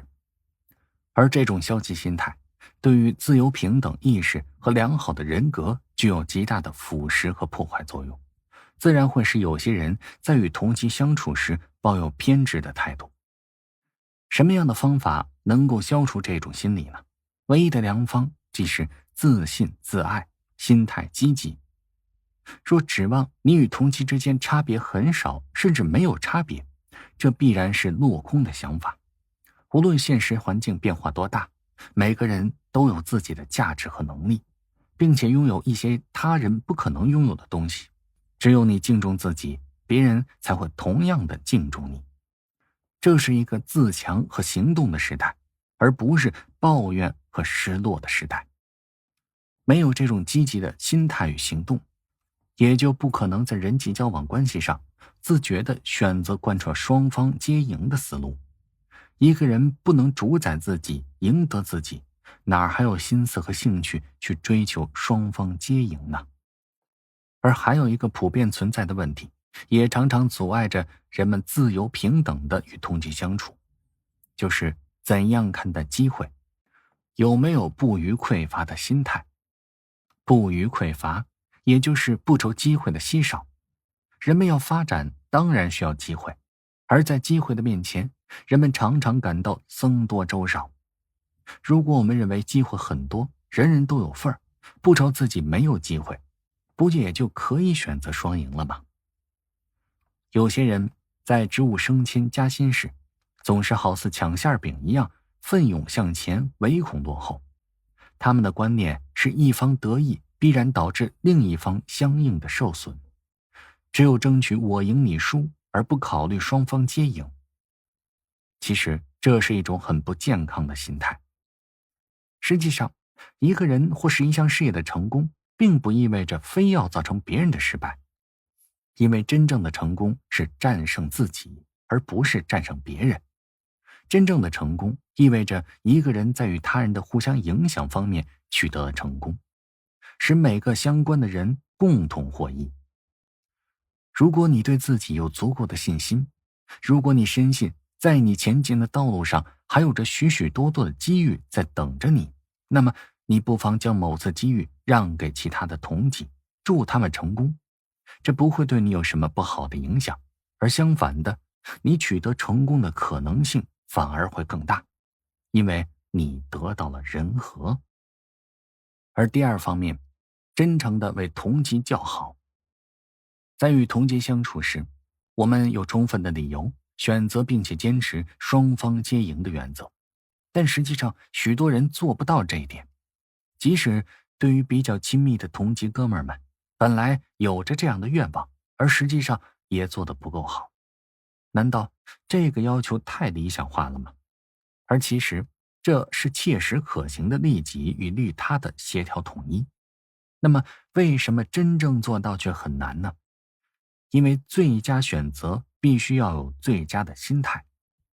许多人心态不积极、不开放，他们活得太累、太烦，连为别人高兴一下都不容易，又怎么可能选择贯彻双方皆赢的原则呢？也许会有人问，我为同级高兴一下又有什么用啊？不错，你为同级高兴一下，欢呼一声，鼓几下掌，没人会给你发奖金，你自己的烦恼也不会因此而消失得无影无踪。提出这样疑问的人，大概是没有尝试过心态积极的好处和甜头。那么请问你听一支优美的乐曲，或者哥们儿随意的闲聊一会儿，或者你读了一本使你感兴趣的书，这类平常的小事儿有什么用？孤立的看这些事情，谁也说不清楚它到底有什么用。但从这些小事上能够反映出来的心理态度、生活方式、行为习惯和言谈举止，却有着决定你命运的作用。它也代表了你的交际能力与水平。选择和实行双赢原则，必须要有积极的心态和人格魅力。当你的同级取得成绩或者得到提升时，你不妨在他面前表示一下你的喜悦，真诚地为他叫声好。相信不论是对方还是你自己，都会受益匪浅的。而第三方面是投桃报李，两厢情愿。有这样一个耳熟能详的故事，说有个年轻人骑马赶路，天色已晚，还没有寻找到旅店。他正在焦急之时，碰到了一位老农。他在马上问，喂，老头，这儿有旅店吗？还有多远呢？老头随意地说了声5里。5里地，他以为不远，便猛加了几鞭朝前跑去。而他跑出了10几里，却也不见人烟，越想越不对头。他猛然间醒悟过来，拨转马头又往回赶。他见那位老农还在马路边，急忙下马，诚恳地道歉道，老伯呀，请您原谅，我刚才太没礼貌了，请您告诉我，这附近有旅店吗？老农这时笑了，年轻人呐，知错就好，我也不该让你白跑路，找旅店的路啊，你已经都错过了。你要是不嫌弃呢，今儿晚上啊，就住我家吧。年轻人满心欢喜和感激。而这个故事虽然简单，却也蕴含了深刻的道理。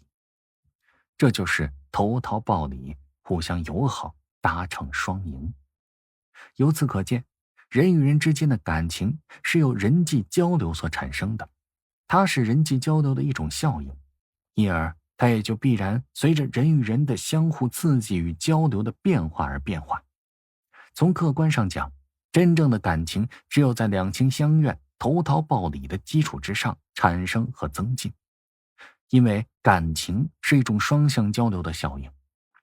自古以来的士为知己者死的说法，不就是投桃报李的效应吗？而与同级的关系也是需要遵循投桃报李的原则的。想当年，某学院博士马某在寻求体验自身价值的职业时四处碰壁。他不抱多大期望来到某公司求职，可没想到技术部门经理毫不犹豫的就接纳了他。问及待遇时，马某说，在大学里我是讲师，在这里没法降低，另外我也有失眠的毛病，请考虑为我解决个单间吧。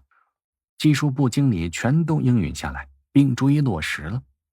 后来马某凭借着自己的才能与实力，被公司任命为某部门的经理，并与技术部经理一起搞了一项技术改造。而这个时候呢，另一个公司的老板找到马某，说如果马某能到他那儿去，那么年薪20万，还给他配备高级轿车。同时他还告诉马某，如果一时拿不定主意，那么日后你打个电话，随时能去那里施展才华。马某没有答应那位老板的请求，因为他觉得自己一旦离开，技术部的经理必然难以独立完成技改项目，他不愿意让这位对自己有着知遇之恩的同事过于难堪。是什么东西把马某的心留住了呢？正是他在公司体验到的相知的感情。你对别人投之以桃，别人也会对你报之以礼，双赢的结果往往就是这样得到的。不要忽视对方的存在。同级之间相互配合，平等合作，发挥各自所长，才能将工作搞好。而如果你一向是喜欢大包大揽，那么你就要注意努力与同级共同决策，而尽量让他们了解自己的优点和长处。首先呢，别自作多情。有的同级手中有一定的权利，他们在一定的范围内和一定程度上具有决策权和自主行动权，这是上级赋予他们的权利，也是他们的职位所要求的。有些人喜欢向同级问这问那，比如总经理对你说什么了？你是不是准备接受他的条件啊？你的计划做出来了吗？你有什么新的打算呢？有些事情同级是不能或是不便对别人去讲的，即使你们关系不错，虽然你们在同一个公司或是企业，但你们各自有各自的责任，各自也有各自工作的范围。上级在向你们布置任务时，有时是同时布置，有时则分头布置。而之所以要分头布置，就是因为有些事情不便让第三个人知道，即使是同一单位的人也不例外。对于这样的事情，私下里打听或是刺探是不应该的，也是不明智的。如果同级觉得有必要将某项决定或是某件事情告诉你，那么他自然就会告诉你，你无需去打听或是盘问。打听和盘问表明你不信任同级，而且也是侵犯同级的工作领地。没有谁愿意别人做自己的检察官。与同级相处时，要注意避免因为自己的好恶和一厢情愿而侵犯对方的权利。当然了，如果对方的行为对你确实造成了伤害，那另当别论。比如说，你的同级屡次明显的逃避责任或是忽视你们之间的协定，那么表明立场进行干预就完全有必要。但是同级之间更应当平等的相待，相互支持和鼓励。第二，尊重你的同级。古语云，敬人者人恒敬之。只有自己尊重别人，才能受到别人的尊重。要使同级尊重自己，就必须首先尊重同级的人格、同级的工作和劳动，尊重同级的作用。如果自己目中无人，伤害了别人的自尊心，自然不可能得到别人的尊重。有些人总是喜欢单方面的要求别人尊重自己，唯我独尊，把自己当成了诸葛亮，而把别人当成阿斗，随意的指使别人，随意的贬损别人。这样的人等待他的只能是众叛亲离。须知，同级之间不仅是人格上完全平等的，在地位上也是完全平等的。只有互相尊重，才能一起合作共事。当然，同级之间在于出身、社会关系、资历、工作能力、工作实际等方面的差异是客观存在的，这是不容否认的。这些差异的客观存在，确实容易助长条件优越者的自傲心理和条件不好的人的自卑心理，从而给互相尊重、平等合作造成心理上的障碍。要实现相互尊重、平等合作，也就必须消除这种心理障碍，特别是自傲的心理。这就需要正确的评价自己和别人，要善于发现别人的长处，找出别人超过自己的地方，有意识地放大别人的优点，要善于拿自己的短处与别人的长处相比较，言语解剖自己，发现自己的不足，并以自己的缺点警示，以克服自傲心理，培养平等的观念。不同的行为会引起不同的反应和情感体验。如果能够克服自傲心理，树立平等合作的观念，尊重同级，对方也就会做出积极的行为反应，你就不愁别人不尊重你。只有相互尊重，才能平等合作。第三，不要过多的炫耀自己。法国哲学家罗西法古说，如果你要得到仇人，那么你就表现得比你的仇人优越吧。如果你要得到朋友，就让你的朋友表现得比你优越。让朋友表现得比自己优越，这是一种策略。不要表现得比朋友优越，则是一种态度，一种涵养，一种平等待人的处事方法。这句话同样适用于处理同级之间的关系。某公司人事处调配科长相当有人缘，按说搞人事调配工作是很难不得罪人的，可他却是个例外。当然了，这也是吃了一番苦头才获得的。他刚做调配科长的那段日子，在同期中几乎连个朋友都没有，因为他正春风得意，对自己的机遇和才能满意的不得了，因此每天都使劲吹嘘他在工作中的成绩。每天有多少人找他请他帮忙，哪个几乎记不准名字的人昨天又硬是给他送了礼。但同级们听了之后不仅没人分享他的成就，而且还极不高兴。后来还是由当了多年的领导的老父亲一语点破了他，他才意识到这症结到底在哪儿。从此以后呢，他就很少谈自己，而多听同级们去说话，因为他们也有许多事情要吹嘘，把他们的成就说出来，远比听别人吹嘘更令他们兴奋。后来呢，每当有时间与同级们闲聊时，他总是先请对方滔滔不绝地把他们的那些欢乐炫耀出来，与其分享，而只在对方问他的时候，才简单说一下自己的成就。卡耐基就曾经有过一番相当精彩的论述。你有什么可以炫耀的？你知道是什么东西使你没有变成白痴吗？其实不是什么大不了的东西，只不过是你的甲状腺中的碘罢了，它才价值5分钱。如果医生割开了你颈部的甲状腺，取出了一点点的碘，那么你也就变成白痴了。5分钱就可以在街角的药房中买到一点点的碘，而这就是使你没有住在疯人院的东西。价值5分钱的东西有什么好谈的？其实对自己的成就要轻描淡写，要知道从本质上讲，谁都不比谁更为优越。生命就如白驹过隙，不要在你同级面前大谈什么成就和不凡，不要表现得你高贵而对方低下，你们应当平等相处。该出手时就出手。人生想要有所收获，那就要做到该出手时就出手。过分老实就是愚蠢，这个道理也适用于同级之间的竞争。想要参与竞争并获得胜利，就得敢争敢抢，敢说敢干。不过这里说的争抢是按照规则来的，争那些本该属于自己的东西，而不是一哄而上拼个你死我活。如果一味忍让逆来顺受，那么你就什么也得不到。首先，不做沉默的羔羊。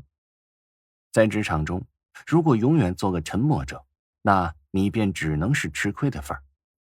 在过去，长辈们每担心刚走上工作岗位的年轻人不肯踏踏实实的付出劳动，常常会语重心长地告诫他们，只管耕耘，少问收获，相信桃李不言，下自成蹊，认为只要我们劳动过，辛苦过，那么这一生就没白活。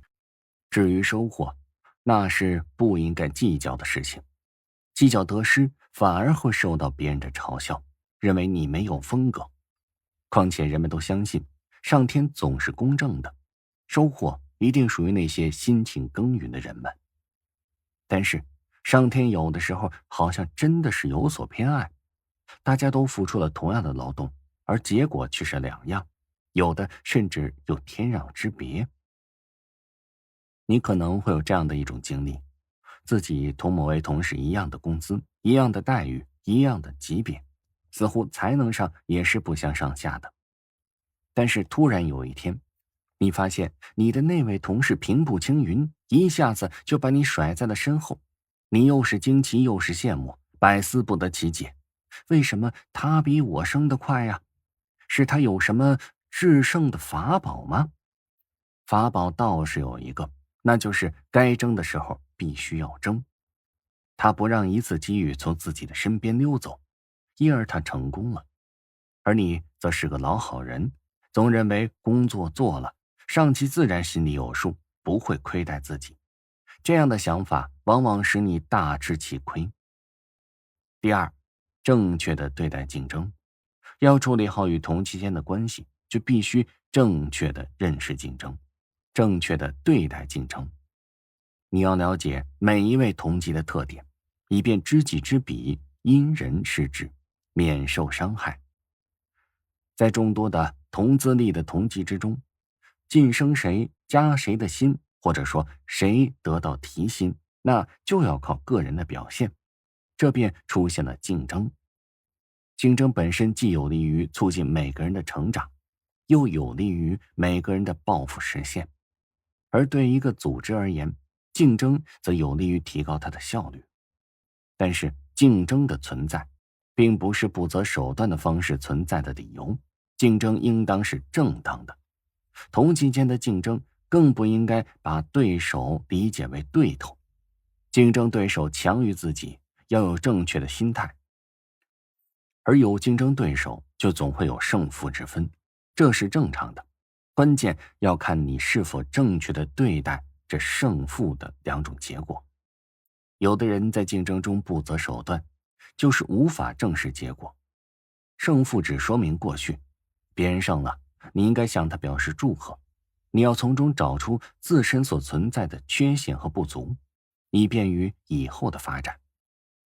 同级之间的竞争，竞争上是对手，工作上是同事，生活上应该是朋友。竞争有了结果之后，胜者不必得意忘形，输者也不必垂头丧气。要做到这一点，就得把名利看得淡一些。这似乎与我们该争则争的主题是不相符合的。其实也不然，我们应该竞争，这是时代的需要，也是自己事业发展所必须的。但如果在竞争中失败了，也不能在情绪上低落或是怨天尤人。竞争总有失败者，又何必在意结果怎么样呢？又何必为了一时的名利而不择手段，费尽心机呢？既然没能获胜，那么还可以退而修身长志，下次再去争取嘛。第三，做人不能太老实。我们说要展开正当的竞争，但这并不意味着在竞争中只能老老实实、唯唯诺诺的。我们承认老实是一种很好的品质，但这种品质用在竞争之中并不容易获胜。一位著名的作家说，过分的老实就是愚蠢。这个道理也适用于同级之间的竞争。要想参与竞争并且获得胜利，就得敢争敢抢，敢说敢干。如果一味的忍让，逆来顺受，那么你就什么也得不到了。在某个机关，有两个性格不同的处长，甲处长承担的是一个大处的工作，而乙处长承担的是小处的工作。甲处长以大自居，工作主动性差，每次向首长办公会汇报工作时，总是被办公室安排到最后。等到他发言时，首长们已经累得精疲力尽了，只能催他简单点儿，快点说。而有的时候呢，他还没来得及汇报完，就因为时间不足而宣布散会了。而乙处长则敢争敢抢，不以处小而自卑。每个星期，他都要坚持向上级办公会汇报一次工作，并且要办公室主任安排他首先汇报。每次汇报，他不但谈自己的工作，还要把处内的好人好事表扬一番。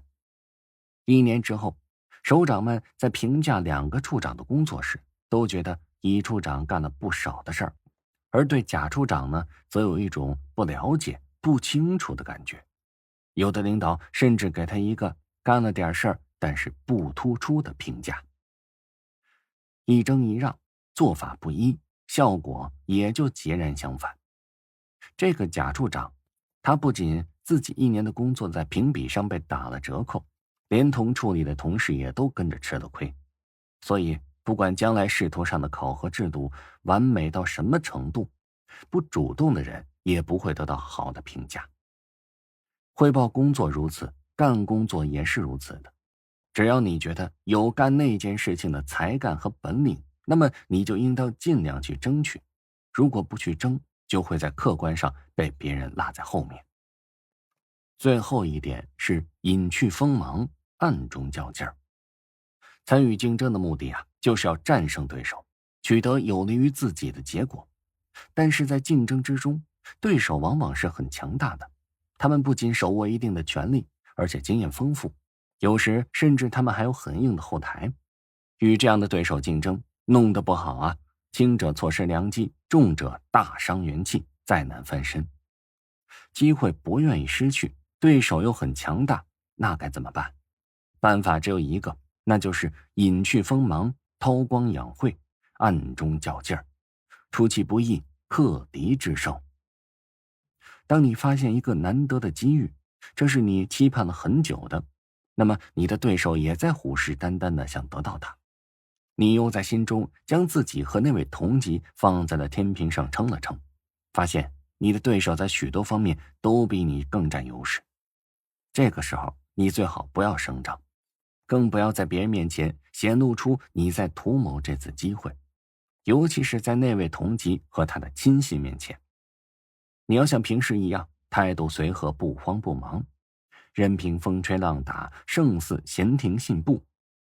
如果有人向你提起那一件令你颇费思量的事情，那么你也不要两眼放光，嗓音发颤，而是用平和的口气回答他：哦，是吗？我也不太清楚。有这样的事吗？哎呀，那可真是个好机会。但是我这个人能力不足，恐怕难以胜任。或者哈哈一笑，敷衍过去。总之，要让别人对你放心，没有一丁点的提防。表面上如此，暗地里却不可如此。当只剩下你一个人，或者和你的亲信在一起时，你要好好的思量一番，不要放过每一个细节，每一个步骤，而且要找你信得过的人，和他商量一个万全之策。更为重要的呢，是你要想想自己在哪些方面不如对方，然后尽快的想办法予以弥补。最好是能够拿出一些过硬的，能够说服人的东西，增加你的分量。如果有必要，你最好去拜访一下上级领导，向他展现一下自己的优势，说明自己在哪些方面是具备接受这项任务的能力的，而且要暗示他你会将这件事情办好，除你之外没有第二个人能够胜任这项任务了。一旦上级对你有了好感，一旦他开始认同你所说的话，那么你就又向胜利迈进了一步。上级对你的印象是很重要的，给他留个好的印象，使他在做出决定时让天平稍稍的向你倾斜一点，那么胜利也就非你莫属了。但是需要注意的是在向上级陈述时，一定不要让他觉得你争取这次机会完全是为了自己，要让他觉得你这是出于对公司利益的关心才提出要求的。要知道，上级是不喜欢光为自己考虑的下级的。当你终于得到这次机会时，同级的惊异嫉妒、愤慨都不会对你产生什么影响。决定是上级做出的，你又有什么办法呢？当然了，对于同级，你应该像以前一样，不要露出得意忘形的神色，你还可以对他说上一句：这件事情可真是出乎我的意料，没想到啊，领导能做出这样的决定。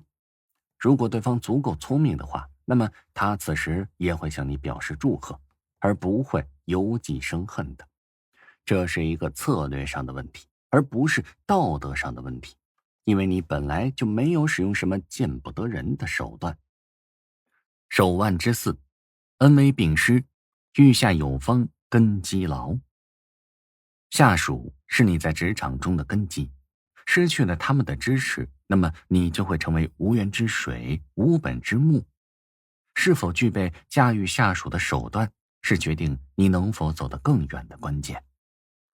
对待下属，既要对他的过错严惩不贷，又要让他死心塌地的努力工作，还要树立自己的权威，避免他以下犯上。因此，就需要我们懂得赏罚分明，宽严得当，恩威并施，达到既要纠正错误，又让其心存感激的目的。以情感人，满足需求，是情而不是利，才会使下属对领导表现出极大的忠诚。无数事例说明，想要有效地统御下属，千万不能一味地求助于权威恐吓或是利益的诱惑，而是要以情服人。权威性或是强制性的领导越来越不受欢迎，而事实上，只靠权威性或是强制性来统御下属，也越来越成为不可能了。领导必须进行情感上的投入，用真情打动下属的心。庸人之道，缺少一个情字怎了得？第一，小事之中见真情。假如你是一个大公司的领导，那么你会过问每一个下层的饥寒冷暖吗？事实上，这是不可能的，因为你根本没有那么大的精力。但是这不是说关心下属的冷暖是无所谓的事情，相反，你应该适时的、适当的做一些细致入微的事情，使下属能够充分的感受到你对他们的关心。这不会占用你太多的时间，而取得的效果却是往往会出人意料，令人鼓舞的。而如果你总是摆出一副官架子，遇到不愉快的事情就满脸的不高兴，不屑于做，或是根本不愿意去做那些小的事情，那么你的下属就会对你产生成见了。在处理一些小事的时候，如果你处理的不合理、不恰当，下属们也会小视你。因此，千万不要忽略对一些小问题的处理。作为一个上级领导，如果连一点小事都不愿意去做，或者连一点小事都做不成，便会威信扫地。一个连小事都做不好的人，又何谈做什么大事呢？况且有些小事是你作为领导应该必须努力做到的。例如，你的下属得了一场病，请了半个多月的病假，在家里养病。今天他恢复健康了，头一天来到办公室上班，难道你对他的到来会面无表情、麻木不仁，不加半句客套话，没有真诚的问候话语吗？再比如，你的一位年轻下属找了一位伴侣，不久即将喜结良缘，或者这位年轻下属在工作中取得了突出的成就，为本部门做出了杰出的贡献，难道你能不冷不热、无动于衷的不加一句祝贺称赞的话语吗？这些事情确实很小，往往会使一些领导觉得无足轻重，不值一提。但是正是这些小事折射出了领导人品质的整体风貌，下属也往往会通过这些无关紧要的小事去衡量和评判一位领导。小事往往是成就大事的基石，这两者之间的互相关系是相辅相成的。领导要善于处理好这两方面的关系，使两者相得益彰。如果领导能在许多看似平常的时刻，勤于在细小的事情上与下属沟通感情，经常用毛毛细语去灌溉下属的心灵，下属便会像禾苗那样生机勃勃，茁壮成长，最终也将结出丰硕的果实。第二，给下属带来好心情。作为领导，需要时常保持乐观健康的心情，因为你的心情会影响到下属的心情，你的态度也会影响到大家的态度。如果你已经不堪重击而垂头丧气了，你的下属还能够精神振奋吗？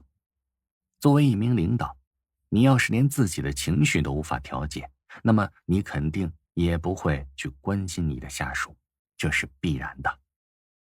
你应该多花一些精力去关心一下你的下属的感情，因为只有你的下属心情愉快了，才能维持正常良好的工作，才能使你在领导的位置上坐得安稳。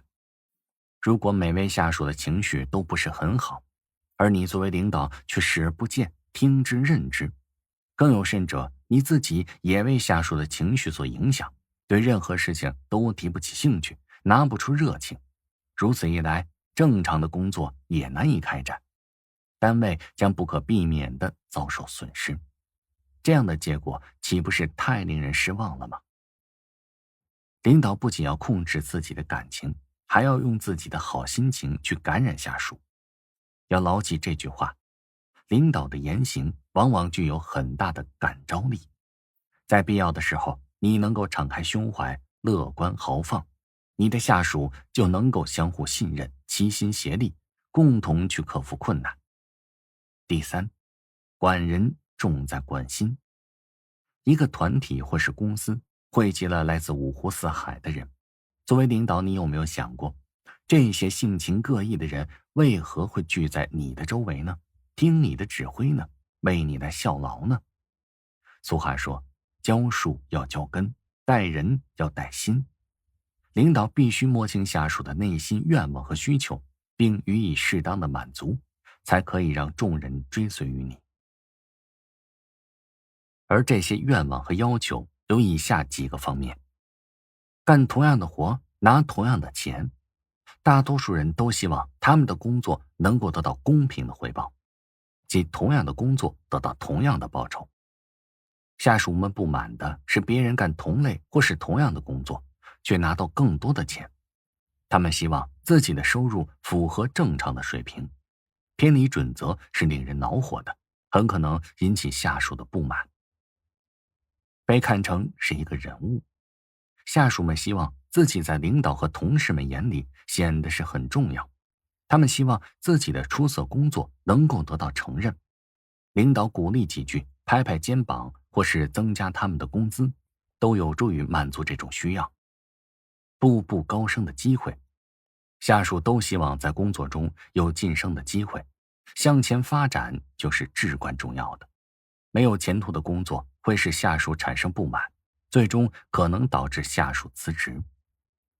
在舒适的地方从事有趣的工作，下属往往会把这一条排在许多要求的前列。下属都希望有一个安全、清洁和舒适的工作环境。只是如果他们对于工作本身不怎么感兴趣，那么再舒适的工作场所也是无济于事的。当然了，不同的工作对不同的人会有着不同的吸引力。一样东西对这个人来说是陷阱，而对另一个人来说可能就是毒药。因此，领导应该认真负责地为下属选择和安排工作。被你的大家庭所接受，下属渴求领导和同事们的认可，如果做不到这一点，他们的士气就可能因低落而影响工作效率，使局部工作乃至全局工作受到损害。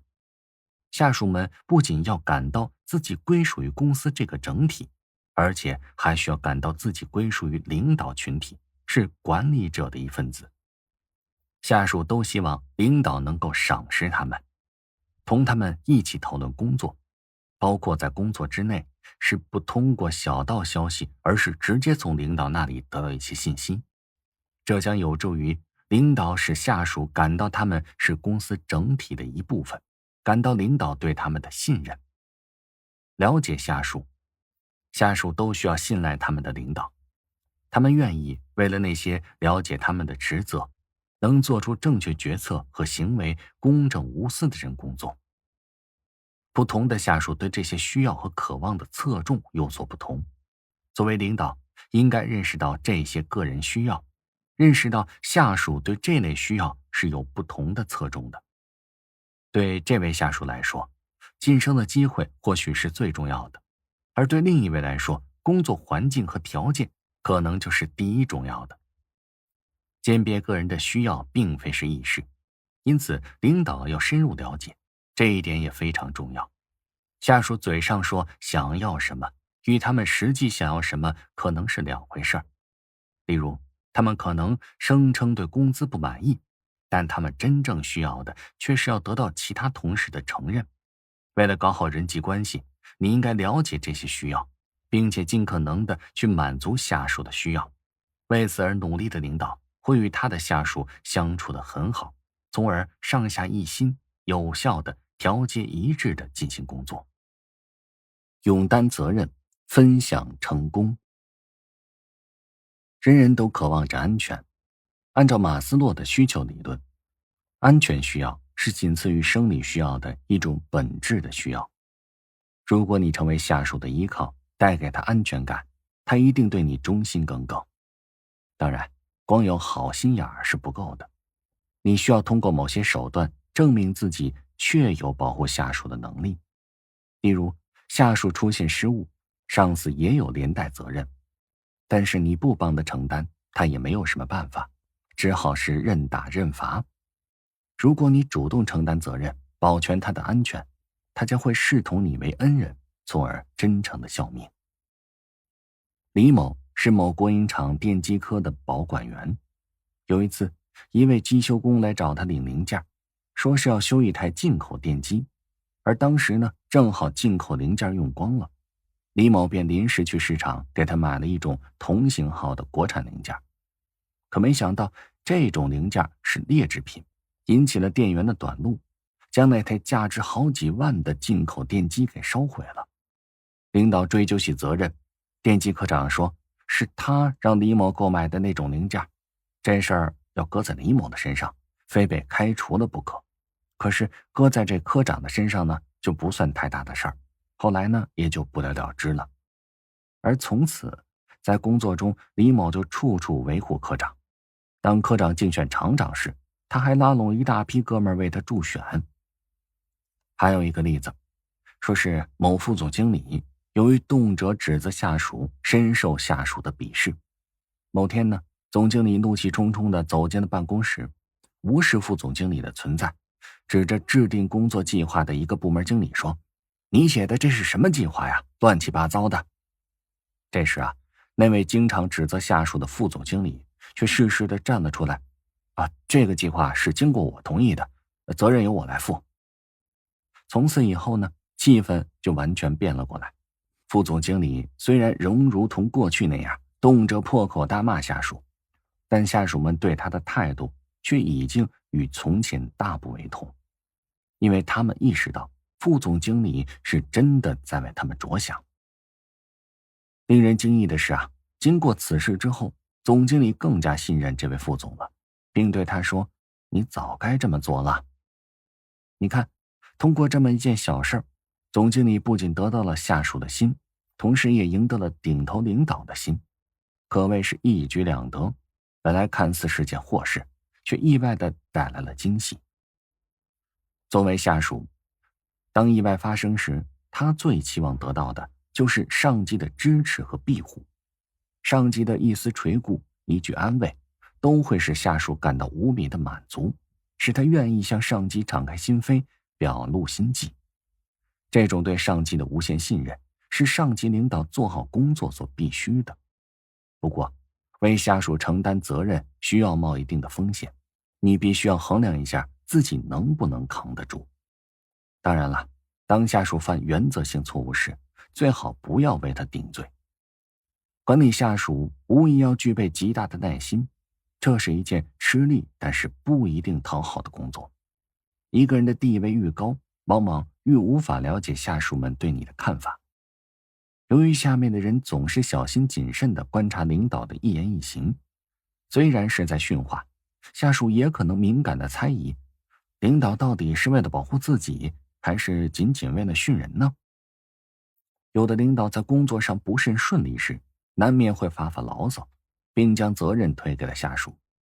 这样的领导自然无法获得下属的尊敬，而相反的，一位愿意承担责任的领导，却必然可以赢得下属的衷心拥护和爱戴。除了帮助下属担当责任之外，想要真正的俘获下属的心，领导还要记得与他们分享成功。一个人一旦获得成功，就会引起别人的妒恨。一个领导获得了成功，而又忘记了与自己同甘共苦的下属，那么他必然会被同伴和下属疏远，甚至导致以后孤立无援。王斌是一家出版社的编辑，并担任下属的一个杂志的主编。平时在单位里呢，上上下下的关系都不错，而且他还很有才气，工作干得也很出色。有一次，他主编的杂志在一次评选中获得了大奖，他感到十分的自豪，逢人便讲自己的努力与成就。同事们当然也是向他表示祝贺，但是过了个把月，他却失去了往日的笑容。他发现原来任劳任怨的属下似乎都在有意无意地跟他过不去，并且回避着他。王斌为什么会出现这种情况呢？其实原因也很简单，他犯了独享荣誉的错误。平心而论，这份杂志之所以能够得奖，他的贡献当然是最大的，但这也有下属的努力，他们当然也应该分享这份荣誉。他们不会认为某个人才是唯一的功臣，他们会认为没有功劳也有苦劳，所以这位主编独享荣誉，当然会引得别人不舒服。因此，当权者应当与他人分享成就，把潜在的危机降到最低的限度。即使是很小幅度的分享，也能在一定程度上冲淡敌意，获得别人的好感。这是因为对方由旁观者变为参与者，与你产生了紧密的联系。许多公司就是通过利益分享计划，把职员个人的利益与公司利益紧密地连在了一起。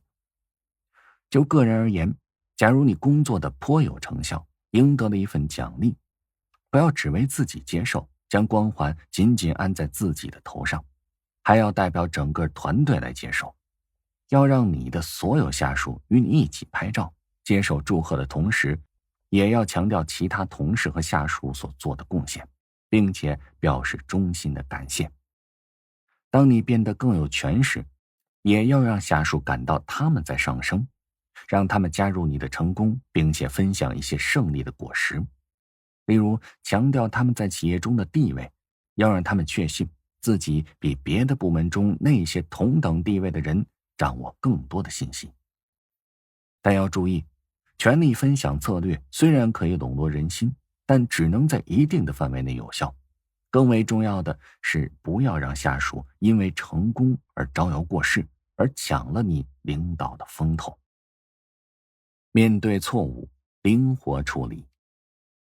每一位下属都有可能犯错，面对下属的过错，应该采取怎样的态度呢？有人认为应该抓大放小，对大的过错严肃处理，以警其余；对小的错误装装糊涂，忽略不计。还有的认为呢，对于下属的过错应宽严适度。上述这两种做法表面上都有道理，对大的过错不严肃处理，下属岂不是要无法无天了？对小的过错管得过多，那下属则会变得谨小慎微，失去创新的精神。对下属的过错处理过宽了，起不到警示的作用，而处理过严了，下属就会认为领导太过严苛，以至于心生怨气。但是上述两种说法在操作上都存在着很大的难度。什么是大事，什么是小事，很难分得清楚。损失100万不见得就是大事，每天偷一个小钱不见得就是小事。什么是宽，什么是严，不闻不问不见得就是宽，严厉批评也不见得就是严。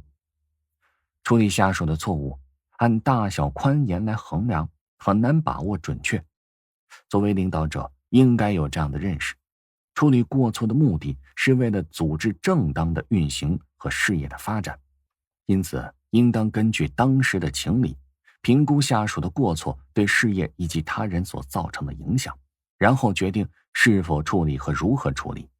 其手段如下：第一，对你知我知的错误，尽量睁一只眼闭一只眼。一位采购员在上班时溜到了棋摊上下棋，忽然发现老板这时走过来了，不禁是大吃一惊。老板也看见他了，过去提醒道：“你们科长在后面呢啊，马上就过来。要是他看见你在这下棋，你可就倒霉了，还不快到商店里去避一避。”说完，老板就直径走了，采购员就躲进了商店，等科长过去之后，这才敢出来。而老板也未跟任何人提起这件事儿。而自此呢，这位采购员就觉得老板很够意思，工作的也特别卖力。难道这位老板没有权利处理员工吗？当然不是啊。他让这位员工回避科长，等于表明这种行为是不对的，因为这件事情影响范围很小，点到为止也就行了，没有必要太过计较。如果很多人知道这件事情，那么不处理也就不行了，否则大家都会照方抓药的。第二，对能力不足造成的错误，审慎处理。美国某位公司一位高层主管提出一个新产品开发的计划，不料因市场判断失误，亏损了100多万美元。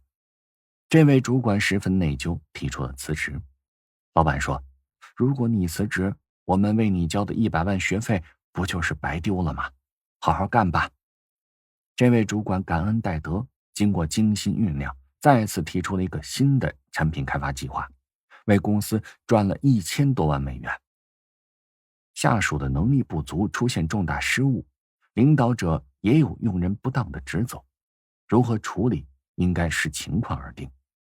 如果下属能够从中获得经验，知道怎么样做正确的事儿，那么还是应该大胆的启用它，否则就要另选贤能了。第三，对只有自己受损的错误宽大为怀。北宋名相韩琦，他有一对玉非常的珍贵，他只在重要的场合才使用。有一次呢，韩琦宴客时，将玉杯拿出来给大家欣赏，一位官员在把玩时不小心掉在地上，摔得粉碎，吓得他趴在地上求韩琦治罪。韩琦淡淡一笑说：“大凡宝物，得失自有时运，该有它时它就来了，该失去它时它就走了，这跟你有什么关系啊？”事后呢，朝野之中无不叹服韩琦的度量。下属的过错让领导者本人的权益、尊严等受损，这是最见胸襟气度的时候。如果处理，很容易让人认为是小肚鸡肠，打击报复，不如打落牙齿肚里吞，一忍为上。春秋时代，楚王大宴群臣，取名太平宴，文武大小官员、宠姬嫔妃统统出席。席间奏乐歌舞，美酒佳肴，饮至黄昏，兴犹未尽。楚王于是命人点烛继续夜宴，还特别叫最宠爱的2位美人许姬和麦姬轮流向各位敬酒。忽然间一阵狂风吹熄了所有的蜡烛，漆黑一团。席上一位官员趁机揩油，摸了许姬的玉手，许姬一伸手扯断了他的帽带，匆匆回坐扶耳对楚王说：“大王，刚才有人趁机调戏我，我扯断了他的帽带，赶快叫人点起蜡烛来，看看谁没有帽带，就知道是谁了。”楚王听了，忙命不要点烛，却大声说道：“寡人今晚务要与诸位同醉，来来来，大家都把帽子除下来，饮个痛快。”于是百官除掉帽子，楚王这时才命令点烛。都不戴帽子了，也就看不出是谁的帽带断了。席散回宫，许姬怪楚王不给他出气，楚王却笑着说：“此次宴会目的在狂欢，酒后狂态，乃人之常情。若是追究岂不是大煞风景？岂是这宴会的原意呀？”而这就是有名的绝缨会。后来楚王伐郑，有一健将独率数百人为三军开路，斩将过关，直逼郑的国都，使楚王声威大振。这位将军后来承认，他呀就是当年开许基游的那个人。能够像楚王这样做到小事模糊，绝非易事。如果没有高度的涵养，是断乎不行的。古人有骂不如闻，看不如见的涵养，既避免于是非，又更利于成功。第四呢，是对原则性的错误严肃处理。每个组织都有自己的原则，这是赖以维系人心的基础。原则性的错误不论大小，都应该严肃处理。过去红军的军纪是3大纪律8项注意，哪怕拿了群众一针一线，也是不可饶恕的。曾经听一位老红军讲过一个真实的故事。一位战士在急行军时裤子磨破了，宿营时他向一位老乡借了一条裤子，打算将自己的裤子补好之后再归还。第二天早上连队紧急集合，战士忘了还裤子，在清点行装时，此事被连长发觉了。这位战士随即被绑到了树干上，尽管老乡们都为他求情，连长还是含着眼泪将他枪决了。事情就是这样，堤坝上的一个白蚁洞，你都不能因为它的小而忽略不计，否则就会酿成决堤的灾难。惩罚批评讲方法。这惩罚批评是领导者提高统御能力的2种必要手段，但运用它们时如何达到自己期望的结果，却是很有讲究的。我们说最糟糕的惩罚批评是泄愤式的，目的是为了伤害下属，以平息自己的情绪。这种做法只能使下属害怕和怨恨，不会让他们心服口服。而最理想的惩罚和批评呢，是教育式的，就像是理智的父母教育孩子们一样。打是为了确立原则，不是因为怨恨；而骂是为了规范行为，不是出于厌憎。领导者能够做到这一步，那道行就很深了。具体怎么做呢？第一，惩罚后给下属戴罪立功的机会。惩罚无疑会造成伤害，因为这种伤害，下属会变得疑虑重重，担心自己不再被上司信任，担心自己的前途受阻。而这时如果给他戴罪立功的机会，他立即会疑虑全消，并竭尽全力地表现自己。李林在广东某外资企业当车间主任，他的工作能力很强，每个月都能如期完成上级下达的目标任务。但他对安全问题不太重视，抓得不够。有一次他手下的一位仓管不小心引起了火灾，烧毁了财物100多万人民币。老总将李林叫了去，痛心疾首地训斥了一顿，并决定将他的职务降掉2级，降为组长，工资同时也降2级，年终奖也砍掉了一半，但仍让他实行主任的权利。李林没有因为受罚而心生怨恨，他兢兢业业的工作，任务完成得更加出色，而且提了几条关于原料存放和搬运的合理化建议，既有利于安全，又能提高效率，他因此受到了嘉奖，第2年便官复原职了。我们说的第2种呢，是把批评变为激励。领导在管理的过程中，为了确保执行效果，对那些失误的下属进行批评和处罚是必要的，但是许多时候应该尽量避免专门的处罚，而将其变为一种激励，一种促进员工与企业成长的激励。日本一家机械制造厂的经理发现，装配工人在生产过程中对一些剩余的小零件总是不太珍惜，常常是随手就丢弃了。他多次提醒也不见效。有一天呢，经理突然就走到了工厂装配间的厂房中间，将1桶硬币抛向空中，任其洒落在各个角落，然后一言不发地夺回了自己的办公室。工人们见状莫名其妙，一边纷纷地捡拾散落在地上的硬币，一边对经理的古怪行为纷纷议论。第2天，经理把装配工人召集起来开会，发表了他的观点。当你们看到有人把钱撒得满地都是时，表示疑惑。虽然那都是硬币，却认为太浪费了，所以你们一一捡起。但平时你们却习惯把螺帽、螺栓以及其他一些零件丢在地上，从不捡起来。你们是否想过，在通货膨胀越来越严重的今天，这些硬币其实是越来越不值钱了，而你们所忽视的零件却是一天比一天有价值呢？一番入心入理的演说，加上让人印象深刻的表演，使大家恍然大悟。从此以后呢，再没有人去丢弃零件了。从上面的案例中，我们可以看出，当领导发现员工错误行为时，采取批评不失为一种有效的方法。但如果能够将批评转化为一种激励，往往也会收到更好的效果。第三，批评莫要伤自尊。人非圣贤，孰能无过？员工犯了错误时，领导是简单粗暴、不分场合的给予批评，还是经过调查之后心平气顺、和风细雨的加以沟通？对下属晓之以情，既指出员工的缺点，又不伤害其自尊心，使其心服口服，从而激发其更高的积极性、主动性和创造性。这无疑是显示出一个领导的领导水平和他的批评艺术。事实胜于雄辩，领导在实施批评的行为中要为实为事，尊重客观事实，用事实说话。运用事实交流法进行说服教育，最能够打动人心，最能够使人信服。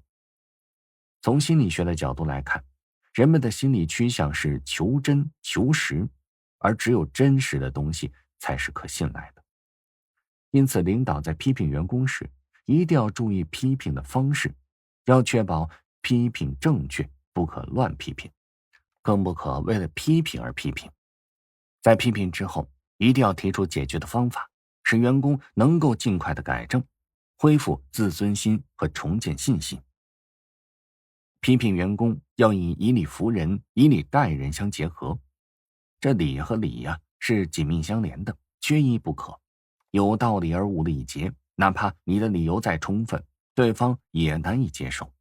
即使最后慑于压力被迫接受了，心里边也是不服的。反之，没有道理而有理，则显得是虚伪做作，甚至被对方视为戏弄侮辱，而导致矛盾的进一步激化。没有理和理相结合，才能使员工心服口服。第四呢，是在批评之后不忘安抚。挨批之后下属沉浸在受挫的情绪中，很容易产生偏激的心理。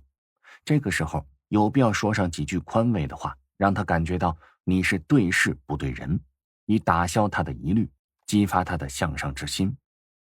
松下幸之助是一位笼络下属的高手。有一次，一名叫做后藤的主管犯了个大错，松下将他叫到办公室，怒气冲冲的一面用挑火棒敲打着地面，一面大声的责骂，将这个后藤骂的是面红耳赤，连头都不敢抬。骂完之后呢，松下注视着挑火棒说，你看我刚才太冲动了，将挑火棒都砸弯了，你能不能帮我弄直呢？这个意外的请求让后藤松了口气，于是他接了过去，几下就弄直了。松下马上赞赏，哎，你的这手还真巧啊。然后他就和后藤谈起了家常话，使后藤这紧张不安的心理完全消失了。后藤回家之后呢，妻子满面笑容的迎接他，并且摆上了丰盛的饭菜。他就奇怪的问，这怎么回事啊？妻子就说，刚才松下先生打电话了，说你老公今天回家的时候心情一定不怎么好，请你准备一些好吃的东西慰劳一下他吧。松下这种无微不至的关怀令后藤是感激不已，而从此他的工作就更加卖力了。惩罚和批评的目的是为了规范而不是伤害，只要你不抱着跟下属作对的心理，那么下属自然也不会与你为敌。化解纷争需谨慎。下属彼此之间的关系本来就十分的微妙，尤其在有利害冲突的前提之下，如果矛盾各方都盛气凌人，那么就很容易发生大大小小的摩擦，甚至是冲突。领导处理这些错综复杂的矛盾，往往最能反映其能力与水平。处理得好，化干戈为玉帛，共同进步，领导也有体面，受人敬仰。而处理不好呢，矛盾白热化，领导也会失去人缘，成为众矢之的。那么如何处理才算好呢？首先应该学会和稀泥。作为领导啊，如何调解下属之间的纠纷，这实在是个棘手的问题。问题是，如果处理不当，那么公事之争就变成私人恩怨了，恐怕在日后的工作中就会形成难以解开的疙瘩。这俗话说，明枪易躲，暗箭难防，即使有人向你发一使明箭，也足以让你头痛不已。如果对下属之间的矛盾处理不当的话，那么极有可能是下属对你心存怨恨，这也就是等于埋下了一颗定时炸弹。因此在调解这些问题时，一定要做到公正，要学会和稀泥，做个好好先生。在有些事上没有必要去追查来龙去脉，只要睁一只眼闭一只眼就行了。有些事情很可能是公说公有理，婆说婆有理。作为领导，你所要做的就是把事情给冻结，告诉双方一切到此为止。同时你还必须指出问题的所在，例如某个下属的态度需要改变，某个下属应该以公事为重等等。在处理完这些事情之后呢，就不要在任何人面前再提起了，以防矛盾的外传。如果有好事者再次点燃战火，那么事情就会复杂起来。领导只需留意一下下属的表现，看他们的关系是否有所改善就行了。要是两个人都很强硬，那么你就需要考虑把他们给分开。同事之间可能会为了争权夺利而明争暗斗，如果领导能够巧妙地处理，以和事佬的身份出现，便可以收到较好的效果。一个有控制局势能力的领导，他总是善于在派系林立、矛盾纷争的局面之中寻找平衡，他往往以和事佬的姿态来化解矛盾，凝聚人心。这样的领导也自然会得到下属的爱戴和尊敬。第二呢，要保持镇静，淡化矛盾。当下属之间发生摩擦之时，领导首先要保持镇静，不要因此而张慌失措，或者是火冒三丈，否则你的情绪会对矛盾双方火烧浇油的。这时你不妨来个冷处理，在不紧不慢、心平气和之中，给人以此事不在话下的感觉，这样人们就会更加相信你的公正处理。假如你自己先一跳三尺，处理起矛盾来就会陷入被动，那效果当然不会很好了。下属因公事而发生矛盾，官司打到你的眼前，这时你不能同时向两个人问话，因为此时双方矛盾正处于白热化的状态。此时谈来，双方完全可能在你面前再次大吵一顿，使你不由自主的就卷入了这场战争。而单独谈话呢，要让下属心平气和地把事情的始末讲述一遍。此时你最好不要插话，更不要妄加批评，而要在淡化事情上下功夫。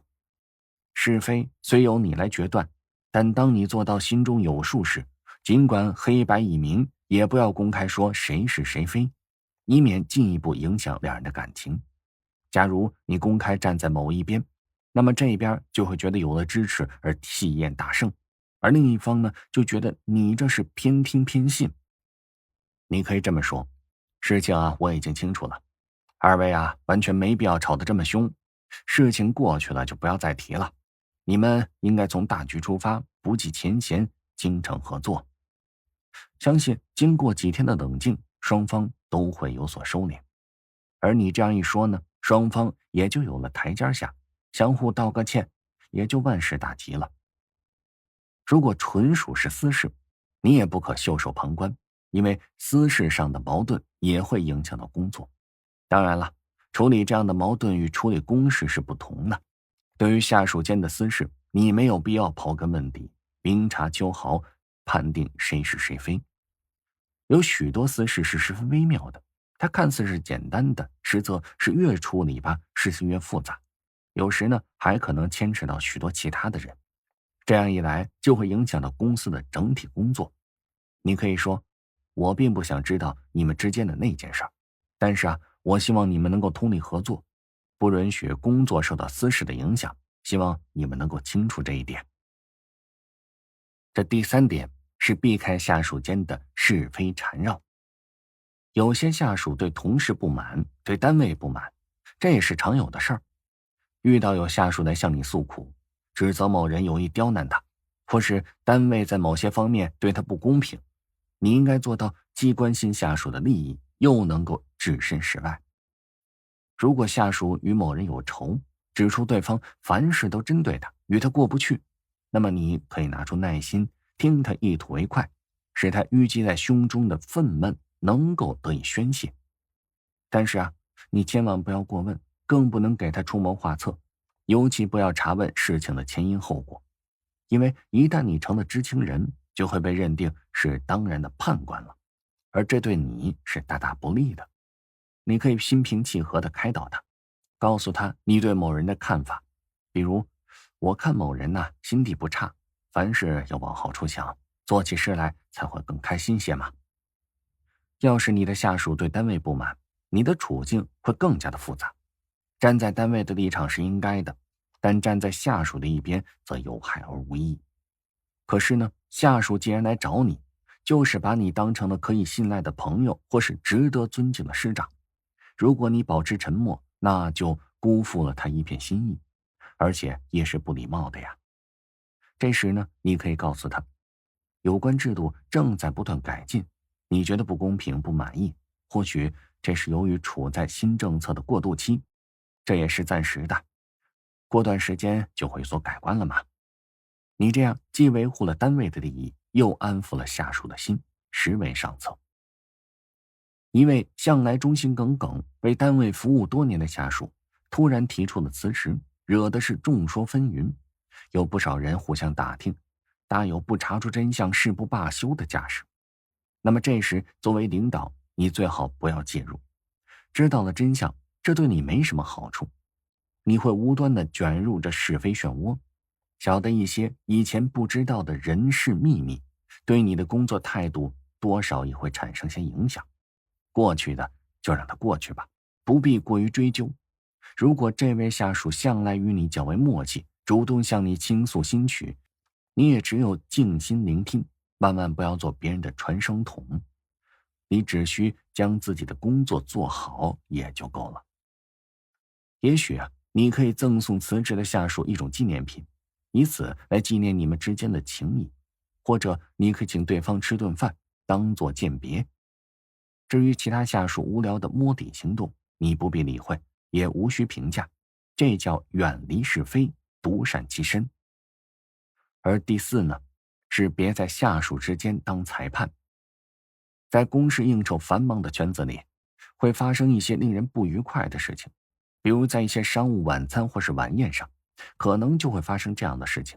你的下属甲和乙向来他们不和睦，见了面也互不理睬，但是你既是他们的领导，而且平时关系也不错，他们见到你必然会上前跟你打个招呼，谈上几句，以示尊敬。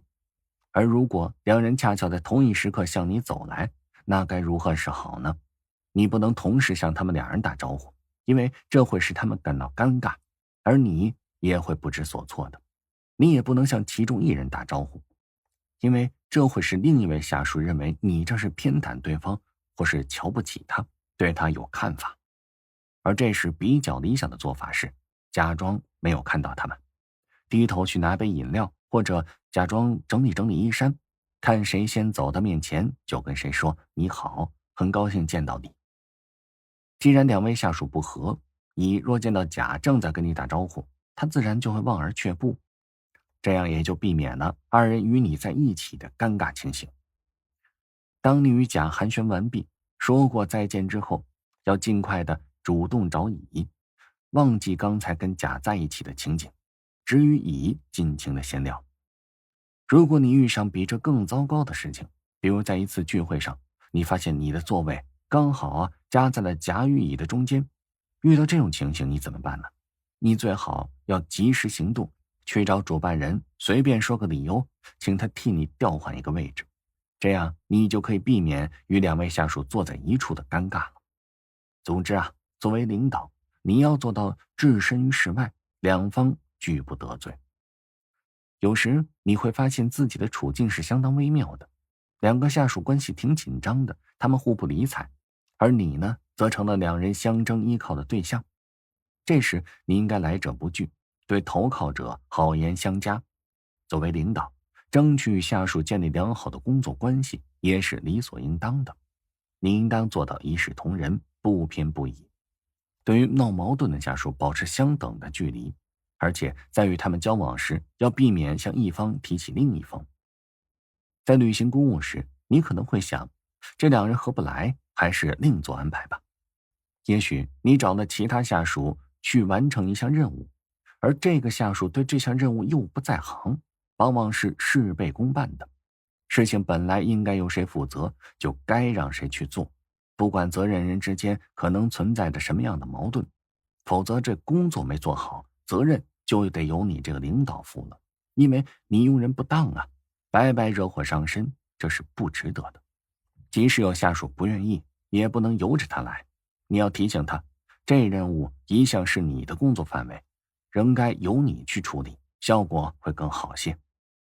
从长远来看呢，干好工作需要和谐的人际关系，人际关系紧张的地方是做不好工作的，因此化解下级之间的矛盾，便是摆在领导面前的一项重要的任务了。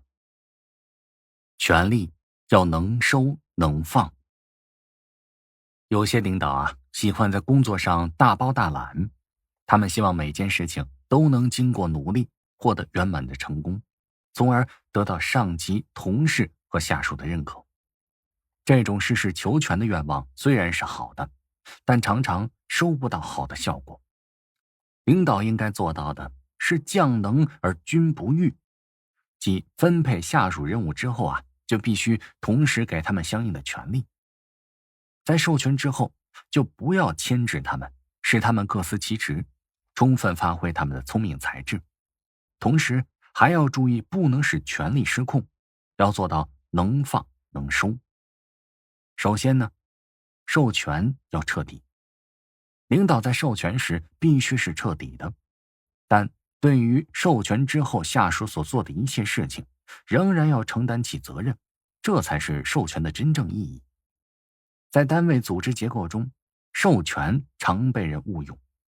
许多领导虽然天天都在喊授权，许多事情已经授权给下属了，但还是时时盯在屁股后面横加干涉，还美其名曰监督指导。这种不彻底的授权啊，常会抑制下级的权力和积极性，从而导致效率的低下。丰田公司为了加强新产品的开发，设置了首席工程师的这一职位，并且授予充分的权利。首席工程师除了有权决定新型号汽车的设计之外，还负责全盘考虑新车的市场前景，统筹生产的各个环节，选择零部件的供应商，洽谈销售业务。对于可能影响未来车型的各种问题，及时的加以解决，使产品适销对路。丰田公司自己实施首席工程师制度以来，新车型从概念变为商品只有不到4年的时间，而美国则多用5年多的时间，德国就更长了，要7年左右。因此，作为领导，应该做到将能而君不欲，即分配下属任务之后，就必须同时给他们相应的权利。没有权利，那就是巧妇难弥无米之炊呀。在授权之后，就不要再牵制他们，使他们能够各司其职，这样才能使企业兴旺发达起来。第二呢，大权独揽，小权分散。作为上级领导，并不意味着什么你都得管。正确的做法是大权独揽，小权分散。要做到权限与权能相适应，权力与责任密切结合，奖惩要兑现。什么都干的领导是什么都干不好的。应当记住，当你发现自己忙不过来的时候，你就要考虑到自己是否干了些应该由下属来干的事儿呢？是否无意中夺了他们的饭碗呢？你要考虑到是否该向下放权了呢？放权的技巧是要多问，少命令。这多问的方式呢，可以使下属感到你对他是尊敬的，你把他放在与你平等的位置，与他协商问题，这会使下属觉得他是在为公司的工作而努力，而不是为了某一个人卖命。身为领导，有时难免会遇到一些超过自己权限的事，而且对有些业务也不可能完全熟悉，甚至完全不熟悉。这时，领导就不该去管。聪明点的领导是不会干这种费力而不讨好的事儿的。一个领导可能会遇到许许多多的大事和小事，但是不能眉毛胡子一把抓，要全力以赴地抓大事。所谓的大事，就是那些带有根本性、全局性的问题。对于大事，领导不但要抓，而且要抓准、抓好，一抓到底，绝不能半途而废。一般说呢，大事只占20%，你100%的精力处理这20%的事情，当然会感到轻松自如、游刃有余了呀。作为上级领导，无论是刚刚上任，还是做了很长的时间，一定会面对许多需要处理的事情。但是千万不要认为将自己搞得狼狈不堪，便可以给下属留一个勤奋工作的好印象。真正聪明的领导，他们善于把好钢用在刀刃上，厚积而薄发，不失为上策。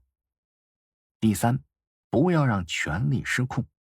对领导而言，所谓的权力失控有2重含义：一是权力授出之后，上级对于下级没有约束力，控制权了；二是呢，下级在拥有权力以后，翅膀就硬了，不把上级放在眼里，不愿意听命于上级，甚至出现了侵犯上级职权的现象，即越权。越权就是要架空上级，那些本属上级领导的职权范围的职责，下级却设法以某种手段来实行了，而下级又不具备上级领导的职务，因此他不能负责。所以越权的危害是非常明显的。越权既损害了直接上级领导的威信，又容易使工作脱离既定的轨道，产生失误。如果不对越权现象加以控制，那么就会出现混乱的局面。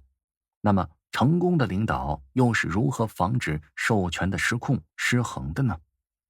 首先说，成功的领导对于下属的授权，一般都能做到掌控有度，运筹帷幄。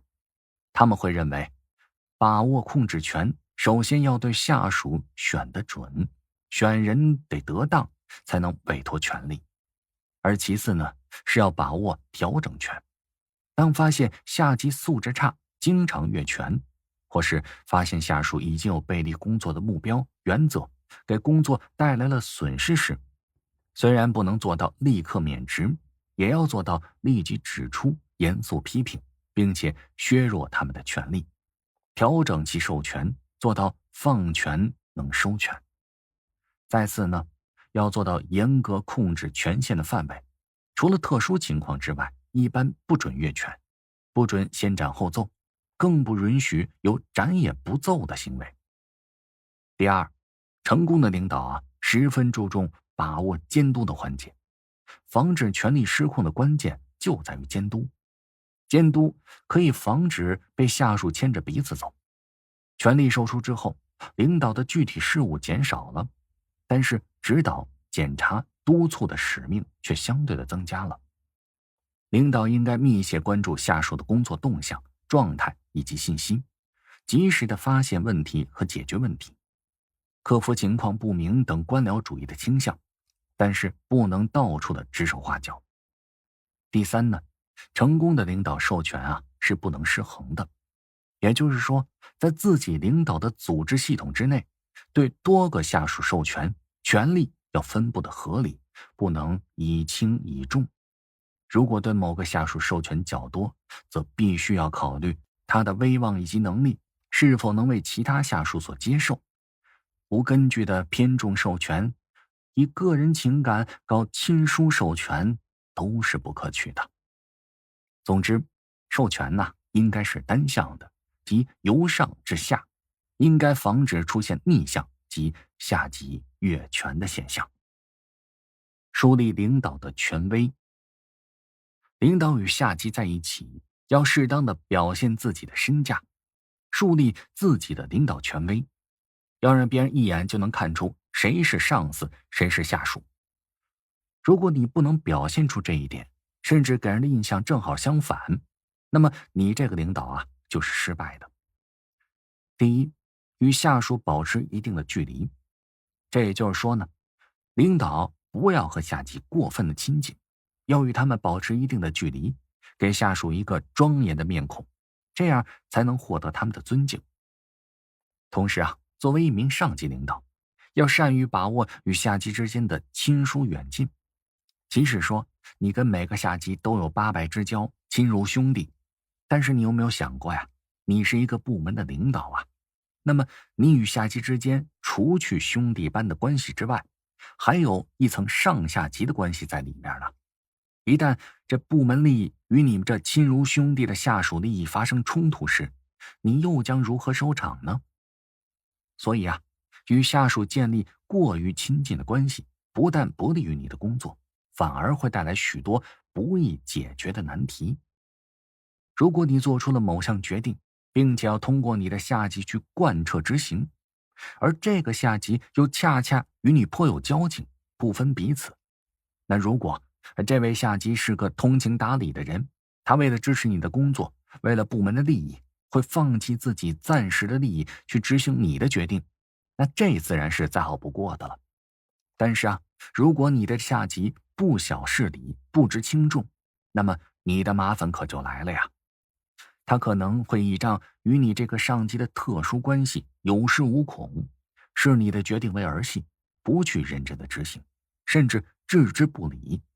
或者呢，他会找上门来，依仗他与你的关系，劝你收回决定，或者与你讨价还价，这无疑就给你出了个大大的难题。此时如果你打了退堂鼓，想要收回决定的话，必然遭到他人的非议，引起其他下级的不满。那其他人就会说你是说话没准儿，言而无信，缺乏领导的威严。如果你不收呢，那么虽然可以得到其他下级的赞许和支持，至多也只能是如此了。但是你与那些兄弟般的下级却关系恶化了，反目相向了。他会说你是个不讲情面的人，从而开始远离你。因此呢，与下级关系太过密切，往往也会带来许多意想不到的麻烦，导致你工作难以顺利的进行，同时也会影响到你作为上级领导的形象。第二，喜怒不形于色。无论是什么样的人，只要他有一定的社会阅历，便多多少少练就了一出察言观色的本领。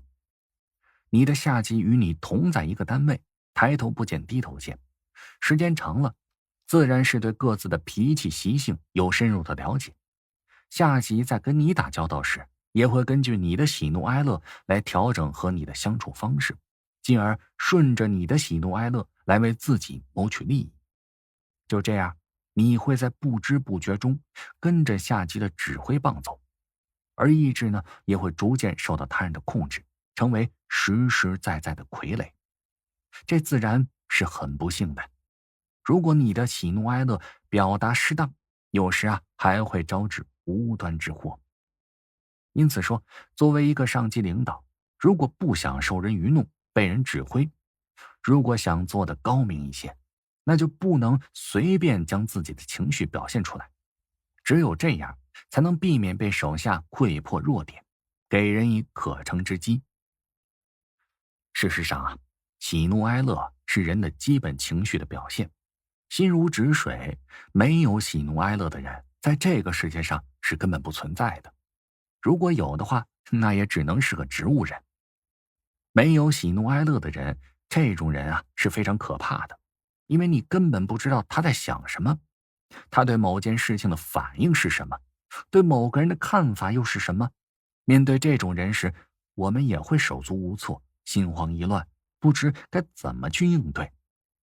而其实呢，没有喜怒哀乐的人并不存在，这种人只不过把自己的喜怒哀乐没有表现在脸上罢了。对于上级领导来说啊，在与下级交往中做到这一点是非常重要的。掩饰掉自己喜怒哀乐等情绪的体现，深藏不露，是树立领导权威、震慑下级所必须的。喜怒不形于色，也就是要尽量压低个人的感情，以冷静而客观的态度应付事情。具有这样性格的人，才真的配做一位领导。第三，培养下属服从命令的习惯。有一位部门经理，一看到下级留长头发，便苦口婆心地劝他把头发理短了。有人就问，留长头发跟工作有什么关系啊？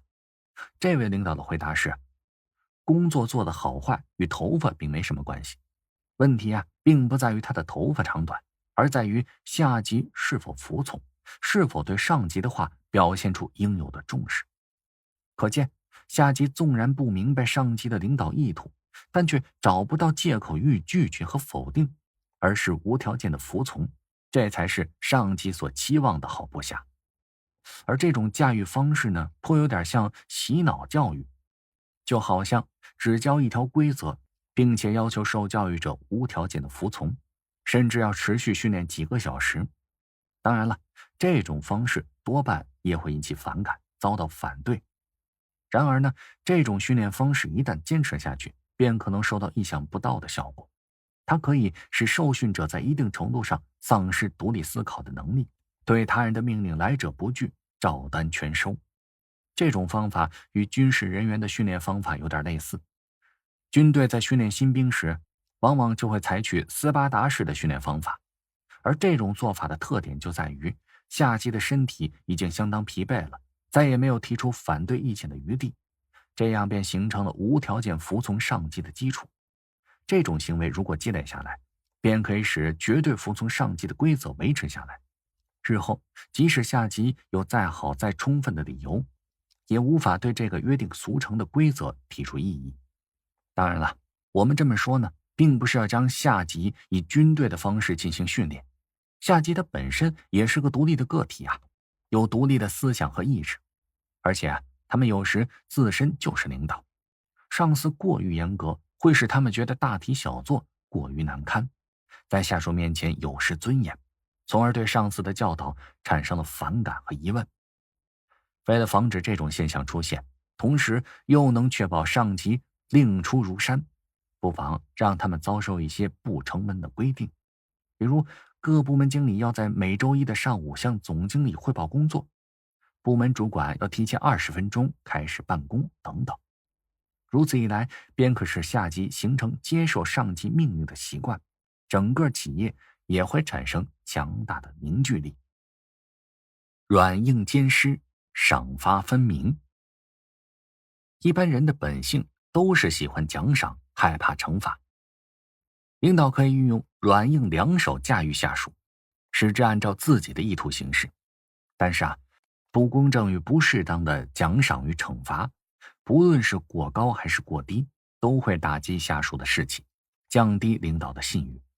领导必须要保持自己的信誉，否则你的一言一行都会为下属们所不屑，那么你就失去了对下属的号召力。第一，一碗水要端平。我们经常会说不要有偏见，这只是问题的一个方面。另一方面，我们要说不要另眼相待。这两个方面其实是紧密相连的。凡是对一些人有偏见的领导，他们对于另一些人必然会另眼相待。有的领导会说，有偏见当然是不好的，可是我们对工作努力的员工另眼相待，难道也不对吗？我的回答是另眼相待同样是有害无益的。对于工作出色的下属，当然应该表扬，但是该表扬的时候表扬，该评功的时候评功，平时则要对其跟其他下属一样，一视同仁，不允许他们与众不同，享受什么特权。也就是说呢，他靠着工作出色赢得了他应该得到的东西，但是在其他方面还是应该跟别人一样的。如果由于他获得奖赏就允许他违反规章制度，那就有失公平了。对于那些犯了过错而又曾经得到奖赏的下属，领导也要一碗水端平，该奖时就奖，该罚时就罚。这里强调的是业绩，突出的是公平。如果领导把一切特权都授予了下属，甚至对他的错事也是睁一只眼闭一只眼，那么你让别人怎么向他学习呀？另眼相待所造成的特殊化，使下属和其他人之间产生了差距和隔膜，别人反而无法也不想向他学习了。你试想，谁愿意向一个跟自己有隔阂的人学习呢？人们还会因为嫉妒、仇恨而消极怠工。他们会想，既然这个人这么得宠，那为什么不把所有的工作都交给他一人去干呢？他那么能干，我们还跟着忙个什么劲儿啊？所以一定要给下属一种公平合理的印象，让他们觉得领导是赏罚分明的，人人都是平等的，机会均等。只有这样，他们才会奋发，才会努力。这样做对做出成绩的人也是有好处的，将有助于他们戒骄戒躁，不断的进取。对于女性下属和弱势群体下属，也不能够另眼相待。确实不适合他们的岗位，那就干脆不要安排他们去做。一旦安排了，就要同工同酬，一视同仁，该赏则赏，该罚必罚。否则呢，就是对纪律的践踏和对这些下属的藐视不公。因为你没有将对方当成一般的下属，而是将对方打入了另类，你的怜悯只能换来的是对方和其他人对你的不满。不要以为好心就一定能做好事儿，像另眼相待这种好事儿，不论对本人对旁人都是有害无益的。只有做到人人平等，赏罚分明，才能使下属心服口服，也才能树立起自己的领导威信。第二呢，奖罚应当适当。领导可以通过制定目标，让下属知道你期望的是什么，怎么做能得到奖赏，而以此促进下属的工作效率，激发他们的工作热情。由于工作出色而受到奖赏，那么下属可以认识到整个组织的行为方针，认识到领导在时刻注意着自己的工作成绩，因而他们能够获得一种被人承认的满足感和受人尊重的喜悦感。在以后的工作中，他们也就能够保持高度的工作热情和责任心。这种奖励体系对于维持整个组织系统的高水平运转是非常重要的。如果说工资只和工作的时间以及生活费用的增长有关，而和个人的工作表现和他们的工作实际毫无关系，或者是关联甚小，那么下属的动力和热情就会减小，甚至他们就会采取一种不求有功但求无过的应付态度。不可否认，许多的奖励，如额外的休假、发奖金、加薪、升职等等，都会增加公司的开支。有些效益不太好的，或者是刚刚开始创业的公司，他们的老板会觉得这样的奖励多了，公司是难以负担的。这种想法可以理解。实际上，奖励的方式不光是物质方面的，当经费紧张时也可以采取一些另类的奖励方法，比如表扬、加重他的责任，当着别人的面给予肯定，增进领导和下属的私人关系等等。这些奖励方式也都是很有效的。运用这些方法能使下属有一种荣誉感，因而就会更加努力的工作了。加重下属的责任不仅仅意味着给他更多的工作，而且还要给他更多的自主权，让他负起更多的责任。这时呢，领导要减少对他的干预，以示信任，这也是一种奖励。给予下属更多的发展机会，会使其个人价值得到更好的实现。下属越值得信任，那么领导的监督就要越少。在许多单位，领导对于下属的评价较为随意，没有形成一定的标准。因而几乎每个下属都获得过不同程度的奖赏，这使得奖励平均化，优秀的下属无法脱颖而出，结果就被埋没在普通人之中了。过多过烂的奖赏会降低应有的含金量，也会失去了它本应该有的意义。另外需要注意的是，精神奖励要与物质奖励相辅相成，相得益彰。如果表现得出色的人仅仅得到了几句口头上的表扬，而没有获得一定实际的利益，比如提升加薪等等，同样也会打击他的积极性。总之啊，不公正和不适当的奖赏，不论是过高还是过低，都会打击下属的士气，降低领导的信誉。因此，作为领导，必须要保持自己的信誉，不要让好的评语到处的泛滥，要实事求是，褒奖得宜。第三，不要感情用事。人呐，是有感情的，在待人接物时，我们都会自觉不自觉地将个人的好恶带入其中。作为上级领导，与下属相处的时间长了，也不免会在感情上产生对他的接受或是排斥，而这一点呢，恰恰就会影响到领导赏罚的公正性。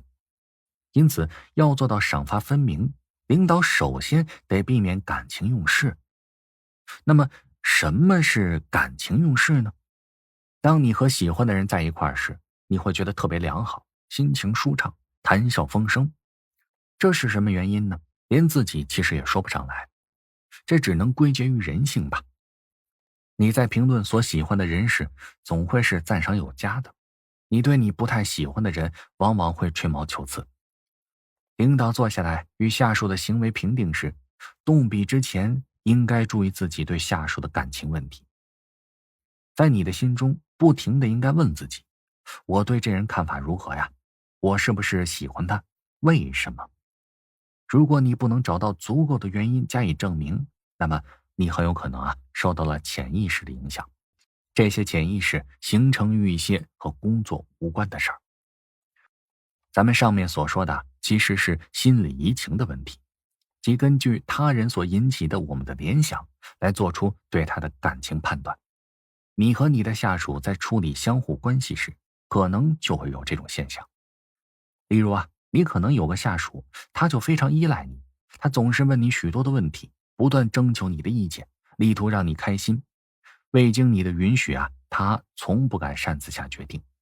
如果你有弟弟妹妹，你很喜欢他们，他们也总是依赖于你，你习惯接受他们的求助，并且给予帮助。那么这时呢，你就可能会对那个下属产生积极的心理移情现象。你可能在潜意识当中就把他当做了你的弟弟妹妹之一。而同样是这样的下属，他也可能是别的老板难以忍受，对于他缺少独立工作能力不能容忍，因为那个老板总是憎恶他的弟弟妹妹一贯的依赖，自然也就憎恶下属的依赖。这样的心理移情是消极的。我们再举另外一个例子，你可能有个下属，他的独立工作能力很强，他善于创造性的开展工作，他不常征求你的意见，甚至他也不在意你的赞美。你可能喜欢他，理由是他使你不必分心，可以专注于其他的事情。这种反应基于理性，基于你的工作习惯，而非是心理移情。而另一个老板呢，过去由于他的小弟擅自行动，无视兄长和父母的劝告，曾使家庭陷入了非常尴尬的境地。那么这时他就会对下属过分独立的表现表示不满，认为他应该更多的征求领导的意见。那么这样的例子就会让你清楚地认识到，并且开始反思你为什么喜欢某种行为或是某个人员。这其实是非常重要的。只有你对这种情况保持警惕时，你才能真正做到评价的是下属的工作，而非是某一个人。心理移情会导致感情用事。在对某件事情或是个人进行评估之前，你必须要具备详实而可靠的资料，全面回顾过去那一段时间的工作情况，并且明确自己的态度，保持警惕，不让个人感情影响评估的公正性。只有做到不感情用事，才能在接人待物时公正无私，赏罚分明。第四，激励与约束并举。我们说最有效的约束是基于这一种批评，它能够使被批评者为自己的某个缺失而深感自责，并且毫不怨恨地重新按照领导的期望行事。这并不是什么更高明的批评，它只是通过爱心给予激励，而这恰恰能够带来最有效的约束。有这样一个故事，说有个小男孩，由于妈妈没能满足他的要求，出于一时的气愤，他就对妈妈说：“我恨你。”也许是害怕受到惩罚，他边喊边跑出了屋，一直跑到了山脚下，并对着山谷继续喊道：“我恨你，我恨你。”突然间，他也听到了山谷的回音：“我恨你，我恨你。”于是呢，这小男孩害怕极了，扭头便往回跑，一直跑回了家里，对他母亲说：“山谷里面也有个小孩说他恨我，我很害怕。”他的母亲又把他带回到那山脚下，并且要他喊：“我爱你，我爱你。”这男孩照做了，而这一次呢，他却发现有个可爱的小孩在山谷里说：“我爱你，我爱你。”哎，你发现事情往往就是这样，你越严厉，对方便越是敌对，而当你走向严厉的反面时，却发现对方原来也是个善解人意的人。林肯就说过，一滴蜜要比1加仑的胆汁儿，它更能捕到更多的苍蝇，可谓是一语中的。有位叫做鲍勃的人，他开了一家家具制造厂，他为人和蔼，批评人的手段也很高明。有一次有位车间领导喝醉了酒来上班，吐得到处都是。有人将他扶到外面的墙角，让他醒酒。这时鲍勃正好从此经过，便把他扶进了自己的汽车，送他回家。到家之后，他太太吓坏了。而这时呢，鲍勃再三向他保证什么事儿也没有。可是他太太却说：“你不知道，鲍勃先生根本不允许下属在工作时醉酒的。吉姆这下要失业了，这可怎么办呢？”鲍勃当时告诉他，吉姆不会失业的，他本人就是那位鲍勃先生。听了鲍勃的话，这位太太当时差点昏倒了。鲍勃告诉他，让他竭尽全力地劝导吉姆，同时也希望他在家里能够照顾好他，以便他在第二天早上能够照常上班。吉姆第二天果然上班来了，他酗酒的坏习惯也就真的从此改过来了。不仅如此在随后的一次劳资谈判中，吉姆站在鲍勃的这一边，给了他相当有力的支持。他还劝说了工人们像往常一样和鲍勃签订了工作合同。这可算是种瓜得瓜，种豆得豆了。鲍勃的例子告诉我们这么个道理：你把自己最好的给予别人，那么也会从别人那里获得最好的。相反，你越是吝啬，那么就是越一无所有。遗憾的是就这个道理不少领导都遗忘了。有些领导呢，他们可谓是严厉至极，他们全然不顾及下属的利益，使得他们渐渐失去了对部属的影响力，甚至有时还被认为是愚不可及的，甚至下属们经常搞些花样来整他们。而那些不能对下属实施有效管理的领导，他们的领导也迟早会让他滚蛋的。在美国有句谚语，你可以将马拉到水边，但你不能强迫马饮水。当你要寻找最有效的约束力时，请不要忘记林肯的话，试着用一滴蜜去赢得他的心，引导他走上你所期望的大道。激励与约束如同是磁铁的南极和北极，作为领导，对激励和约束应当给予足够的重视。对激励与约束的驾驭能力，在很大程度上就决定了或者标志着领导的水平和艺术。手腕之5，善结人缘，多个朋友多条路。朋友是一条路，会走的人路路通，路路顺；不会走的四处碰壁，走投无路。为人一条路，惹人一堵墙，这个真的是经验之谈。因此做人应该具有一个重要的手段，就是善结人缘，懂得如何搞好人际关系。而要真正搞好人际关系，你就必须要知道其中的精要，那就是在选择朋友时要明辨忠奸，在对待真正的朋友的时候要以心换心，诚实厚道，在与朋友发生争执的时候要宽容忍耐，息事宁人。朋友是一座终身享用的金矿，财富并不一定能得到朋友，而朋友却一定是财富。朋友就是关系，自古皆然，在家靠父母，出门靠朋友。靠朋友什么呢？靠朋友吃饭，靠朋友谋事，靠朋友介绍朋友，靠朋友结识朋友。朋友是一条线，以线牵线，以线织网，那么就能进入朋友圈了。朋友也是一条路，会走的路路通，路路顺，可不会走的呢，四处碰壁，走投无路。所以说，别的什么没有都可以，绝不能没有一个好朋友圈子。有了一个好朋友的圈子，那么也就进入了一个高级利益的共享体。对朋友好，对自己也好。朋友发财，那么自己也会沾光的。朋友升官了，那么自己也会跟着戴乌纱帽。朋友享乐，自己也绝对不会受苦。好朋友圈子好处当然多了，那么话说回来，你能不削尖脑袋往里挤吗？好朋友圈子是一种生存和发展的保障，这对于漂泊的人来说再重要不过了。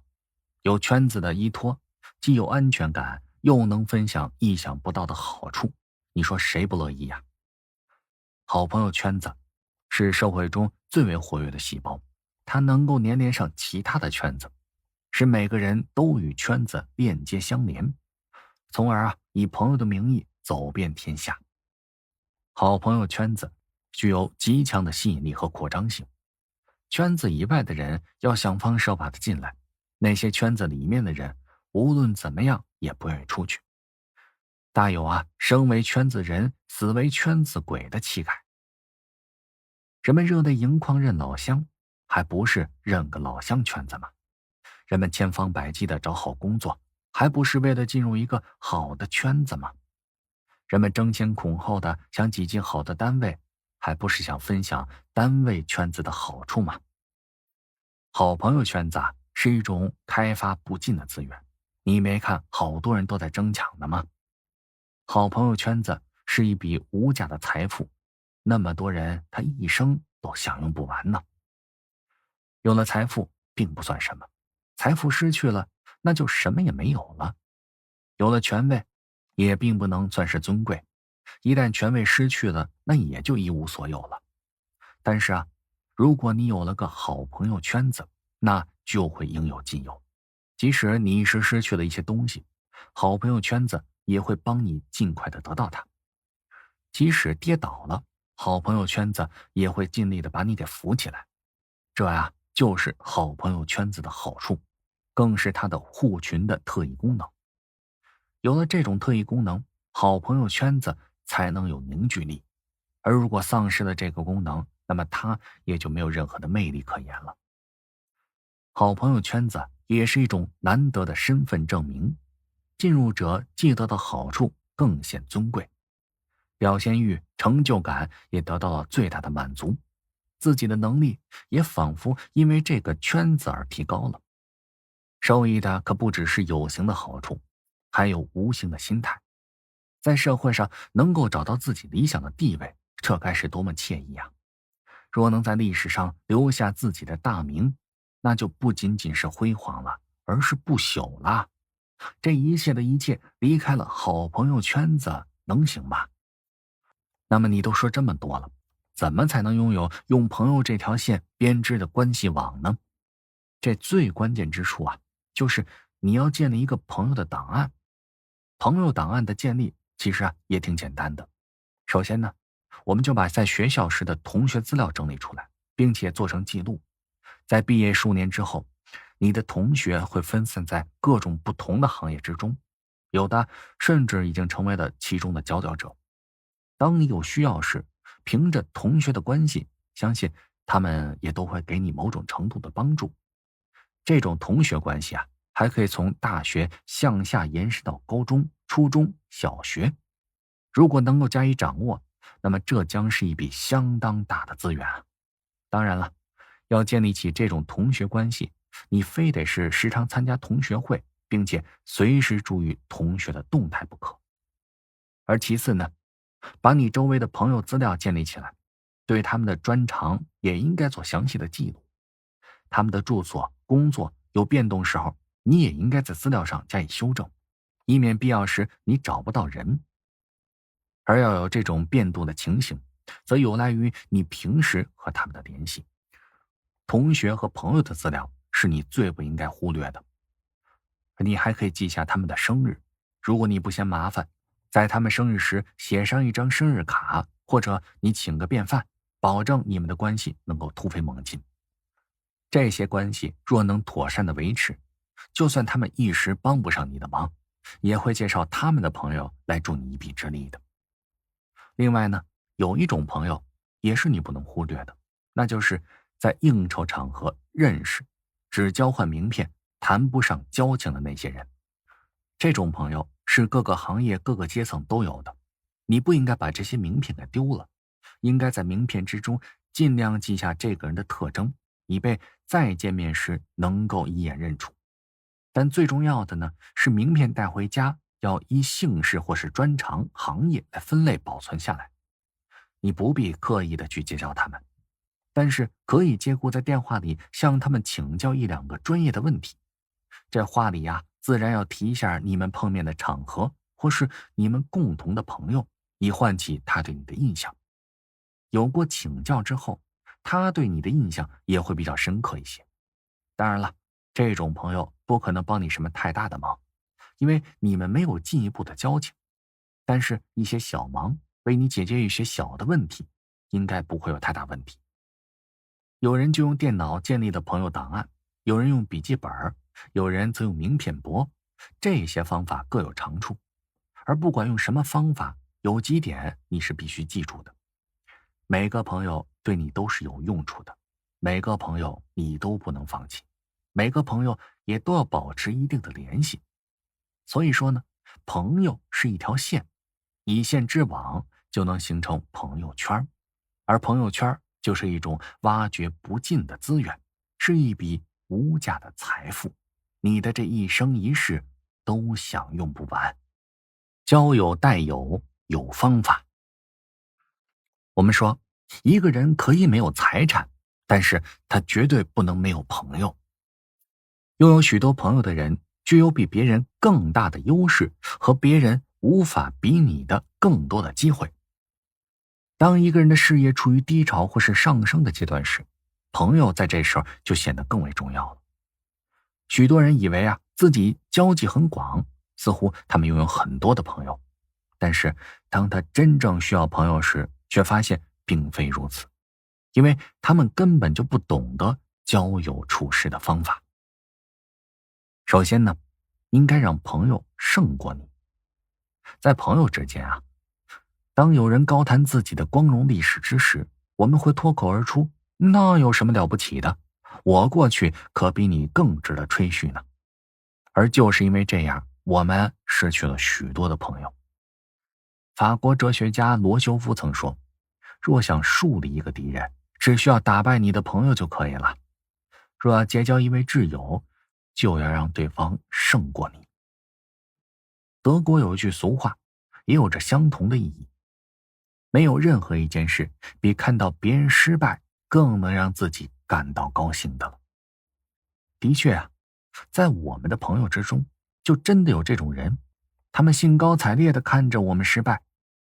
如果自己一旦成功了，就要注意尽可能只告诉自己最亲密的亲友，这样可以保持成功。为了赢得一个好朋友，请让朋友胜过你吧。那些越爱夸大自己成就的人，就越没有成就。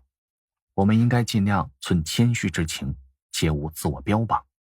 有时呢，为了让朋友更加出色，我们还可以采用一些让出功劳的办法。第二呢，是多为朋友着想。多为朋友去着想，多体谅对方的难处。友谊不会自己生长，它也需要细心的培养。倾听朋友的诉说，人人都渴望得到别人的理解。倾听朋友的诉说，就是表示理解的最佳方式。这关键时刻要能克制，情绪冲动或是发怒时说的那些话，对友谊的破坏性是最大的。所以说，在你的脾气将要爆发时，最好从朋友那儿离开。你的坏情绪不要影响到朋友。如果你强求别人顺应你的恶劣情绪，那么谁也不敢靠近你。经常表示对朋友的关切，见面时说几句话，寄一张生日卡片，打个电话问候一下，都能表示你时刻关心着他们，这也是给朋友最好的礼物。第三呢，是结识新的朋友。万事开头难，在彼此事先相约或是相知的过程中，人们通常会用一些约定俗成的寒暄之语，以致问候、互表敬慕来开头，以缓解初次见面的拘谨。但是在互相不知又无人介绍的情况下，就需要试探人首先观察环境，寻求与被试探人对环境的共同感受，然后确定第一句话。比如你排队买票时，你可以说上一句，怎么搞的呀，这么慢，尽力的找一些共同的感觉。用求助的方式结交朋友是最为有效的。比如在餐厅的同一张餐桌上，你适时的说起，对不起啊，请你帮我照看一下位置，我去就来。当然，求助式的探问要掌握求助内容是否是对方轻易就可以做到的。在求助之后呢，也应该表示感谢。扩展式结交是双方都能由陌生走向熟悉的关键，要以轻松愉快随意的方式来与对方交谈，一般是以询问开头的。比如说，你去哪儿买的票啊？或是你是来这儿旅游的吗？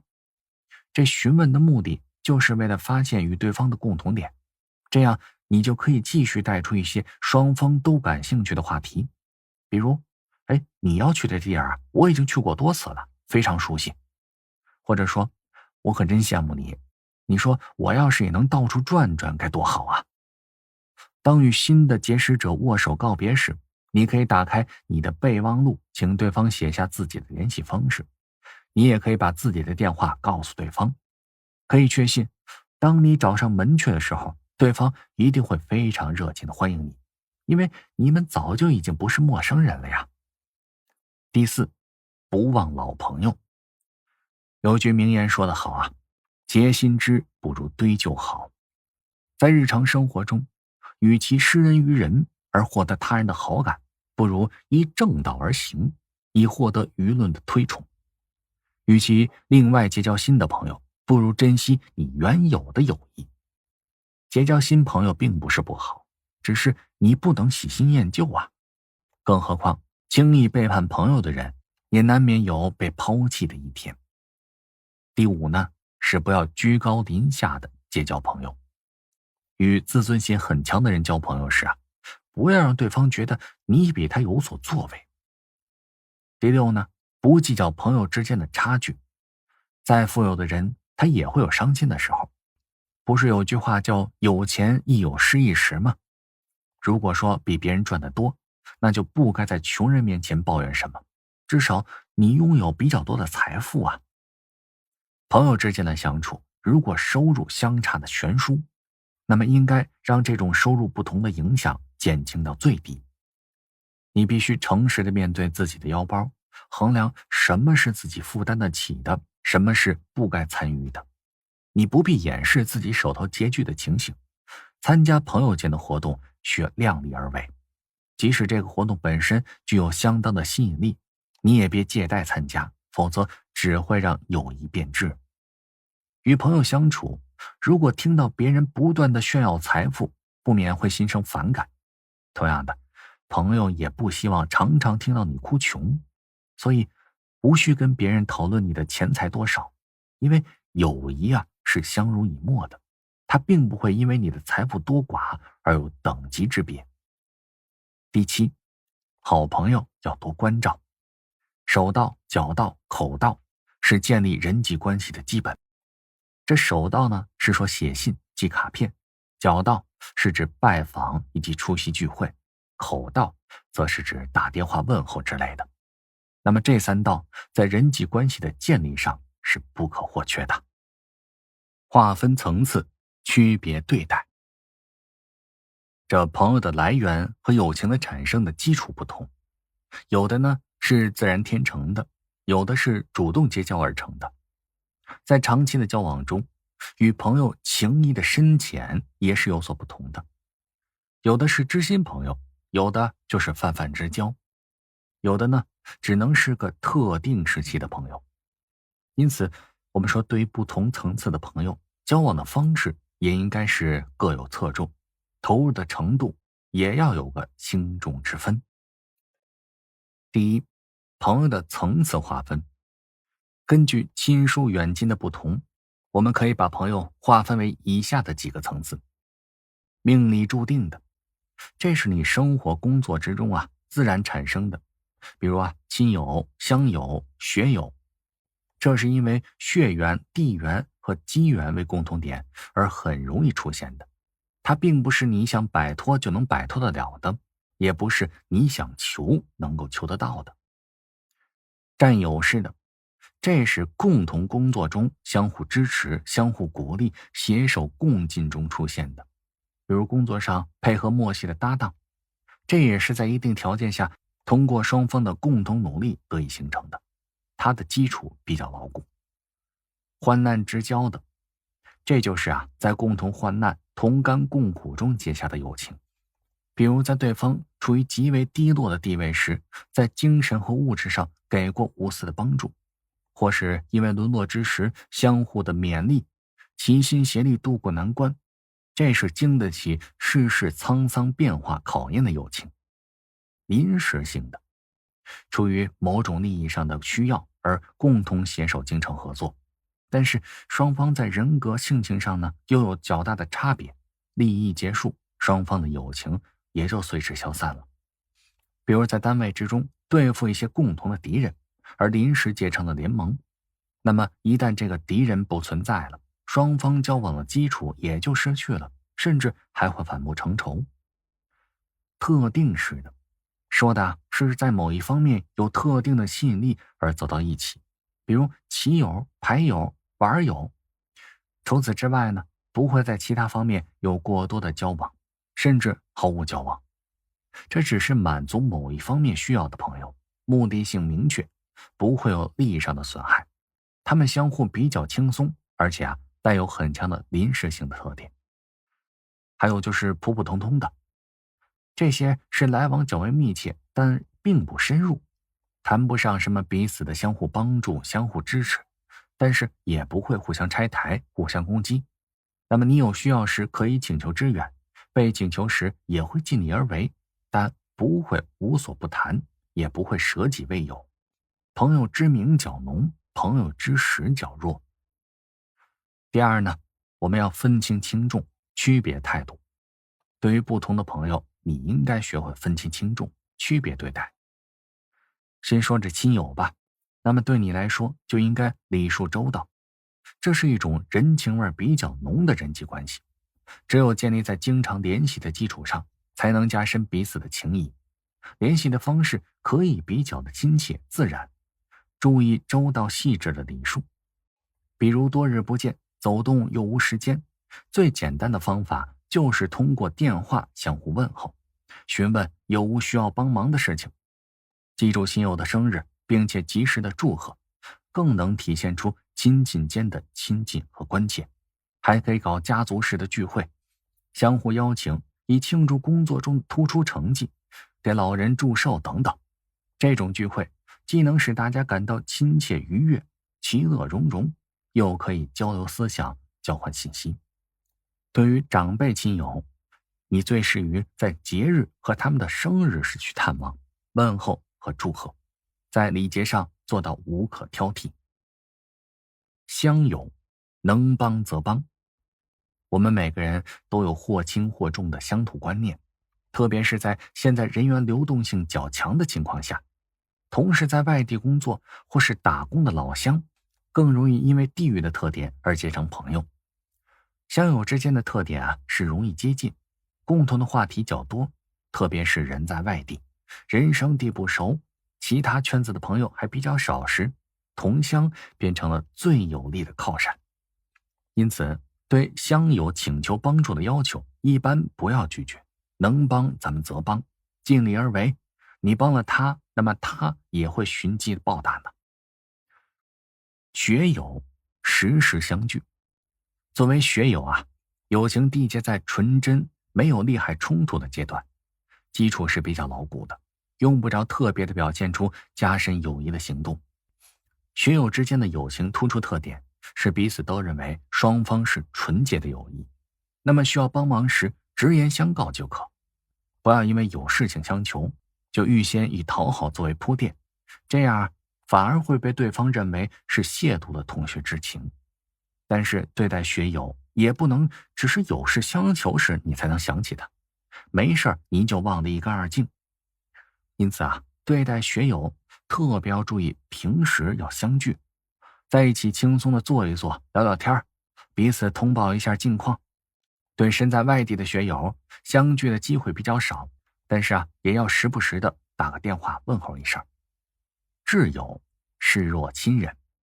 挚友可能产生于亲友、学友、乡友、战友等不同层次之中，不管来自于哪个层次，他已经成为你朋友群中的核心人物了，说明你们之间的友情程度是最深的，因而也是最值得投入的。对于这类朋友的态度应该是无所不谈的，你的喜怒哀乐都可以得到他的反应，你的困难可以及时得到他的鼎力相助，而他也是你的第一倾诉对象，也是最值得信赖、最可依靠的人。因此，这类朋友你不能斤斤计较，在对方需要支持时，即使牺牲一些自己的利益，也要舍得。所谓两肋插刀，赴汤蹈火，在所不惜。对方做的有些不如意的地方，也要宽宏大量一些。这世上能成为挚友的没几个人，因而你更得加倍珍惜，对其视如亲人，不可轻易的失去。泛交，若即若离。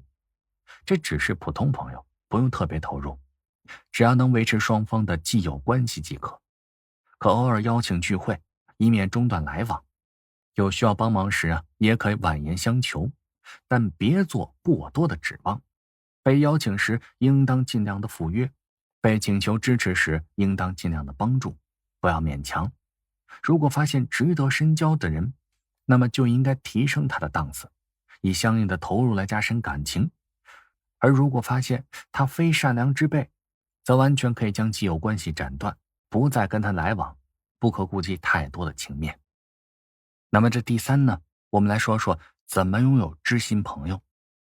知心朋友是朋友中较为特别的一个层次，他的主要特点就是知心，你知他心，他知你心。这互相交往更重在精神上的交往。知心朋友弥足珍贵，但维系这份关系也是很难的，因为稍有懈怠，可能就会破坏这层关系。首先是无所不谈。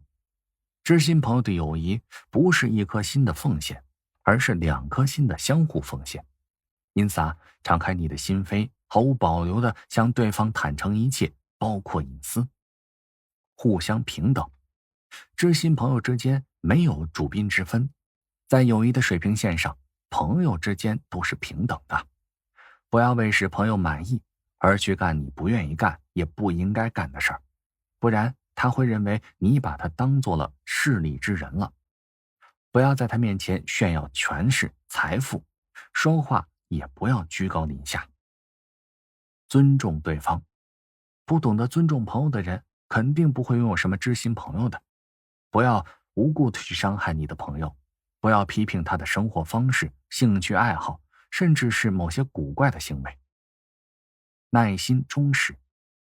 当朋友不顺心的时候，他就会找你诉说，你只要做一名忠实的听众，不加评论的耐心倾听即可。他要求听听你的意见时，你就忠实的把自己的观点告诉他，而不要违心的随声附和，不掺杂利益。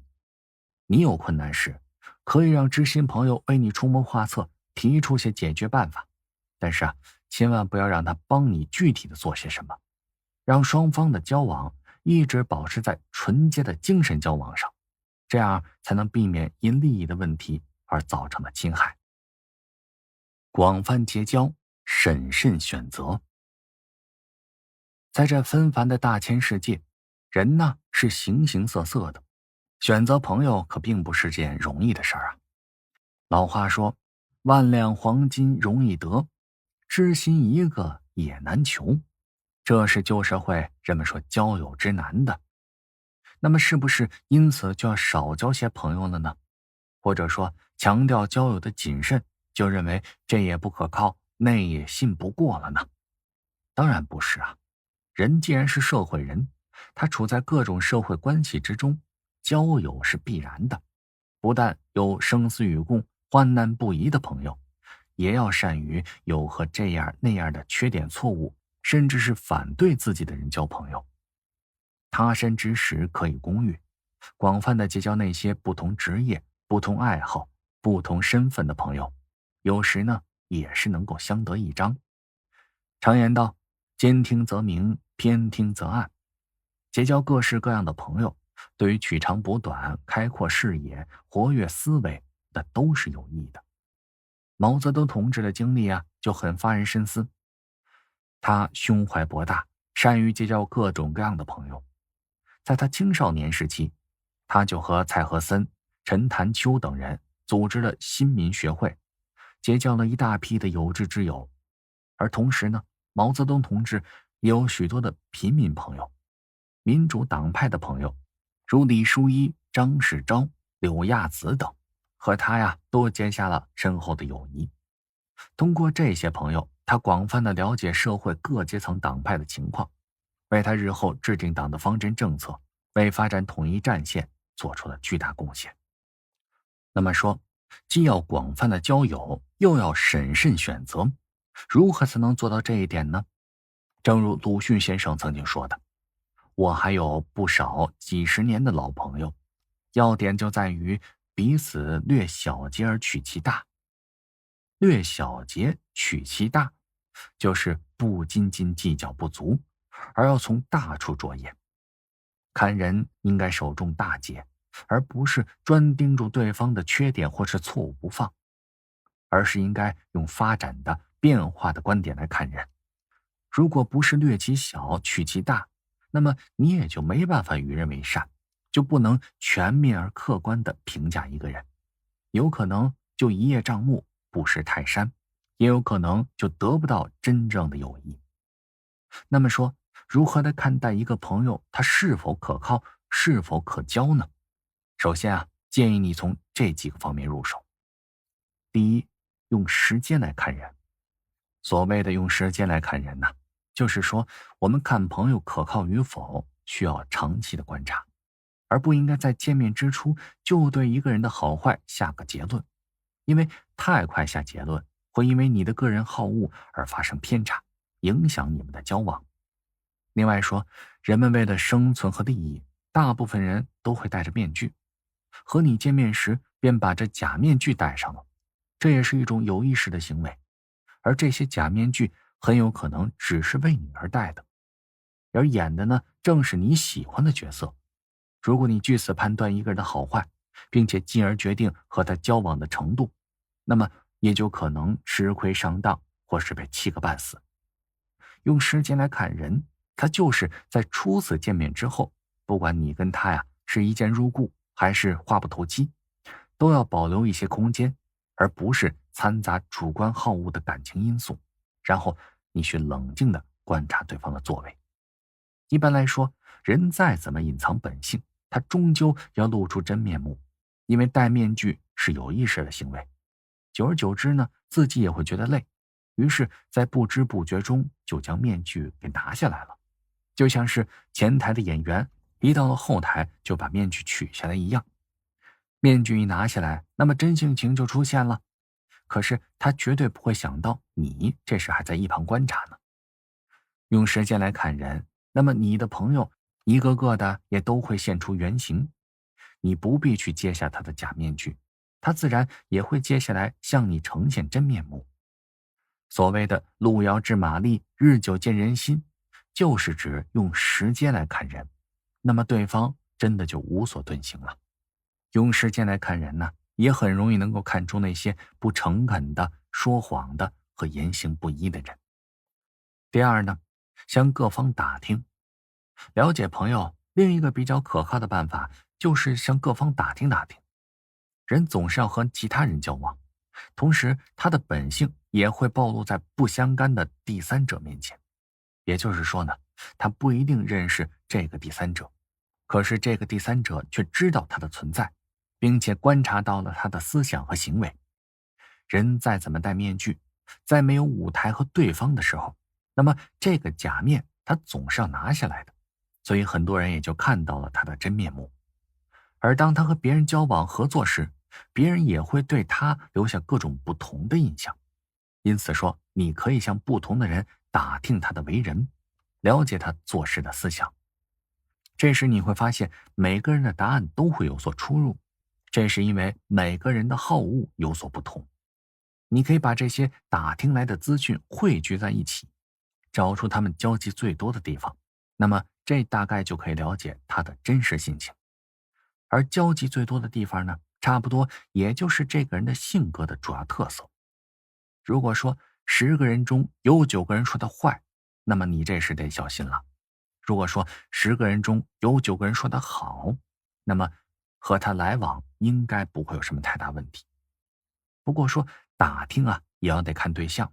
向他的密友打听，他当然都是好话了；向他的敌人去打听，那你听到的当然是坏话较多呀。不过敌人说的要比密友说的更接近真相。最好啊，能够多问一些人，不一定只问他的朋友、同事、同学、邻居，你都可以问。而最重要的呢，是要把问到的综合起来看，而不能光听某个人的话。当然了，打听也是需要技巧的，问得太白了，反倒引起对方的戒心了，他不会告诉你实话。最好啊，我们用聊天的方式，并且拐弯抹角的套，而这种技巧呢是需要磨练的，它不是2、3天你就能学到的。而此外呢，你也可以看看对方所交往的都是哪些人。人们常说物以类聚，人以群分，意思是什么样的人就和什么样的人在一起，因为他们的价值观相近，所以他们凑得起来。所以那些性情耿直的就和投机取巧的人合不来，喜欢酒色财气的人也绝对不会跟那些自律慎言的人成为好朋友。所以说呢，观察一个人的交友情况，大概也就能够知道这个人的性情。除了交友情况，也可以打听他在家里的情形，看他是如何对待父母的，如何对待兄弟姐妹的，又是如何对待邻居的。如果你得到的是负面的答案，那么这个人你就得小心，他对待至亲都不好，他怎么能对你好啊？若是对你好，那绝对是另有所图啊。朋友交往要有度，与朋友之间的交往啊，应该很好的把握这个亲密度，不可太过火，否则会适得其反，甚至反目成仇。首先说呢，朋友交往切忌过分的热情，这物极必反的道理，同样它也适用于朋友之间的交往。为了躲避朋友杰西克，希尔与妻子躲进了旅馆。他知道今天晚上再也见不到那张熟悉的面孔了。希尔说，我和杰西克的友谊是公司所有人都知道的，我们白天在一起工作，讨论的问题使我们口干舌燥。杰西克是个重友情的人，开始时我们经常下班之后去吃晚饭，顺便谈一些轻松的话题。后来我厌倦了，开始推脱回家。杰西克在婚姻上遇到了麻烦，妻子离开了他，去了迈阿密，投入了情人的怀抱。而杰西克就像是所有离婚的男人一样，有点丧失理智，借酒浇愁。他每天一下班就缠着我去酒吧，妻子为此常常抱怨我。而可怕的是啊，在我接骨离开之后，他追到了我的家里。他不再喝酒，只是没完没了地向我介绍他的想法，并经常说我们是世界上最好的朋友，胜过夫妻和所有的合伙人。我不得不点头。天哪，这种事情竟然持续了4个月。我和妻子的忍受力就像是加压的玻璃瓶，马上就会爆炸。于是我在家里对杰西克的谈话置之不理，可这并不能阻止他的谈话，还增添了他的抱怨。他说不管怎么样，希望我不要抛弃他。我和妻子商量了很长的时间，决定在不能去欧洲旅行之前，只好先住进旅馆，等到杰西克恢复正常之后再说。其实我的心里十分清楚，他根本就没有什么不正常，只是希望我们的友情胜过一切。但他从来就没有注意一下我妻子那愤怒的眼睛。有很多人会遇到过这种情况，朋友的热情让你害怕，甚至感到恐惧。《友谊自天而降》一书中说，朋友之间各自的家庭、工作和其他的社会环境都不尽相同。作为朋友，如果我们不考虑实际，以自我为中心，强求朋友经常在一块与你厮守，势必会给他带来困难。而此外，人与人之间的差异是必然存在的，交往的次数越是频繁，这种差异就越是明显。经常形影不离，会使这种差异在友谊上起不到应有的作用。田荣早就知道好友志东有点大手大脚、不拘小节的毛病，却一直认为这是男子汉粗犷豪放的体现，甚至因此埋怨自己什么事儿都算计，节俭的有点对自己苛刻了。因为照顾得病的父亲，田荣通过志东调到了他们的单位，两个好友一下子形影不离了，聊天、旅游、喝酒，出则成双，入则成对。志东也经常帮助田荣照顾父亲。而不久呢，田荣厌倦了这种生活，开始讨厌志东那种粗犷豪放的性格。每次吃饭，志东都要上满满的一桌菜，有时吃完饭一抹嘴起身便走，留下田荣来买单。一向节俭的田荣劝了志东很多次，而志东也不听。一次吃饭，上述情况再次出现了。这次田荣非常的恼火，付完钱就告诉志东，我有父亲需要照顾，以后吃饭不要再叫我了。志东吃了一惊，也非常的生气，这么多年的老朋友，这算什么呢？不该发生的事儿，在一对令人羡慕的朋友之间出现了，真是让人感到遗憾。因此，交友不要过往甚密，因为那样一则影响着双方的工作、学习和家庭，再则会影响感情的持久。交友应该重在以心相交，来往有节。第二，不要越过界限。好朋友见面和交往的机会当然比其他人要多，可是任何事情都应该有个度，超过了这个界限，那么你得到的就是相反的结果。小雷和吴瑞是一个宿舍的好友，他们戏称宿舍是他们的家庭，所有的东西都没有标签，甚至连工资也混同一处。两人为这种关系而骄傲，别人眼里流露出的也是羡慕的目光。不久呢，吴瑞有了女朋友，经常出去逛逛市场，吃顿饭，于是两人合作经济就出现了危机。起初吴瑞觉得没什么，小雷也并不在乎，可后来吴瑞提出实行 AA 制，小雷考虑再三，还是同意了。但是后来呢，还是因为不习惯而放弃了。而事有碰巧，一天小雷的母亲病了，当小雷回宿舍取钱时，面对的却是空空的抽屉。小雷不由得问吴瑞，这钱去哪儿了？刚发的工资仅仅3天啊。吴瑞说，女朋友买了条项链。小雷一时无言地离开了。他在别人那儿借了钱，为母亲看了病，两人的友谊也出现了裂痕。有一天，两人提及此事，大吵了一架，友情也因此而淡了。那么说，假如两人一开始就真的实行 AA 制，那么此时他们的友谊也不至于破裂。交往过密还表现在另一种很重要的方面，占用朋友的时间过长，把朋友困得紧紧的，这会使朋友心里并不能轻松愉快。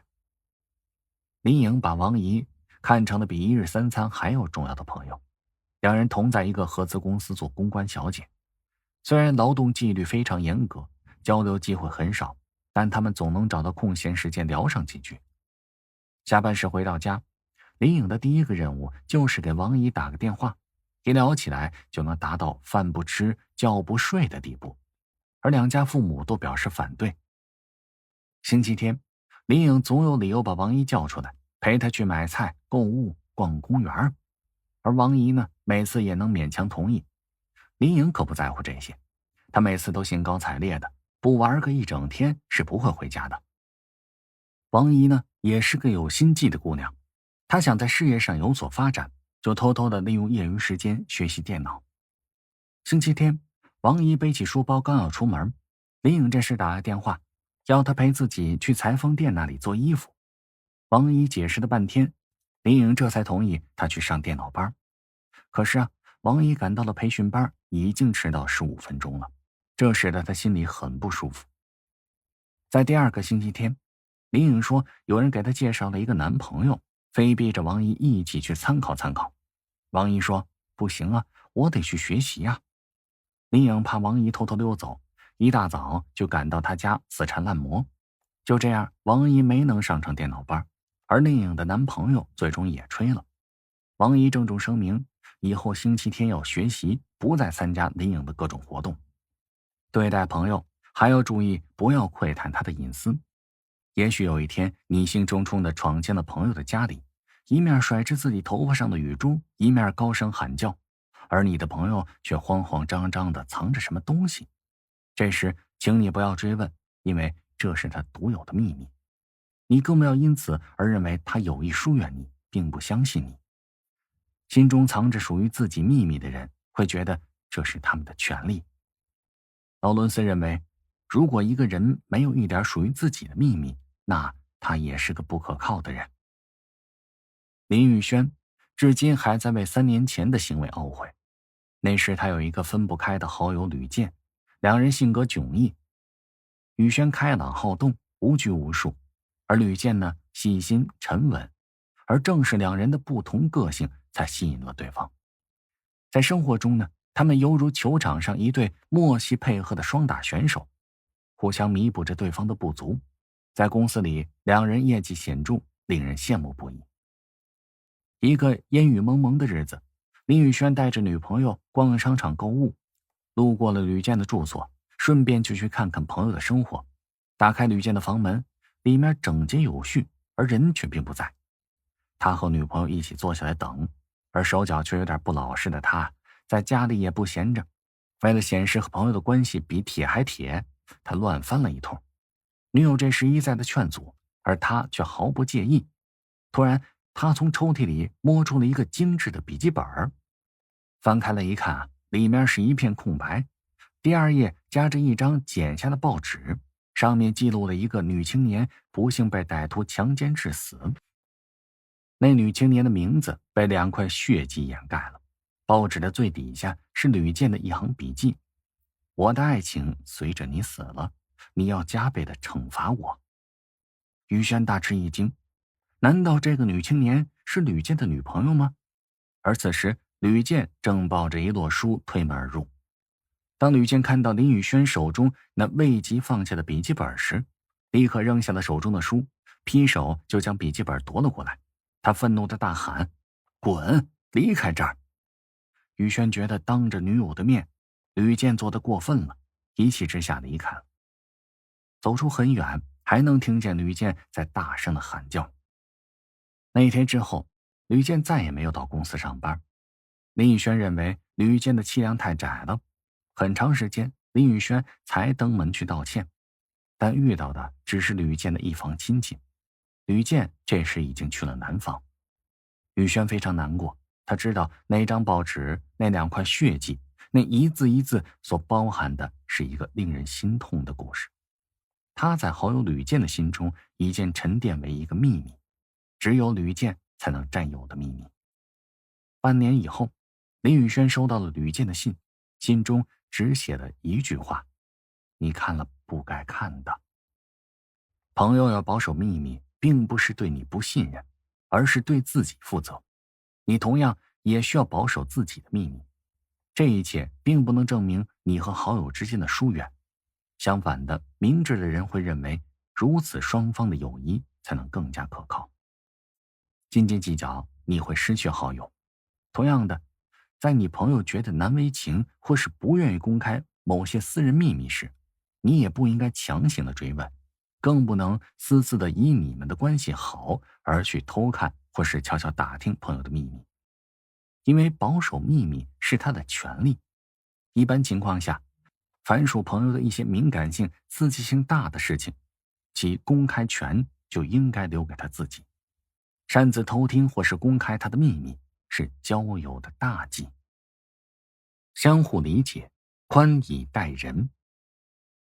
交友并非是一厢情愿的，它需要相互的理解和宽容。宽容、理解是对朋友人生观、价值观、信仰以及思想、认识、言论、行为的充分尊重。这人呢，是复杂的，不论在什么样的情况下，每个人都渴望别人理解自己。不理解他人的人是难以找到志同道合的朋友的。不被他人理解的人，则很难挣脱孤独和苦闷的阴影。理解万岁，不善理解就会多疑。《红楼梦》里的林黛玉就是个多疑的人，她时刻都在注视着周围的人对她的态度，别人的一举一动都会引起她长久的猜疑，连她自己都承认，我呀是个多心的人。理解、沟通、人和，这是密切联系在一起的。在春秋时期，管仲和鲍叔牙都是很有才华的政治家，也是很有修养的人。从小他俩就是好朋友，无论干什么都总是形影不离的。长大了，鲍叔牙邀请管仲一同去做买卖。管仲这时有些为难，他说：我家从父亲死后，母亲和我就吃了上顿没下顿，哪有钱做什么买卖呀？而鲍叔牙说呢，我这儿有点钱呢，足够咱俩用的，钱我出了，你呀出主意就行。经过一段时间的准备，他俩还真就做起了生意。每次赚了钱呢，鲍叔牙总是把多一半给了管仲，少一半留给自己。管仲有些过意不去，而鲍叔牙诚恳地说：我们是朋友啊，你家有困难，我们就应该互相帮助。后来呢，他们又一起去当兵。每次打仗，鲍叔牙总是紧跟着管仲，只要一遇到危险，鲍叔牙都会毫不犹豫地用自己的身体去掩护他。后来啊，他们果然在齐国做出了成绩。由于鲍叔牙在齐国做官的时间比管仲长，在管仲的官职超过鲍叔牙以后，一些大臣就纷纷议论，为鲍叔牙不平。而此时呢，鲍叔牙知道自己要是再继续做官，对管仲不利，于是他毅然向齐桓公辞官还乡了。他说：为了使管仲更好的施展才能，我辞官还乡。齐桓公挽留说：你是一位高尚的人呐，管仲是你推荐给我的，现在为了他，你又要辞官还乡，我需要管仲，也需要你呀，你还是留下来吧。管仲也劝鲍叔牙：你不要走啊，别人议论什么我不在乎的。可第二天呢，鲍叔牙还是悄悄地离去了。人们都敬佩他的为人。管仲说：生我的是父母，而了解我的是鲍叔牙。二人的无私友谊表现了他们的君子之风。管仲和鲍叔牙的相交，历史上就称为管鲍之交，也称为管鲍遗风。这里边就揭示了交友的许多真谛，但是最为主要的一点就是相互理解。做生意赚了钱，多给家贫的管仲一些，这就是理解。在当兵打仗时，在最危险的时候，鲍叔牙用身体掩护了管仲，这是舍己救人的思想。而后来因为管仲而辞官还乡，这更是出于理解，是更高层次的境界。他们的友谊之所以稳固长久，就是理解使然。人生活在这个大千世界之上，需要很好的处理人际关系，需要与朋友友好相处，更要做到一点，必须用善良的心来对待一切，必须要时刻检点自己，就是要严以律己。同时对待朋友要宽容，得饶人处且饶人。对己要严，对朋友要宽，那么怎么做才算是宽以待人呢？首先呢，不能以自己的标准来要求你的朋友。生活在这大千世界之中，性格、爱好、职业、习惯诸多方面都存在着很大的差异，对事物、对问题的认识与理解也都不尽相同。因此我们不能要求朋友与自己是一样的，不能以自己的标准和经验来衡量朋友的所作所为。要承认朋友与自己的差别，并且能容忍这种差别，不要企图去改变别人，这样做是徒劳的。第二呢，不可以吹毛求疵。金无足赤，人无完人，人非圣贤，孰能无过？宋代文士袁采就说过，圣贤犹不能无过，况人非圣贤，安得美事尽善？朋友与朋友在日常中的交往，不可避免的要出现或大或小的失误，这时不要动不动就横加指责，大声的呵斥，甚至恨不得将他置于走投无路的境地，而是要做到乐道人之善，多看到朋友的长处。论语阳货中就有宽以得众的思想。论语微子中，周公就曾经对鲁公说，无求备于一人。第三，不要怨恨朋友。若朋友没能满足自己的需求，或者有什么过错，做了什么对不起自己的事儿，切不可怀恨在心。因为怨恨不仅会加深朋友之间的误会，影响友情，而且也会扰乱正常的思维，引起急躁的情绪。凡事应该站在朋友的角度来想想，或许你就能理解朋友的所作所为了。与人为善，懂得忍让。为人处事，做事不要太绝，而要懂得与人为善。走不过去的地方，不妨退上一步，让对方先过。宽阔的道路，给别人3分便利又何妨呢？刘宽是我国汉朝时的人，他为人仁慈宽厚。在南阳当太守时，小弟老百姓干了什么错事，他只是让差役用蒲鞭责打，以示羞辱。他的夫人为试探他是否像人们所说的那样仁厚，便让婢女在他和下属集会办公的时候捧出了肉汤，把肉汤泼在他的官服上。结果刘宽不仅没发脾气，反而问婢女，肉羹汤烫到你的手了吗？还有一次，有人曾经错认了他驾车的牛，硬说这牛是他的。刘宽什么都没说，叫车夫把那牛解下来就给那人了，自己反倒是步行回家。后来那人找到自己的牛，便把牛又还给了刘宽，并且向他赔礼道歉。刘宽反而去安慰那个人。刘宽的雅量可谓不小，有理他也能让人3分。他感化了别人，赢得了人心。他对待一般人是这样，对待朋友更是这样。人人都有自尊心和好胜心，在现实生活中，为什么我们不能得理也让人3分呢？显示一下自己的君子风度呢？有些人就是不能这样想，对一些小小不然的皮毛问题争的是不亦乐乎，非得是说点什么，谁也不肯甘拜下风，说着说着就较起劲儿来，以至于非得决一雌雄才算罢休，结果大打出手，或者闹得不欢而散，朋友结怨，反目成仇。假如对一些非原则性的问题，给朋友一个台阶，满足一下朋友的自尊心和好胜心，不但朋友间的友情得到了加深，而且还能够显示出你的胸襟坦荡，修养深厚。明代洪应明的《菜根谭》中说，攻人之恶，勿太严，要思其堪受；教人以善，勿过高，要使其可以。对待朋友的错误，不应当以指责为能事，方法更不能粗野，不能刺伤朋友的自尊心。如果自尊心受到伤害，即使你所说和所做的千真万确，别人也不能心甘情愿地接受，又怎么能达到改过的目的呢？隐语中说，责人贵含蓄，这话的意思是在指责他人过失时，要讲究一点策略，最好不要一次把心中的话全都表达出来。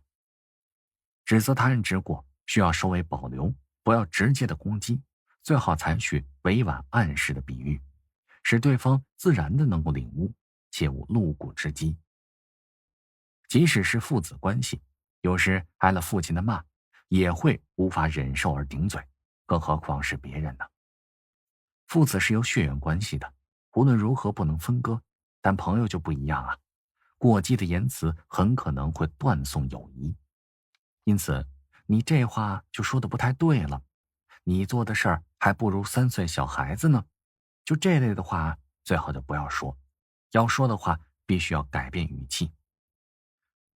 论语中有句话，忠告而善道之，不可责之。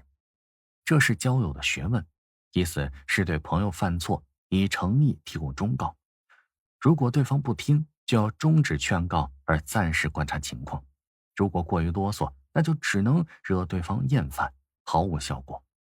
要不要接受你的忠告，终究是要看对方的，勉强只会损害友情。劝说朋友时，朋友往往认为自己的意见、想法和做法是正确的，从而与你争辩。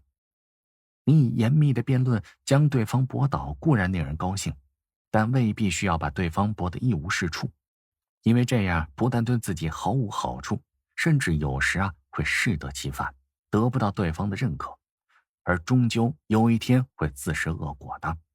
那么说，要如何劝说朋友改过呢？最好的办法是了解对方的想法，然后在顾及对方颜面的前提之下，陈述自己的意见，给对方留有余地。历史上有名的廉颇与蔺相如的故事，曾经令多少英雄人物为之感动，其内容大家都非常熟悉。如果蔺相如仅仅是因为廉颇说了几句带有侮辱性质的话而大发脾气，相互指责，相互攻击，那么势必是两败俱伤的，给秦国以可乘之机。而正是因为有了忍了一口嫌弃，便使一个国家得到了安宁。也正是因为有了忍，才出现了稳静之交的朋友。可见这忍是多么的重要。当然，并不是说一切事情都得要忍。如果真的达到那种万事皆空的境界，挡你左脸，你便将右脸也送给对方，这就是一种无原则的人。对于个人来说，凡是一些非原则的事情，我们都可以忍，譬如个人义气与利益。对于一些原则性的问题，则坚决不能让步。可以说，忍也是有界限的，有限度的。对于不可忍的问题，也可应用忍的办法来处理，在冷静的心情之下谋划，这就叫做大义之忍。将心比心，诚信待人。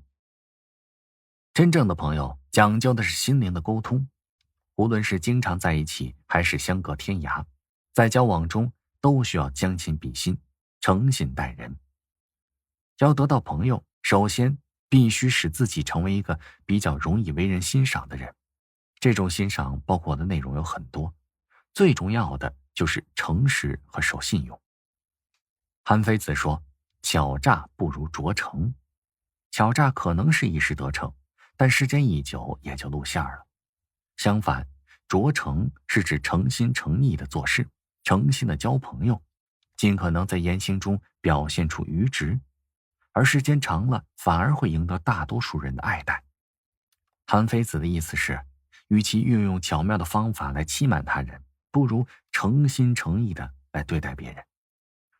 做人不可以失去威信，交朋友不可以失去信任，这是交友的一项重要原则。诚实做人的基本品质，是人们相互信赖和友好交往的基石。每个人都喜欢同那些诚实正派的人打交道，因为这样可以使他们有安全感，不必心存疑虑。与朋友的交往中，为人诚实就是一诚相待。说实话，办实事，做老实人，对朋友不可虚情假意，也不可以口是心非，切记对朋友是小心眼儿，耍小聪明。为人诚实，就是要诚实的对待朋友。当朋友真诚的与你交往，关心你、爱护你的时候，你也同样的真诚，甚至用更多的真诚去回报朋友。滴水之恩当涌泉相报，这样以心换心，朋友之间的友情必然根深叶茂。在东汉时期，有位名叫荀巨伯的人，一日他得了急信儿，说有位朋友得了重病。朋友这时远在千里之外，荀巨伯去看他时赶了好几天的路程。可是到了朋友所在的郡县时，却发现这里被胡人包围了，他只得潜入城里去看望朋友。朋友看到荀巨伯是非常高兴，但又忧虑地说：哎呀，真是谢谢你在这个时候还能来看望我，可是现在这城已经胡人包围了呀，看样子还是守不住了呢。我是个快死的人了，城破不破对我来说无所谓了，可是你没有必要留在这儿趁现在还能想办法，你赶快走吧。荀巨伯听了之后责备朋友说：你这说的什么话呀？朋友有福同享，有难同当，现在大难临头了，你却要我扔下你不管，自己去逃命，我怎么能做出这么不仁不义的事儿呢？胡人攻破城之后，闯进了朋友的院落，见到安坐的荀巨伯，大发威风说：我们大军所到之处，所向披靡，你是何人呢？竟然不望风而逃，难道还想阻挡大军不成？荀巨伯说：你们误会了，我并不是这城里的人，到这儿来呢，只是来看望一位住在这里的朋友。现在我这朋友病得很重，危在旦夕，我不能因为你们来去丢下他不管。如果你们要杀的话，那就杀我吧，不要杀死我这位已经痛苦不堪、无法自救的朋友。胡人听了这样的话，感觉非常惊奇，半晌无语。过了好一会儿，有位头领看了看手中的大刀，他说道：看来我们是一群根本不懂得道义的人了，我们怎么能在这个崇尚道义的国家里这么胡乱的闯荡、为所欲为呢？咱们走吧。胡人竟然因此就收兵了，这一郡得以保全了。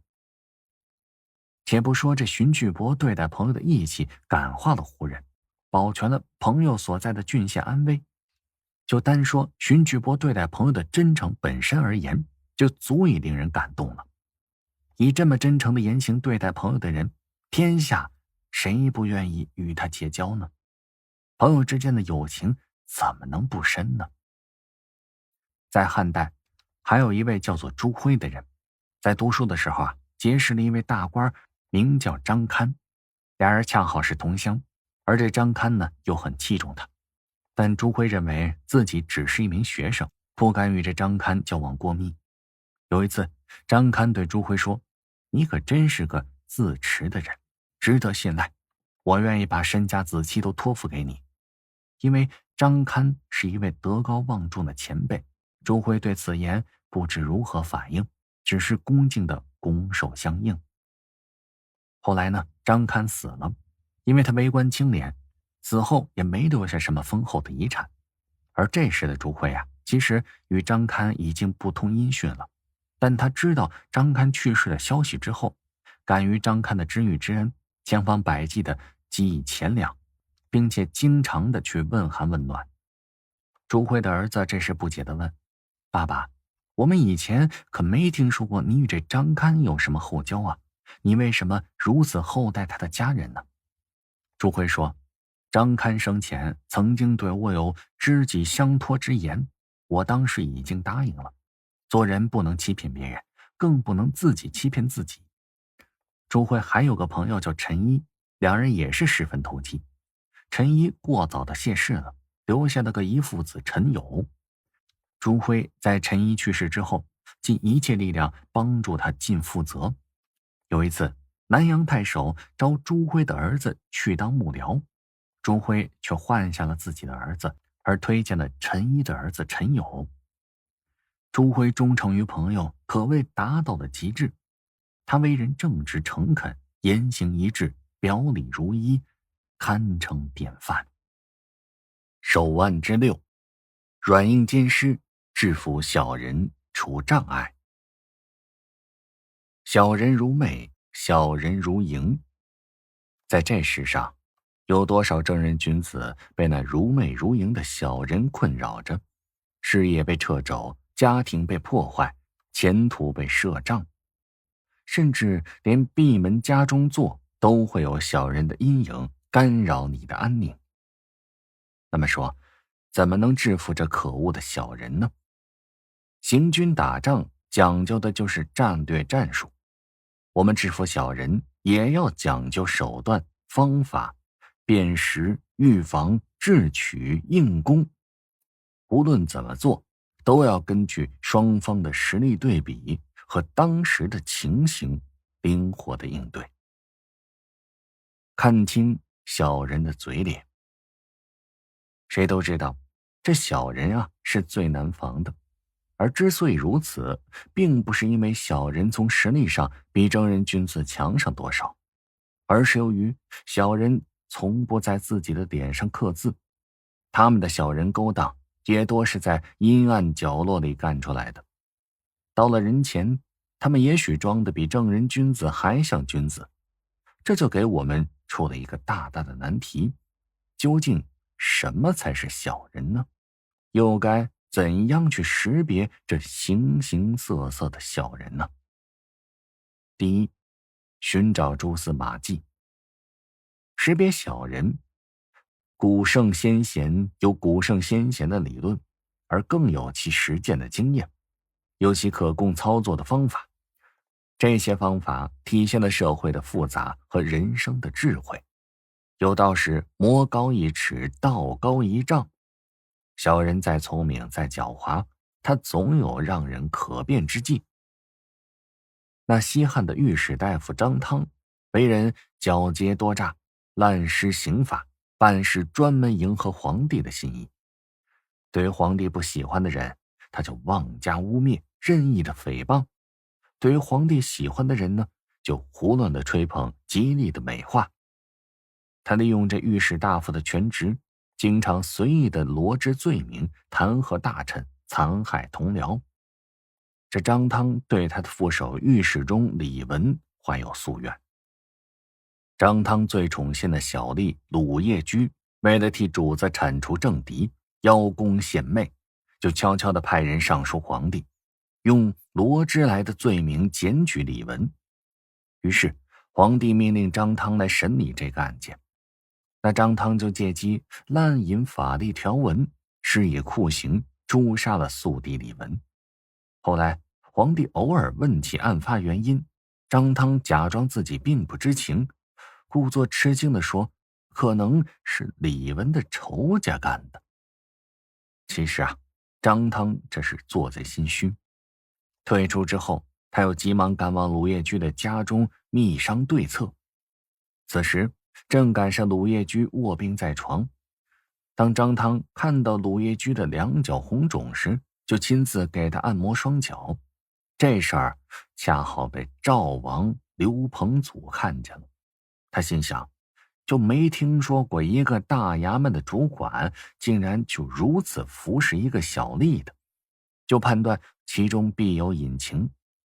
加上这刘彭祖素来不满张汤的残暴，于是就向皇帝告发说，张汤身为国家重臣，竟给一个贱婢的小吏按摩双脚，我认为其中定有什么不可告人的勾当。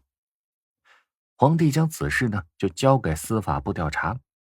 调查期间，这鲁业居啊正好就病死了，但这事情牵连到他的弟弟身上，他弟弟因此被囚禁了起来。有一天呢，张汤恰好去监牢里提审犯人，就看见了这鲁业居的弟弟。张汤本打算暗中营救，所以表面上也假装不认识。可这样一来呢，鲁业居的弟弟就误解了张汤的意思，心中是既害怕又愤怒，于是他就干脆一不做二不休，叫家人上书皇帝，揭发了张汤与他哥哥鲁业居共同谋害李文的经过。皇帝得到举报，就命令立刻审案。后来啊，皇帝看到鲁业居弟弟的口供，认为这个张汤真是心怀狡诈，竟然敢欺君罔上，就派人向张汤严厉的极责问罪。张汤自知有罪，就写下遗书，向皇帝请罪自杀身亡。这就是《资治通鉴》里边记录的官场上权力争斗的闹剧。这里边的赵王刘彭祖，他确实是能够见微知著，透过现象看到本质，从张汤为小吏磨脚一事洞察他其中另有阴谋，这也确实是一种较为高深的知人谋略。第二，听言观行，这是一种由表及里的知人方法，但若能从人的欲望抱负来进一步观察他的言行，不失为一种探查他人内心世界的高招。奸诈狡猾之徒，他们往往善于掩饰本质，给人以假象，但是欲望这东西啊，一般是不容易被完全隐匿的。所以说，知其欲望是防止受骗上当、识别奸人的极好方式。在春秋时期，那管仲识别奸诈小人开方、树雕、易牙三人，就是运用以欲识人的最好例证。据史书记载，管仲病重之时，齐桓公十分的焦虑，亲往探视之际，向管仲咨询道：你的病如此之重，万一一病不起了，那你说我将这国家大事交给谁去管理呀？而此时呢，齐国的贤臣宁戚、宾须武已经先后逝世了。管仲就叹息说：可惜呀，这宁戚不在了。齐桓公说：除宁戚之外，难道就没有别的人才了吗？我啊，想委任鲍叔牙，你看怎么样？管仲回答说：那鲍叔牙啊，是位贤德的君子，虽然如此，但是让他主政是不恰当的。这个人呢，爱憎过于分明了。好善他固然是好的事情，但对坏人坏事痛恨超过了极限，连对一般性的错误处理他也十分的严厉苛刻。那你说这谁受得了呢？鲍叔牙看到别人的一个缺点就会终身难忘，这是他的不足。这时齐桓公又说了：那你说这齐彭怎么样？管仲说：基本上啊是可以的。齐彭善于虚心学习，不耻下问，即使人在家里边，心也在操劳着国家大事。而说着，他就长叹了一声：天生齐彭，就像是把他当做了我管夷吾的舌头啊！身体既然已经死去，那舌头又哪能独存呢？恐怕你任用齐彭也不能长久。那么这时齐桓公又问：既然如此，那么您看这易牙怎么样？管仲答道：君王，您就是不问呐，我也得跟您说道说道。这个易牙、树雕、开方三个人啊，一定不能亲近。那齐桓公说了：这个易牙曾经烹煮自己的儿子，以迎合我的口味，这是爱戴我都超过他的儿子呀，难道说这还有什么可疑的吗？管仲回答道：这人间之情啊，没有比爱怜自己的儿女更加情深的。这易牙连儿子他都能舍弃，又哪里会在乎舍弃君王您呢？齐桓公又说：那么树雕他自愿接受宫刑，侍奉于我，这是爱我胜过爱惜他自己的身体，那么难道说这还有什么可疑的吗？管仲说：这人与人之间的情谊啊，不会比自己的躯体更重要了吧？你说连自己的躯体他都能割舍，他又哪能在乎割舍一个国君呢？齐桓公又说，那么说那魏国公子开方，他抛弃他千乘之国的太子地位，甘愿做我的臣子，把我呀对他的垂爱当做他最大的荣幸，这是对我虔诚的顶礼膜拜的缘故所致。就连他的母亲去世也不去奔丧，这是爱戴我胜过爱他的父母啊，这是丝毫没有什么怀疑了吧？那管仲回答说，人间恩情没有比父母的养育之情更深的了，他对父母的养育恩情都能给割舍了，他又哪能在乎割舍一个君王呢？再说了，千乘之国的封地已经是人们极为向往的了，而开方都能舍弃千乘之封的地位投奔归附于您，这说明他的欲望远远超过了拥有千乘之国。君王您呢，千万得除去此人的，不可重用他，与他亲近必然会导致国家大乱的。只是可惜啊，这秦桓公在管仲死后并没有听取他临终前的奉告，而是真的就重用了管仲说的这3个小人。结果啊，在齐桓公死后，这3个小人果然就兴风作浪，招致齐国大乱。齐桓公无疑是人中之俊杰，可为什么他不识小人呢？也许正是因为他是人中俊杰，才不识小人。这种人一般他很自负，他认为别人是理当重于自己的，也值得别人舍命追随。那些什么恩情比海还深，比父母还要亲的肉麻话，在他们听起来啊就特别的顺耳，因此他们对那种违反人之常情的效忠行为不够敏感，视为理所当然。他们却不知道啊，比父母还要亲的真实含义，那就是一心只顾自己，连父母也不亲。要识别小人呢，首先要承认人的本质是自私的，在这个基础上，一看他是否会以不正当的手段满足自己的私心；第二呢，看他是否有人之常情以外的举动。当然了，这种识人法只能对人得出表面的印象，让自己有所警惕。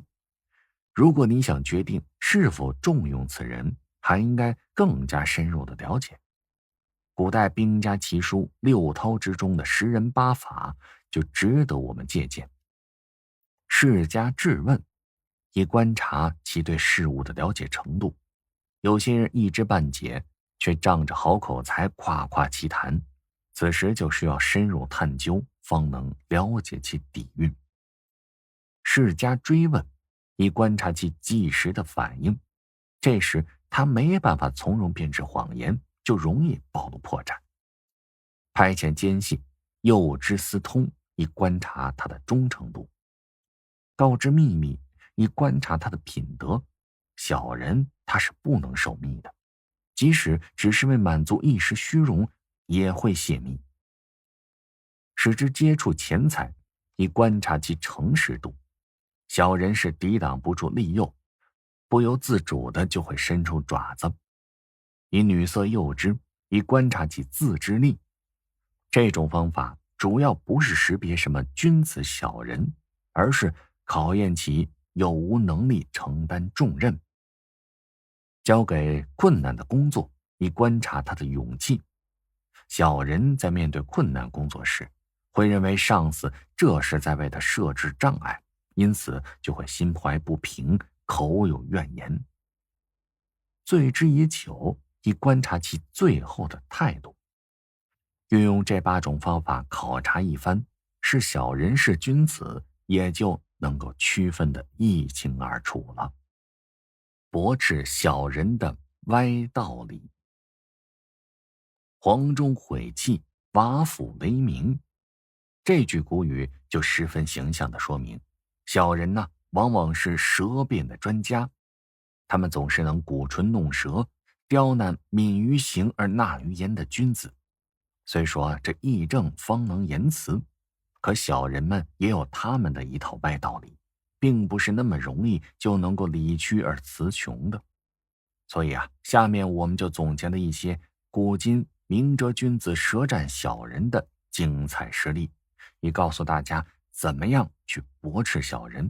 正所谓魔高一尺，道高一丈，掌握了这雄辩之术的君子，必能把这小人驳得体无完肤。第一，以骨气挫傲气。《红楼梦》中有诗句说：仔细中山狼，得志便猖狂。一些小人大多是会作威作福摆架子的，而其实这些他们自以为骄傲的资本是很可笑很盲目的一些理由，无非是金钱、地位、权势、美色等等一些外在的东西。如果能够拿出真正有价值的东西，讲出真正的道理来，那也就能把这些人驳倒，甚至说服了。话说呢，赵魏韩三家分晋之后，魏国国君文侯敦请仆子夏、田子方做他的教师。每次他们经过段干木的住所，一定低头致敬，而那段干木呢，是当时的道德之士。四方英雄豪杰听到文侯如此敬重贤能，纷纷投奔魏国，从此魏国就成为一个强大的国家。而有一次，文侯的儿子魏姬在路上遇到田子方，他急忙下车，在道旁下拜，但是田子方却没有还礼，扬长而去。这下魏姬就火冒三丈了，他抓住田子方质问说：普天之下，是富贵值得骄傲，还是贫贱值得骄傲？田子方说：那这还用问呢？当然是贫贱的人得以骄傲，富贵的人怎敢如此啊？国君骄傲则失去了他的封国，大夫骄傲则失去他的家族。失国的人再没有国，那失家的人再没有家。像我们这些贫贱之辈建议不被采纳，行为不合主人的要求，那就再简单不过了，穿上鞋子就走，反正走到哪儿他都是一样贫贱。魏姬一听十分有道理急忙就向田子方道歉。同样的，在战国时期的齐国也有个类似的故事。话说呢，齐宣王召见颜辛，他说：颜辛过来。颜辛这时说了：大王过来。宣王就不高兴了，左右百官都说：这大王是国君呢，你颜辛是臣子啊。大王说颜辛过来，你也说大王过来，这行吗？颜辛这时答道：颜辛上前是仰慕权势，大王前来是亲近贤士，与其叫我颜辛目视，倒是不如让大王亲贤的好啊。这宣王气的是面孔变色，说道：那么你说是做国君的高贵，还是你们做士人的高贵？颜辛答道：士人高贵，国君不高贵。这宣王就说了：你这么说有什么根据啊？颜辛说：有啊，这从前秦国攻打齐国，下令说有哪个敢走到那柳下祭坟墓前50步内去砍柴，定死不饶。可还有一道命令说呢，哪个能斩得齐王头的，就封他万户侯，赏金1000两。这样来看，活着的国君脑袋还抵不上个死了的贤士的坟墓啊。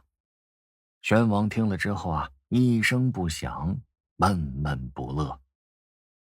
那么我们说的第二点呢，是以荒唐驳倒荒唐。在秦朝2代皇帝在位之时，有一个人的地位他一直很牢靠。这人呢叫幽瞻，是这朝廷中一个善于说绝逗笑的乐人。他的幽默诙谐成了他一大法宝，甚至是一大武器。由赵高沙丘政变之后推上朝廷的秦二世皇帝胡亥，无德无才，只知道骄奢淫逸。有一次，他为了显示自己的皇威，竟然异想天开地出了个主意，下令把首都咸阳的全部城墙都油漆一新。这个如此荒唐的政令，谁都十分痛恨，可谁又都不敢反对。那怎么办呢？人们就向幽瞻说明此事，希望他以他所特有的方法来劝导一下这皇帝，给大家办件好事儿。这幽瞻呢，还是那么乐乐呵呵的，一副乐天派的样子。他入朝拜见胡亥之后说：“听说陛下下令要油漆城墙了。”胡亥答道：“确有此事啊。我想这样一来呢，这咸阳定会漂亮无比。”幽瞻随即就唱起赞歌来了。他说：“这好极了。如果陛下您不下这圣旨，我也要向陛下提出这样的建议。”然后他话锋一转，又说道：“虽说呀，此举会给老百姓增添不少的负担，但是说呢，这漂亮是最重要的。不过呢，我倒是为此担心，这油漆怎么个搞法呢？”胡亥不解地望着他：“怎么搞？油漆就是油漆嘛。”这幽瞻说：“油漆这东西啊，既不能暴晒，它又不能雨淋，最好啊，要有一间大屋子，让它在里边阴干。可现在哪儿找这么个大屋子呢？”胡亥啊，从小生于宫中，对这实际的生产生活他知之甚少。听幽瞻提出这个问题，他突然间也觉得犯难了。幽瞻见火候到了，便提出了一个不是办法的办法。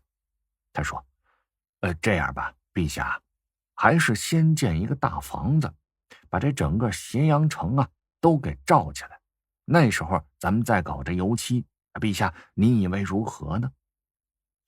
胡亥这时似乎是有点听出幽瞻话中的意思了，可是呢，他又提不出更好的办法，于是就只好收回了成命。那就不砌这城墙了吧。这个幽瞻呢，先是顺其所好，再利用他的弱点，把他的荒唐推向个极端，使胡亥啊自己也觉得荒唐。这在专制主义极端发展的秦朝，也不失为一个极好的办法。我们说的第三个例子是打铁先得自身硬。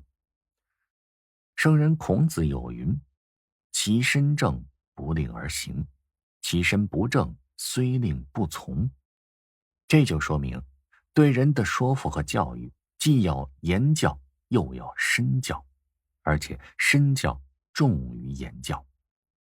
可是说，这世上的很多事情，并不是其中有什么谁都不懂不知的道理，而是有时道理就很简单，但是有人呢，却由于自己的利益所限，而故意说一些驳理的话，做一些卑劣的事儿。那么这个时候，有力的驳斥和说服，就不是说理，而是你自身的行动了。你自己都没有做到或者不去做的事，能指望别人遵循和信服吗？你的行动就是标准，不由得不信服你说的话。在东汉安帝时，杨震前往东莱郡任郡守一职，途中他经过了昌邑县。这个县的县令啊，是由他推荐而当了官的荆州秀才王密。这天夜里，王密揣着10斤黄金，就悄悄来看杨震。杨震一见，立即问道：“你这是干什么呀？”这王密自然是要说上一番推举知恩图报之类的话，他一定要把这黄金啊送给杨震。杨震不为所动。当初啊，杨震是看在老朋友的面子上才推荐这王密的，他绝不是为了什么图谁的报答。眼下呢，他见王密如此的庸俗，只得略带讥讽的口吻说道：“哎呀，我这个老朋友很了解你，而你却不了解我呀，你说你这是为什么呀？”王密没听出这话中有话，他仍然坚持己见，还说：“哎呀，黑夜里呀，没人会知道这事儿的。”杨震一听是怒不可遏呀，他就像是受到了极大的侮辱那样，正色说道：“天知地知你知我知，怎么说没人知道？”王密这才明白，这杨震是个为政清廉的人，他一身正气，嫉恶如仇，怎么能被这眼前蝇头小利所击倒啊？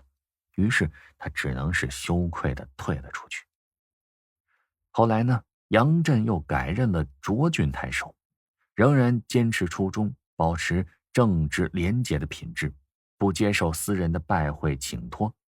他的子孙们平日都跟他一样，生活的也十分简朴，经常吃素，安步当车。东汉的官僚之中，有不少人都趁着自己在位之时，利用职务之便为子孙置田产、置家业。杨震这一辈，甚至比杨震长一辈的老友之中，也有不少人这样做。杨震却不愿意这样，别人问他为什么，他就说呀：“我呀，让后人称他们是清官的后代，我把为政清廉的品德送给了他们，你说这个财产不也是很厚重吗？”杨震在位之时，东汉已属中后期，当时的外戚宦官是轮番专权，政治黑暗，官场腐败，而杨震却能够洁身自好，甚至严格要求子孙，这在当时实属是凤毛麟角。令他欣慰的是，他的子孙确实也没有辜负他这一片苦心。儿子杨炳和他父亲一样，廉洁刚正，孙子杨牧、杨彪等也都是耿直不阿，闻名于当时。可见呐，我们要驳斥小人，首先你自身得行得正，站得直，这样你才能把那些小人驳倒。制服小人之术。小人如魅，小人如蝇。这世上有多少正人君子被这如魅如蝇的小人困扰着，事业被掣肘，家庭被破坏，前途被设障，甚至连闭门家中坐都会有小人的阴影干扰你的安宁。那么怎么样才能制服这可恶的小人呢？其中关键之处啊，就是以毒攻毒。这个以毒攻毒呢，是中医的术语，意思是说，要治疗那些毒性很大的病症，必须使用毒性也很大的药。以毒攻毒的方法应于社会生活，就是以其人之道还治其人之身。人们经常可以发现，对那冥顽不化、别有用心的人，或者是某些心地不善的人，其言听事动、所作所为很难理喻说服，更难改变，而以毒攻毒的办法则能够收到比较明显的效果。我们先来看看这个例子。先秦魏文侯用西门豹做叶县县令之前，不知从何时起，这叶县的巫婆和地方的恶棍搞了个为河伯娶媳妇儿的把戏，年年如此，不知是坑害了多少良家女子，也不知从中榨取了多少不义之财。西门豹到任之后，了解了这一情况，决定以毒攻毒，杀一儆百。到了为河伯娶媳妇的日子了，这老巫婆领了许多弟子，还有这地方的恶棍们都到了现场，有不少人围观。西门豹也亲临现场，说是为百姓祈祷，以求神明保佑。西门豹命令将准备好的河伯媳妇带来，他亲眼看看。西门豹打量了这位姑娘，说：“哎呀，这位姑娘她不太漂亮啊，我恐怕这个河伯不能满意。这样吧，让这个巫婆给这个河伯捎个话，我过几天选个更好的送给他。”说罢不由分说的就叫人把那巫婆给扔河里去了。然后西门豹就站在河边，恭恭敬敬的耐心等待。过了一会儿，他又说：“是不是这个老太太年龄大了？你们弟子们赶快下去催催他。接着他又扔下去3、4个小巫婆，然后他还是恭恭敬敬地站在那儿。过了一会儿又说，巫婆们皆女流之辈，估计是这话没说清楚，那就辛苦这李老们再走一趟吧。说完又把李老给扔下去了。西门豹还是那么恭恭敬敬地站着。又过了半晌还没什么动静。西门豹说，河伯怎么把客人留了这么久啊？那还是劳驾停船豪长们走一遭吧。停船豪长听了，吓得是面如土色，趴在地上祈求饶命。这时西门豹才严肃地斥责说，哼，哪有什么河伯呀，都是你们妖言惑众，坑害着良家百姓。从今以后，谁敢再说为什么河伯娶媳妇儿，这就是下场。从此以后，再也没人提为河伯娶媳妇儿的事儿。西门豹治巫成了千古流传的佳话。其实呢，西门豹的逻辑也极其简单。既然河伯要娶媳妇儿，那就是说他和人一样具有感情和思想，那就请你们作为我的代表去和河伯对话。巫婆和三老们哑巴吃黄连，有苦说不出，做了自己所造谎言的牺牲品。还有一个很有趣的例子，说是有一对兄弟因为闹家产而起了纠纷，都说自己分的少了，对方分的多了，他们争执不决，一直告到了官府。有个叫做张其贤的人说，这事儿用不着府台大人处理，我就能解决了。这张其贤坐在大堂之上，招来这告状的两兄弟，他问道，你们不是都认为对方分的多，自己分的少吗？两兄弟都答是。那好留下记录。等两人都在记录上签字之后，张其贤招来2个衙役，让他们监督那2兄弟互换财产，甲搬到乙家去，乙搬到甲家去，什么东西都不许动。兄弟2人一听这判决，是你看看我，我看看你，都无话可说了。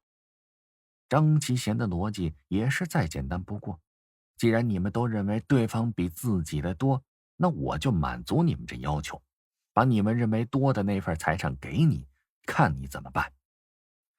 这以毒攻毒常常有一时中的无可反驳的功效，然而在社会竞争中切不可随意的使用，因为这种方法运用的结果常常会使竞争的双方处在对立的状态。手段高超的竞争者，除非是万不得已，绝不会为自己设计更多的敌人和对手的。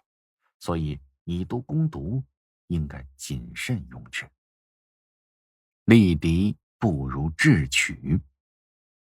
小人如戒，小人如选。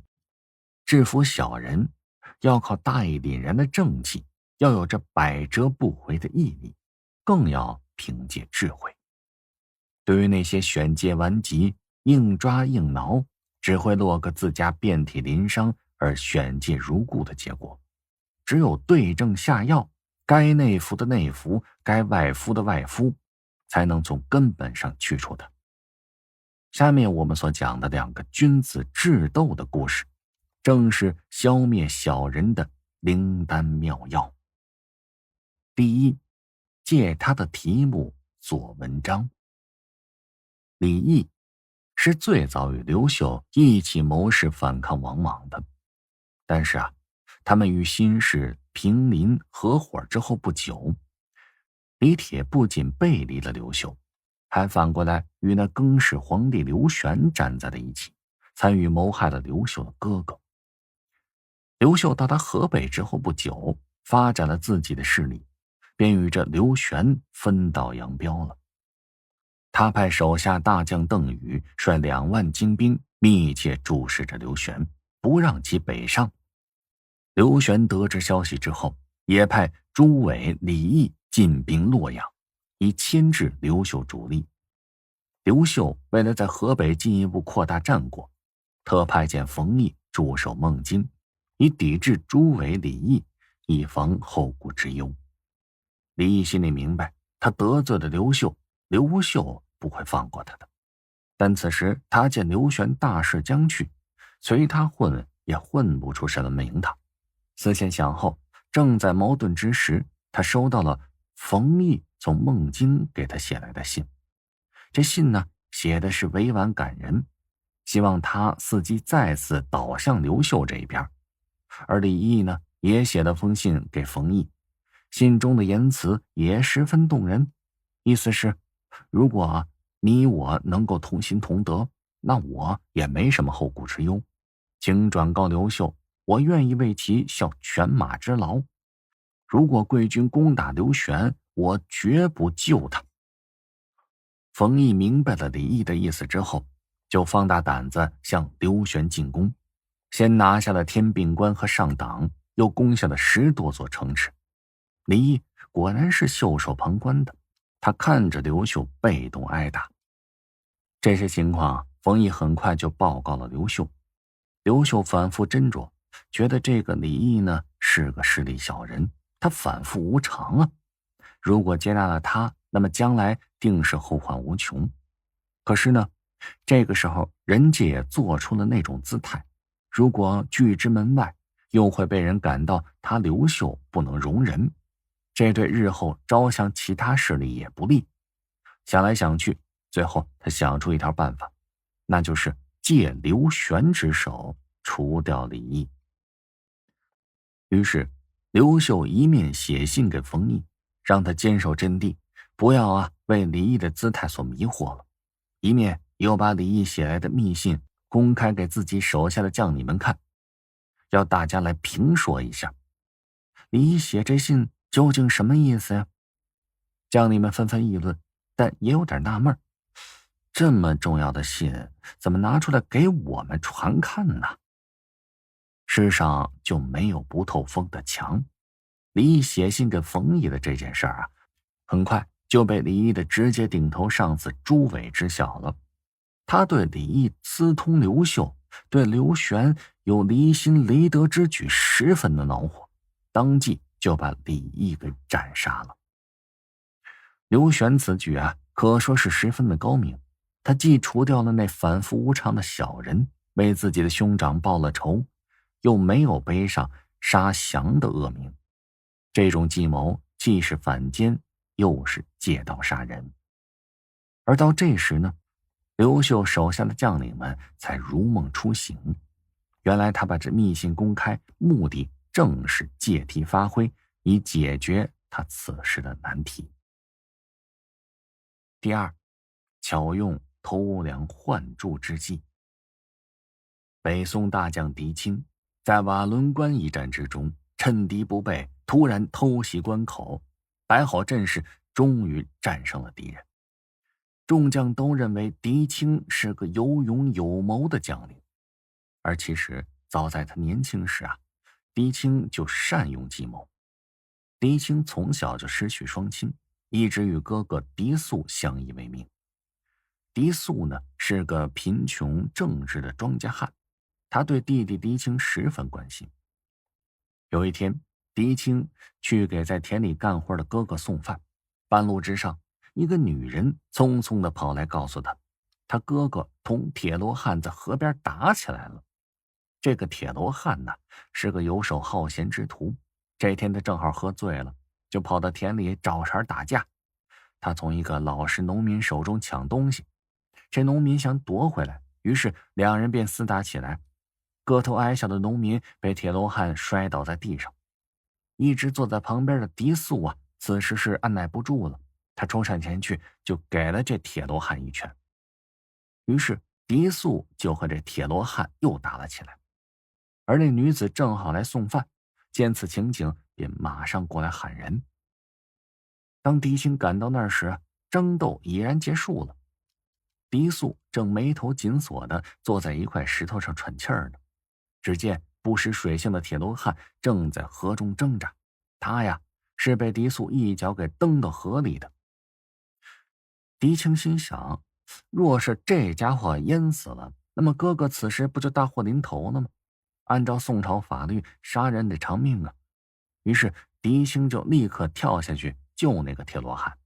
而这时呢，铁罗汉已经扑腾的精疲力尽了，因此啊，当狄青游到他身边时，他就使尽全力伸出了手，一把死死地抓住狄青那个破衫的领子。只听得嘶的一声，哎呦，这铁罗汉就把狄青的领子给拉了下来。狄青赶快揪住他的头发，把他拖向了岸边。而与此同时呢，他在铁罗汉的耳边低声说道：“俺狄素救你一命。”铁罗汉喝了很多水，这时已经有点神志不清了，他也没办法搞清楚是谁救了自己。将近岸边时啊，他便失去了知觉，躺在那儿就跟个死人一般。狄素啊，以为这铁罗汉死了，便对弟弟说：“俺把他给打死了，俺得偿命，你可别管这事儿了。”这时啊，狄青安慰哥哥说：“哥，你放心，他呀只是一时失去知觉了，不会死。”这时狄素说了：“可是啊，我在光天化日之下将人给打伤了，就凭这点，那衙门也得罚我赔钱。”狄青这时胸有成竹道：“这个兄长您放心，不过我只要求兄长将衣服与我换过来。这一身湿衣倒是着实令兄弟难受得很呐。”狄素也不知这兄弟葫芦里卖的什么药，就只好照他说的跟他换了衣服。这时啊，村民们从四面八方就赶过来了，他们纷纷安慰狄素：“哎呦，别担心，我们会为你说情的。”村长这时也赶来了，他见这铁罗汉躺在地上一动不动，就喝道：“狄素啊，朝廷有法，不准斗殴，谁敢惹是生非，打死了人，谁就得偿命。”狄素是呆呆地站在那儿等着被抓。等一等，这时狄青挺身而出：“小子，你敢反抗啊？”村长沉着脸喝道。狄青大声说道：“你完全弄错了，这事情明摆着，铁罗汉欺负一个弱小村民，我出于旁观者的责任感，一怒之下帮了弱者。这个流氓他自己不小心掉下河去，差点淹死，是我哥哥把他拉上来了，救的他。”村长这时看着他，有点不相信，他又看看众人。这时候有几个村民马上大声说道：“哎，没错没错，我们能作证。”狄青这时附和道：“您瞧啊，他这手里啊还抓着我哥哥的衣领呢。”村长蹲下去搬开这铁罗汉的手，果然呢，那破衣领还被他紧紧给捏着呢。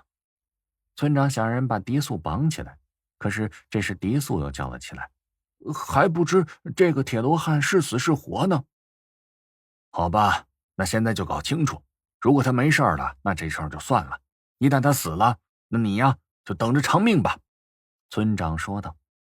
这狄青敏捷地跑到铁罗汉的身边，骑在他的身上，开始揉这铁罗汉的肚子。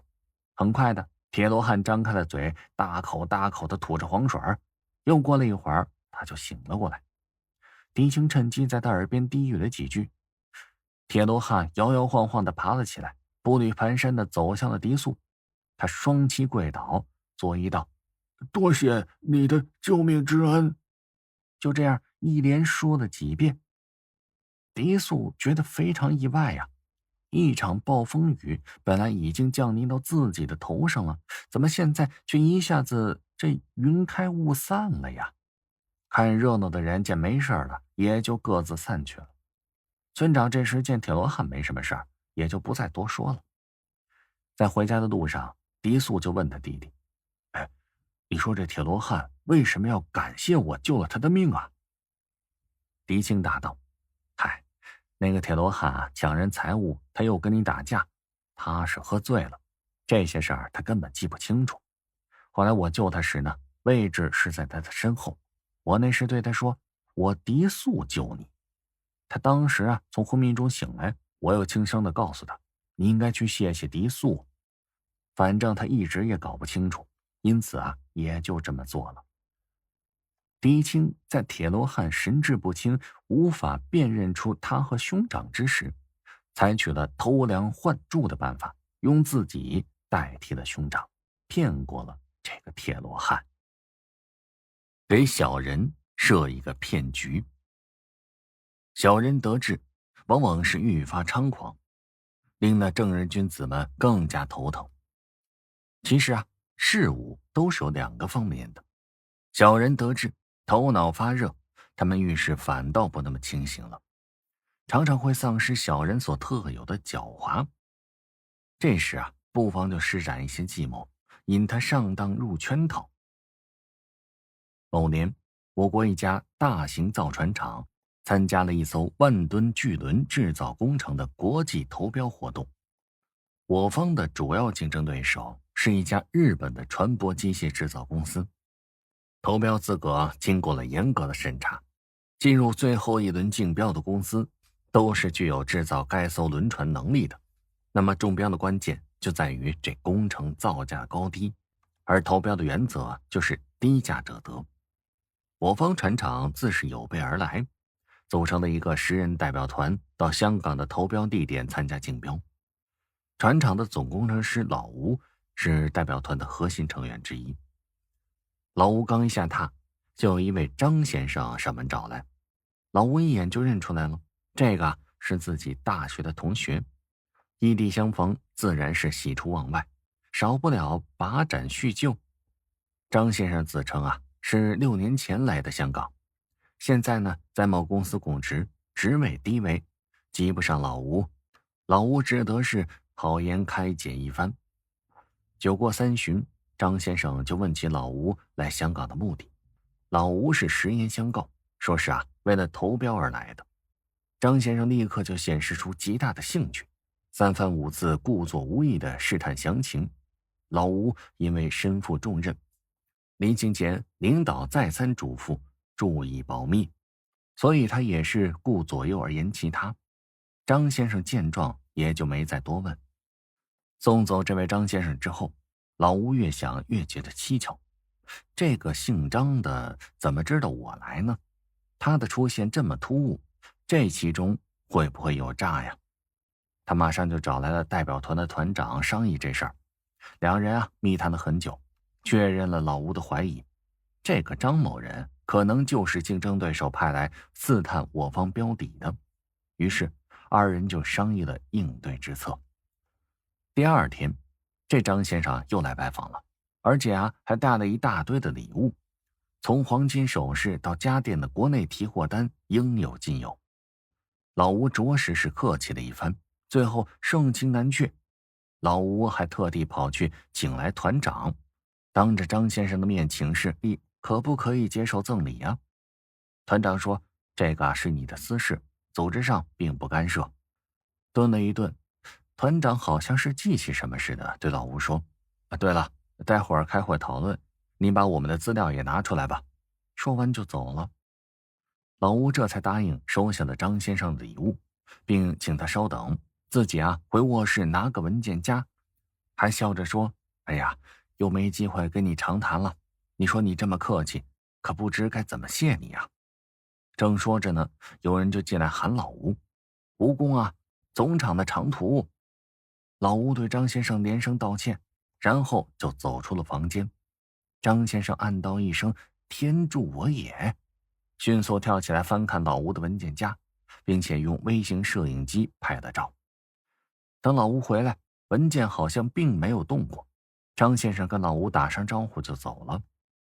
到了开标的那天，日方按照张某人带来的情报，估计中方的工程造价为3000万美元，便把标底定为2500万。可谁知评审团宣布中方标底仅为2100万，是最低的标价，工程由中方中标。日方是目瞪口呆，这才知道是中方故意泄露一份假情报，引他们上了当。老吴同团长是会意一笑，这就叫做以其人之道还治其人之身。第2呢，是空口说白话。无疑，我们希望所有参与竞争的人都能够遵守道德，按照游戏规则，靠着实力去拼搏。但这只能是一种心理的状态。在大力宣扬商业道德，严厉打击不法奸商的今天，狡诈之徒还是大有人在的。所以说，虽然我们并不提倡这种诡道，但也要把它给揭示出来，以告诫后人。同时啊，经商贸易的谈判活动之中，又的确含有许多的诡道成分。其实呢，它本身是一种技巧，就犹如是一柄双刃剑，其有害与否，完全在于运用者动机的善恶，与它本身是无关的。关键是看我们自己有没有识别这种诡道的能力和眼光。如果贪图蝇头小利，违反原则私下交易，往往容易上当，干吃哑巴亏。小陈是一家大型机械厂的采购员，他干这行啊已经有3、4年了，虽然算不上经验老道，但也不是生手。然而在一宗20万元的钢铁交易之中，却是着了老狐狸的道，只好是哑巴吃黄连，有苦说不出。事情的经过是这样的：小陈奉厂长之命，要采购一批钢材做生产原料，而此时呢，正逢生产资料市场的回升，钢材的价格猛涨，而且啊供不应求。小陈到市场物资公司了解，钢材价格现在是2300元一吨，而且还暂时没有货，只能是预定，得等10天以后啊才有车皮运过来。本来呢，按照厂长的指示，这次的采购任务也不是特别的紧，再等个10来天也没什么。所以呢，小陈就准备在物资公司预定80吨的钢材。当小陈向物资公司的业务员拿订货单时，旁边一位老头过来搭讪：“哎呀，同志啊，你是不是要买钢材呀？我这里有现货呀，价格还比你这儿便宜。”小陈一听心想，有现货更好啊，能够及早交差，价格也低，划得来呀。便回头跟老头说：“你哪里的呀？现货呢？带我去看看。”于是二人就走出了物资公司，在老头的带领之下，小陈来到一家物资经营部。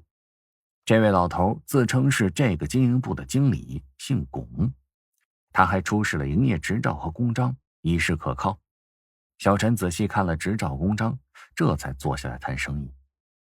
龚经理说：“不忙谈生意，现在都快到午饭的时候了，咱们呀到酒店开间贵宾房，边吃边谈，怎么样啊？”小陈也做了这么多年的采购，也知道这是做生意的规矩，也并没有反对。于是呢，二人就去酒店吃喝起来。酒过几巡，言归正传。龚经理先提出条件：“哎呀，我们是小本生意，为了要将生意做大，我们一向都给来采购的客户货款的5%作为回扣，这次不知你能要多少啊？”小陈一听，这老头还挺懂行的，5%的回扣也真是不少了，就对龚经理说：“我呀，这回要80吨，你不是有现货吗？”龚经理啊，真是面有难色：“哎呦，你要这么多呀？可是我这没有足够的存货呀，你能不能晚点提货呢？”小陈考虑到有这么丰厚的回扣，而且任务又不急，便说：“晚点提也可以，不过不能超过1个星期。”龚经理满口的应承：“没问题，没问题。”那么价格方面呢？小陈问道。不要发票啊，2250元，要发票2500元，怎么样？便宜吧？小陈说：“不要发票怎么报销啊？但是要发票又比物资公司贵，你不是说要比他便宜的吗？”龚经理这时微微一笑：“我说的是不要发票就比物资公司便宜嘛，那开发票就要纳税了，当然要贵点啊。你想想看，物资公司有没有可以给回扣的？反正是公家的钱，也不在乎便宜的100块钱一吨，你说是不是？”小陈这时心算了一下，按照2500元一吨算，总货款就是20万，自己就能有1万元的回扣落袋。利欲熏心，他便答应了。饭后啊，他与龚经理签订了购货合同，约定了在到货之日付清货款。龚经理私下答应，一收到货款就把回扣送给小陈。小陈回到厂里，就以物资公司要比龚经理的经营部晚提货为理由，解释为什么要在龚经理那儿采购。厂长啊也就信以为真了。在货款2清之后，小陈兴冲冲地来到龚经理的办公室，就要取那1万块钱。龚经理这时两眼一瞪：“哎呀，我们是规矩商人呐，从来不搞这个回扣之类的歪门邪道。我什么时候答应给过你1万块钱的回扣啊？真是荒天下之大谬！”俨然一副正气凛然的样子。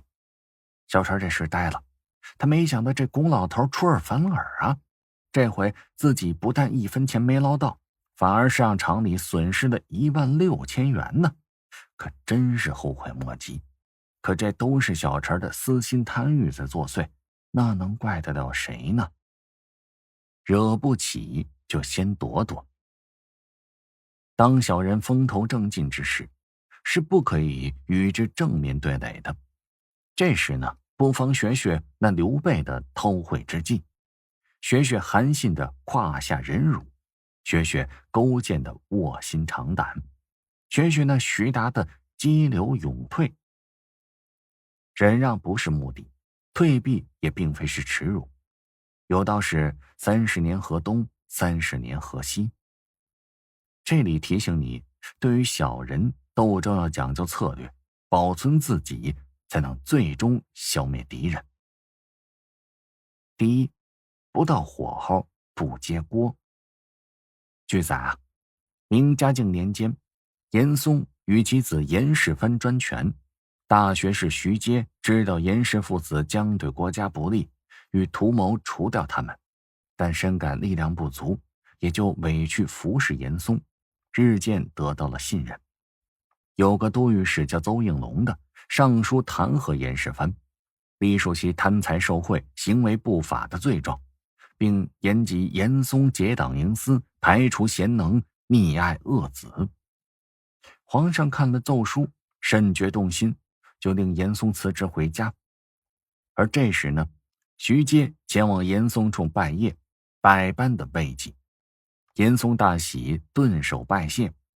回家以后，徐阶的儿子说：“大人受尽侮辱，这正是雪耻的良机呀。”这徐阶变色道：“我若不是严氏之党，不至落到这个地步。违背心愿去做事是最难的，人们将不把我当人看。”而正巧呢，严嵩派亲信前来探听，听到的和以前一样，也就没有引起警惕。徐阶之所以这么做，就是因为他知道皇上啊对严嵩还是恋恋不舍的，除掉严氏父子的时机未成。最初严世蕃是最恨这徐阶，后来呢，他发现徐阶是如此的忠心，便认为徐老不会害我，于是他就纠集了工匠大修管会，办事愈加的阴险毒辣。后来呢，因为一件偶然的事件，御史林润上书皇上，说有人在深山筑城，乘轩车袭蟒衣，有不臣之志，推举严世蕃为主子。皇上大怒，下诏将严世蕃收在狱中，交给司法进行审理。这时徐阶知道时机已到了，上书严及严世蕃这不法之事已经核实，外通寇，阴谋作乱，罪行昭著，请肃正刑典，以泄人神之愤。皇上批准了奏折，命将严世蕃斩首示众。严世蕃闻之，抱头痛哭。京都之人无不拍手称快，个个把酒到西市，观看如何行刑。徐阶知道，在时机未成熟的时候啊，贸然行事，非但不能除掉这严氏父子，反而会搭上自己的身家性命。因此他采取了积极准备、等待时机的方略。事实也证明这一方略是正确的。在史无前例的文化大革命中，林彪四人帮倒行逆施，上蹿下跳，对老一辈无产阶级革命家横加迫害，引起了全国上下的切齿痛恨。然而在那个天翻地覆的年代，并没有达到这些丑类的时机，所以人们不得不采取待时的方略。陈毅同志就常常吟诵这样一句话：恶有恶报，善有善报，不是不报，时机未到。待时绝不是一种消极的等待，一味的观望，而是积极努力、积蓄力量的过程。徐阶在代时的时期，他就已经将严世蕃的罪行材料准备齐全了。文化大革命时期，我国老一辈无产阶级革命家即使身陷囹圄，也仍然坚持不懈地教育群众，以独特的宣传形式与林彪四人帮进行斗争。代时并不是无所作为，而是一种特殊形式的斗争。第二，是非之地莫久留。世事复杂，人心险恶，有时事情就会瞬息万变，节外生枝，不测之祸从天而降，令人是猝不及防。朝为座上宾，夕为阶下囚，这种事在政治斗争中，在与小人的交往中是经常发生的。明智者在这种情况下应该是能留则留，不能留则及早脱身，离开虎口是非之地。能说动他人放走自己就是胜利。俗话说，鳖鱼脱却金钩去，摇头摆尾不再来。只要有本领有能耐，此处不留人自有留人处，还怕不能东山再起吗？话说张仪马不停蹄周游列国，为秦惠王推行连横击弱的路线，并且连连得手。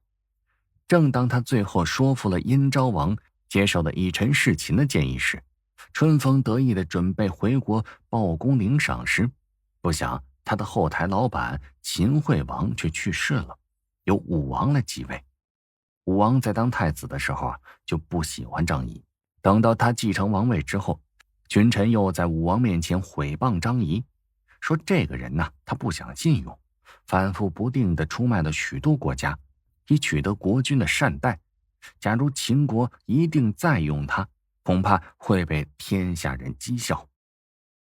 诸侯听说张仪和武王之间有嫌隙，便纷纷背叛了连横政策，而又开始实行合纵。而且齐国还专门派遣使者责备秦国为什么仍然重用张仪。张仪一看形势，不仅自己在秦国不再会受宠，而且如果不及早离开秦国，恐怕连性命都有危险。于是就想出了一条脱身之计。他对武王说道：我有个计策，希望能够献给大王。武王就问什么计策呀？张仪回答说，为了整个秦国着想，必须使东方能够发生大变，这样大王才能够取得更多的土地。现在我听说齐王很怨恨我，只要是我所在的地方，齐国必会发动军队加以攻伐，所以我祈求让我这个不孝之身到魏国去，那么齐国必定会发动军队攻打魏国，齐魏军队就会聚在城下交战，而他们彼此都无法抽手离开。大王您就趁这个空隙去攻打韩国，进入三川，然后将军队开出函谷关，直接讨伐周都。那么这样一来，周天子必然会现出盛气，大王便可挟持天下，具有天下的地图户籍，这是称王的最大功业呀。秦王认为他说的对，便答应他的要求，还准备了30辆兵车送张仪进入了魏国。齐王一听说张仪到了魏国，他果然就发动军队攻打魏国，说是要活捉张仪。魏王这时很害怕呀，张仪就劝魏王借用楚国的使者去齐国，告诉齐王说，大王很怨恨张仪而进攻魏国，虽然愿望是要惩罚张仪，但事实上这么做的结果只能使张仪受到秦王的信赖。齐王说，寡人很憎恨张仪，只要是张仪在的地方，我必定发动军队打他。那为什么说张仪反倒受了信赖呢？楚使者就把张仪在离开秦国时给秦王献上的计策告诉了齐王，并且说，现在张仪入了魏了，大王您果然是攻打魏国，那么大王就等于是对内使自己的国家疲困，对外攻打与自己有邦交的国家，结果这就是给您增加一个近邻的敌国，使自己国家受制。这么一来，正中张仪的反间计，让秦王高兴。那么这么一来，您说这张仪是不是更得到信赖了？齐王听到这儿呢，如梦方醒，连连说道：“你说的对，你说的对。”于是就命令解除攻打魏国的战争。魏国的战争之危得到解除，张仪不但安全得到保证，而且还得到魏王的礼遇，命他为魏国的宰相，直至病死。张仪作为一个纵横家，不但在推行连横击弱的路线时表现得潇洒自如、纵横捭阖，而且在遇到危难时亦能够以退为进，使自己时至冬雨，收至桑榆，始终处于不败之地，也着实表现出了他超人的才能。俗话说，东方不亮西方亮，黑了南方有北方。自己在与小人的斗争中，如处于不利的地位或者危难之时，完全可以退让一步，暂避一时，主动放弃眼前一些利益，或者转移努力的方向。这么做不但能够避其锋芒，脱离困境，而且还能够另辟蹊径，重新占据主动，以彼之德来弥补此处之失，以长远之力来抵偿眼前之损。这对做人做事也是有启发意义的。各位听众朋友，做人要有心机，做事要有手腕。全书到这儿就播放完毕了，感谢您的收听，希望这本书能够给您有所帮助。如果您喜欢主播，那么您记得关注，您也可以看看主播名下的其他作品，有没有您喜欢的，可以收听起来嘛。那各位，咱们江湖再见。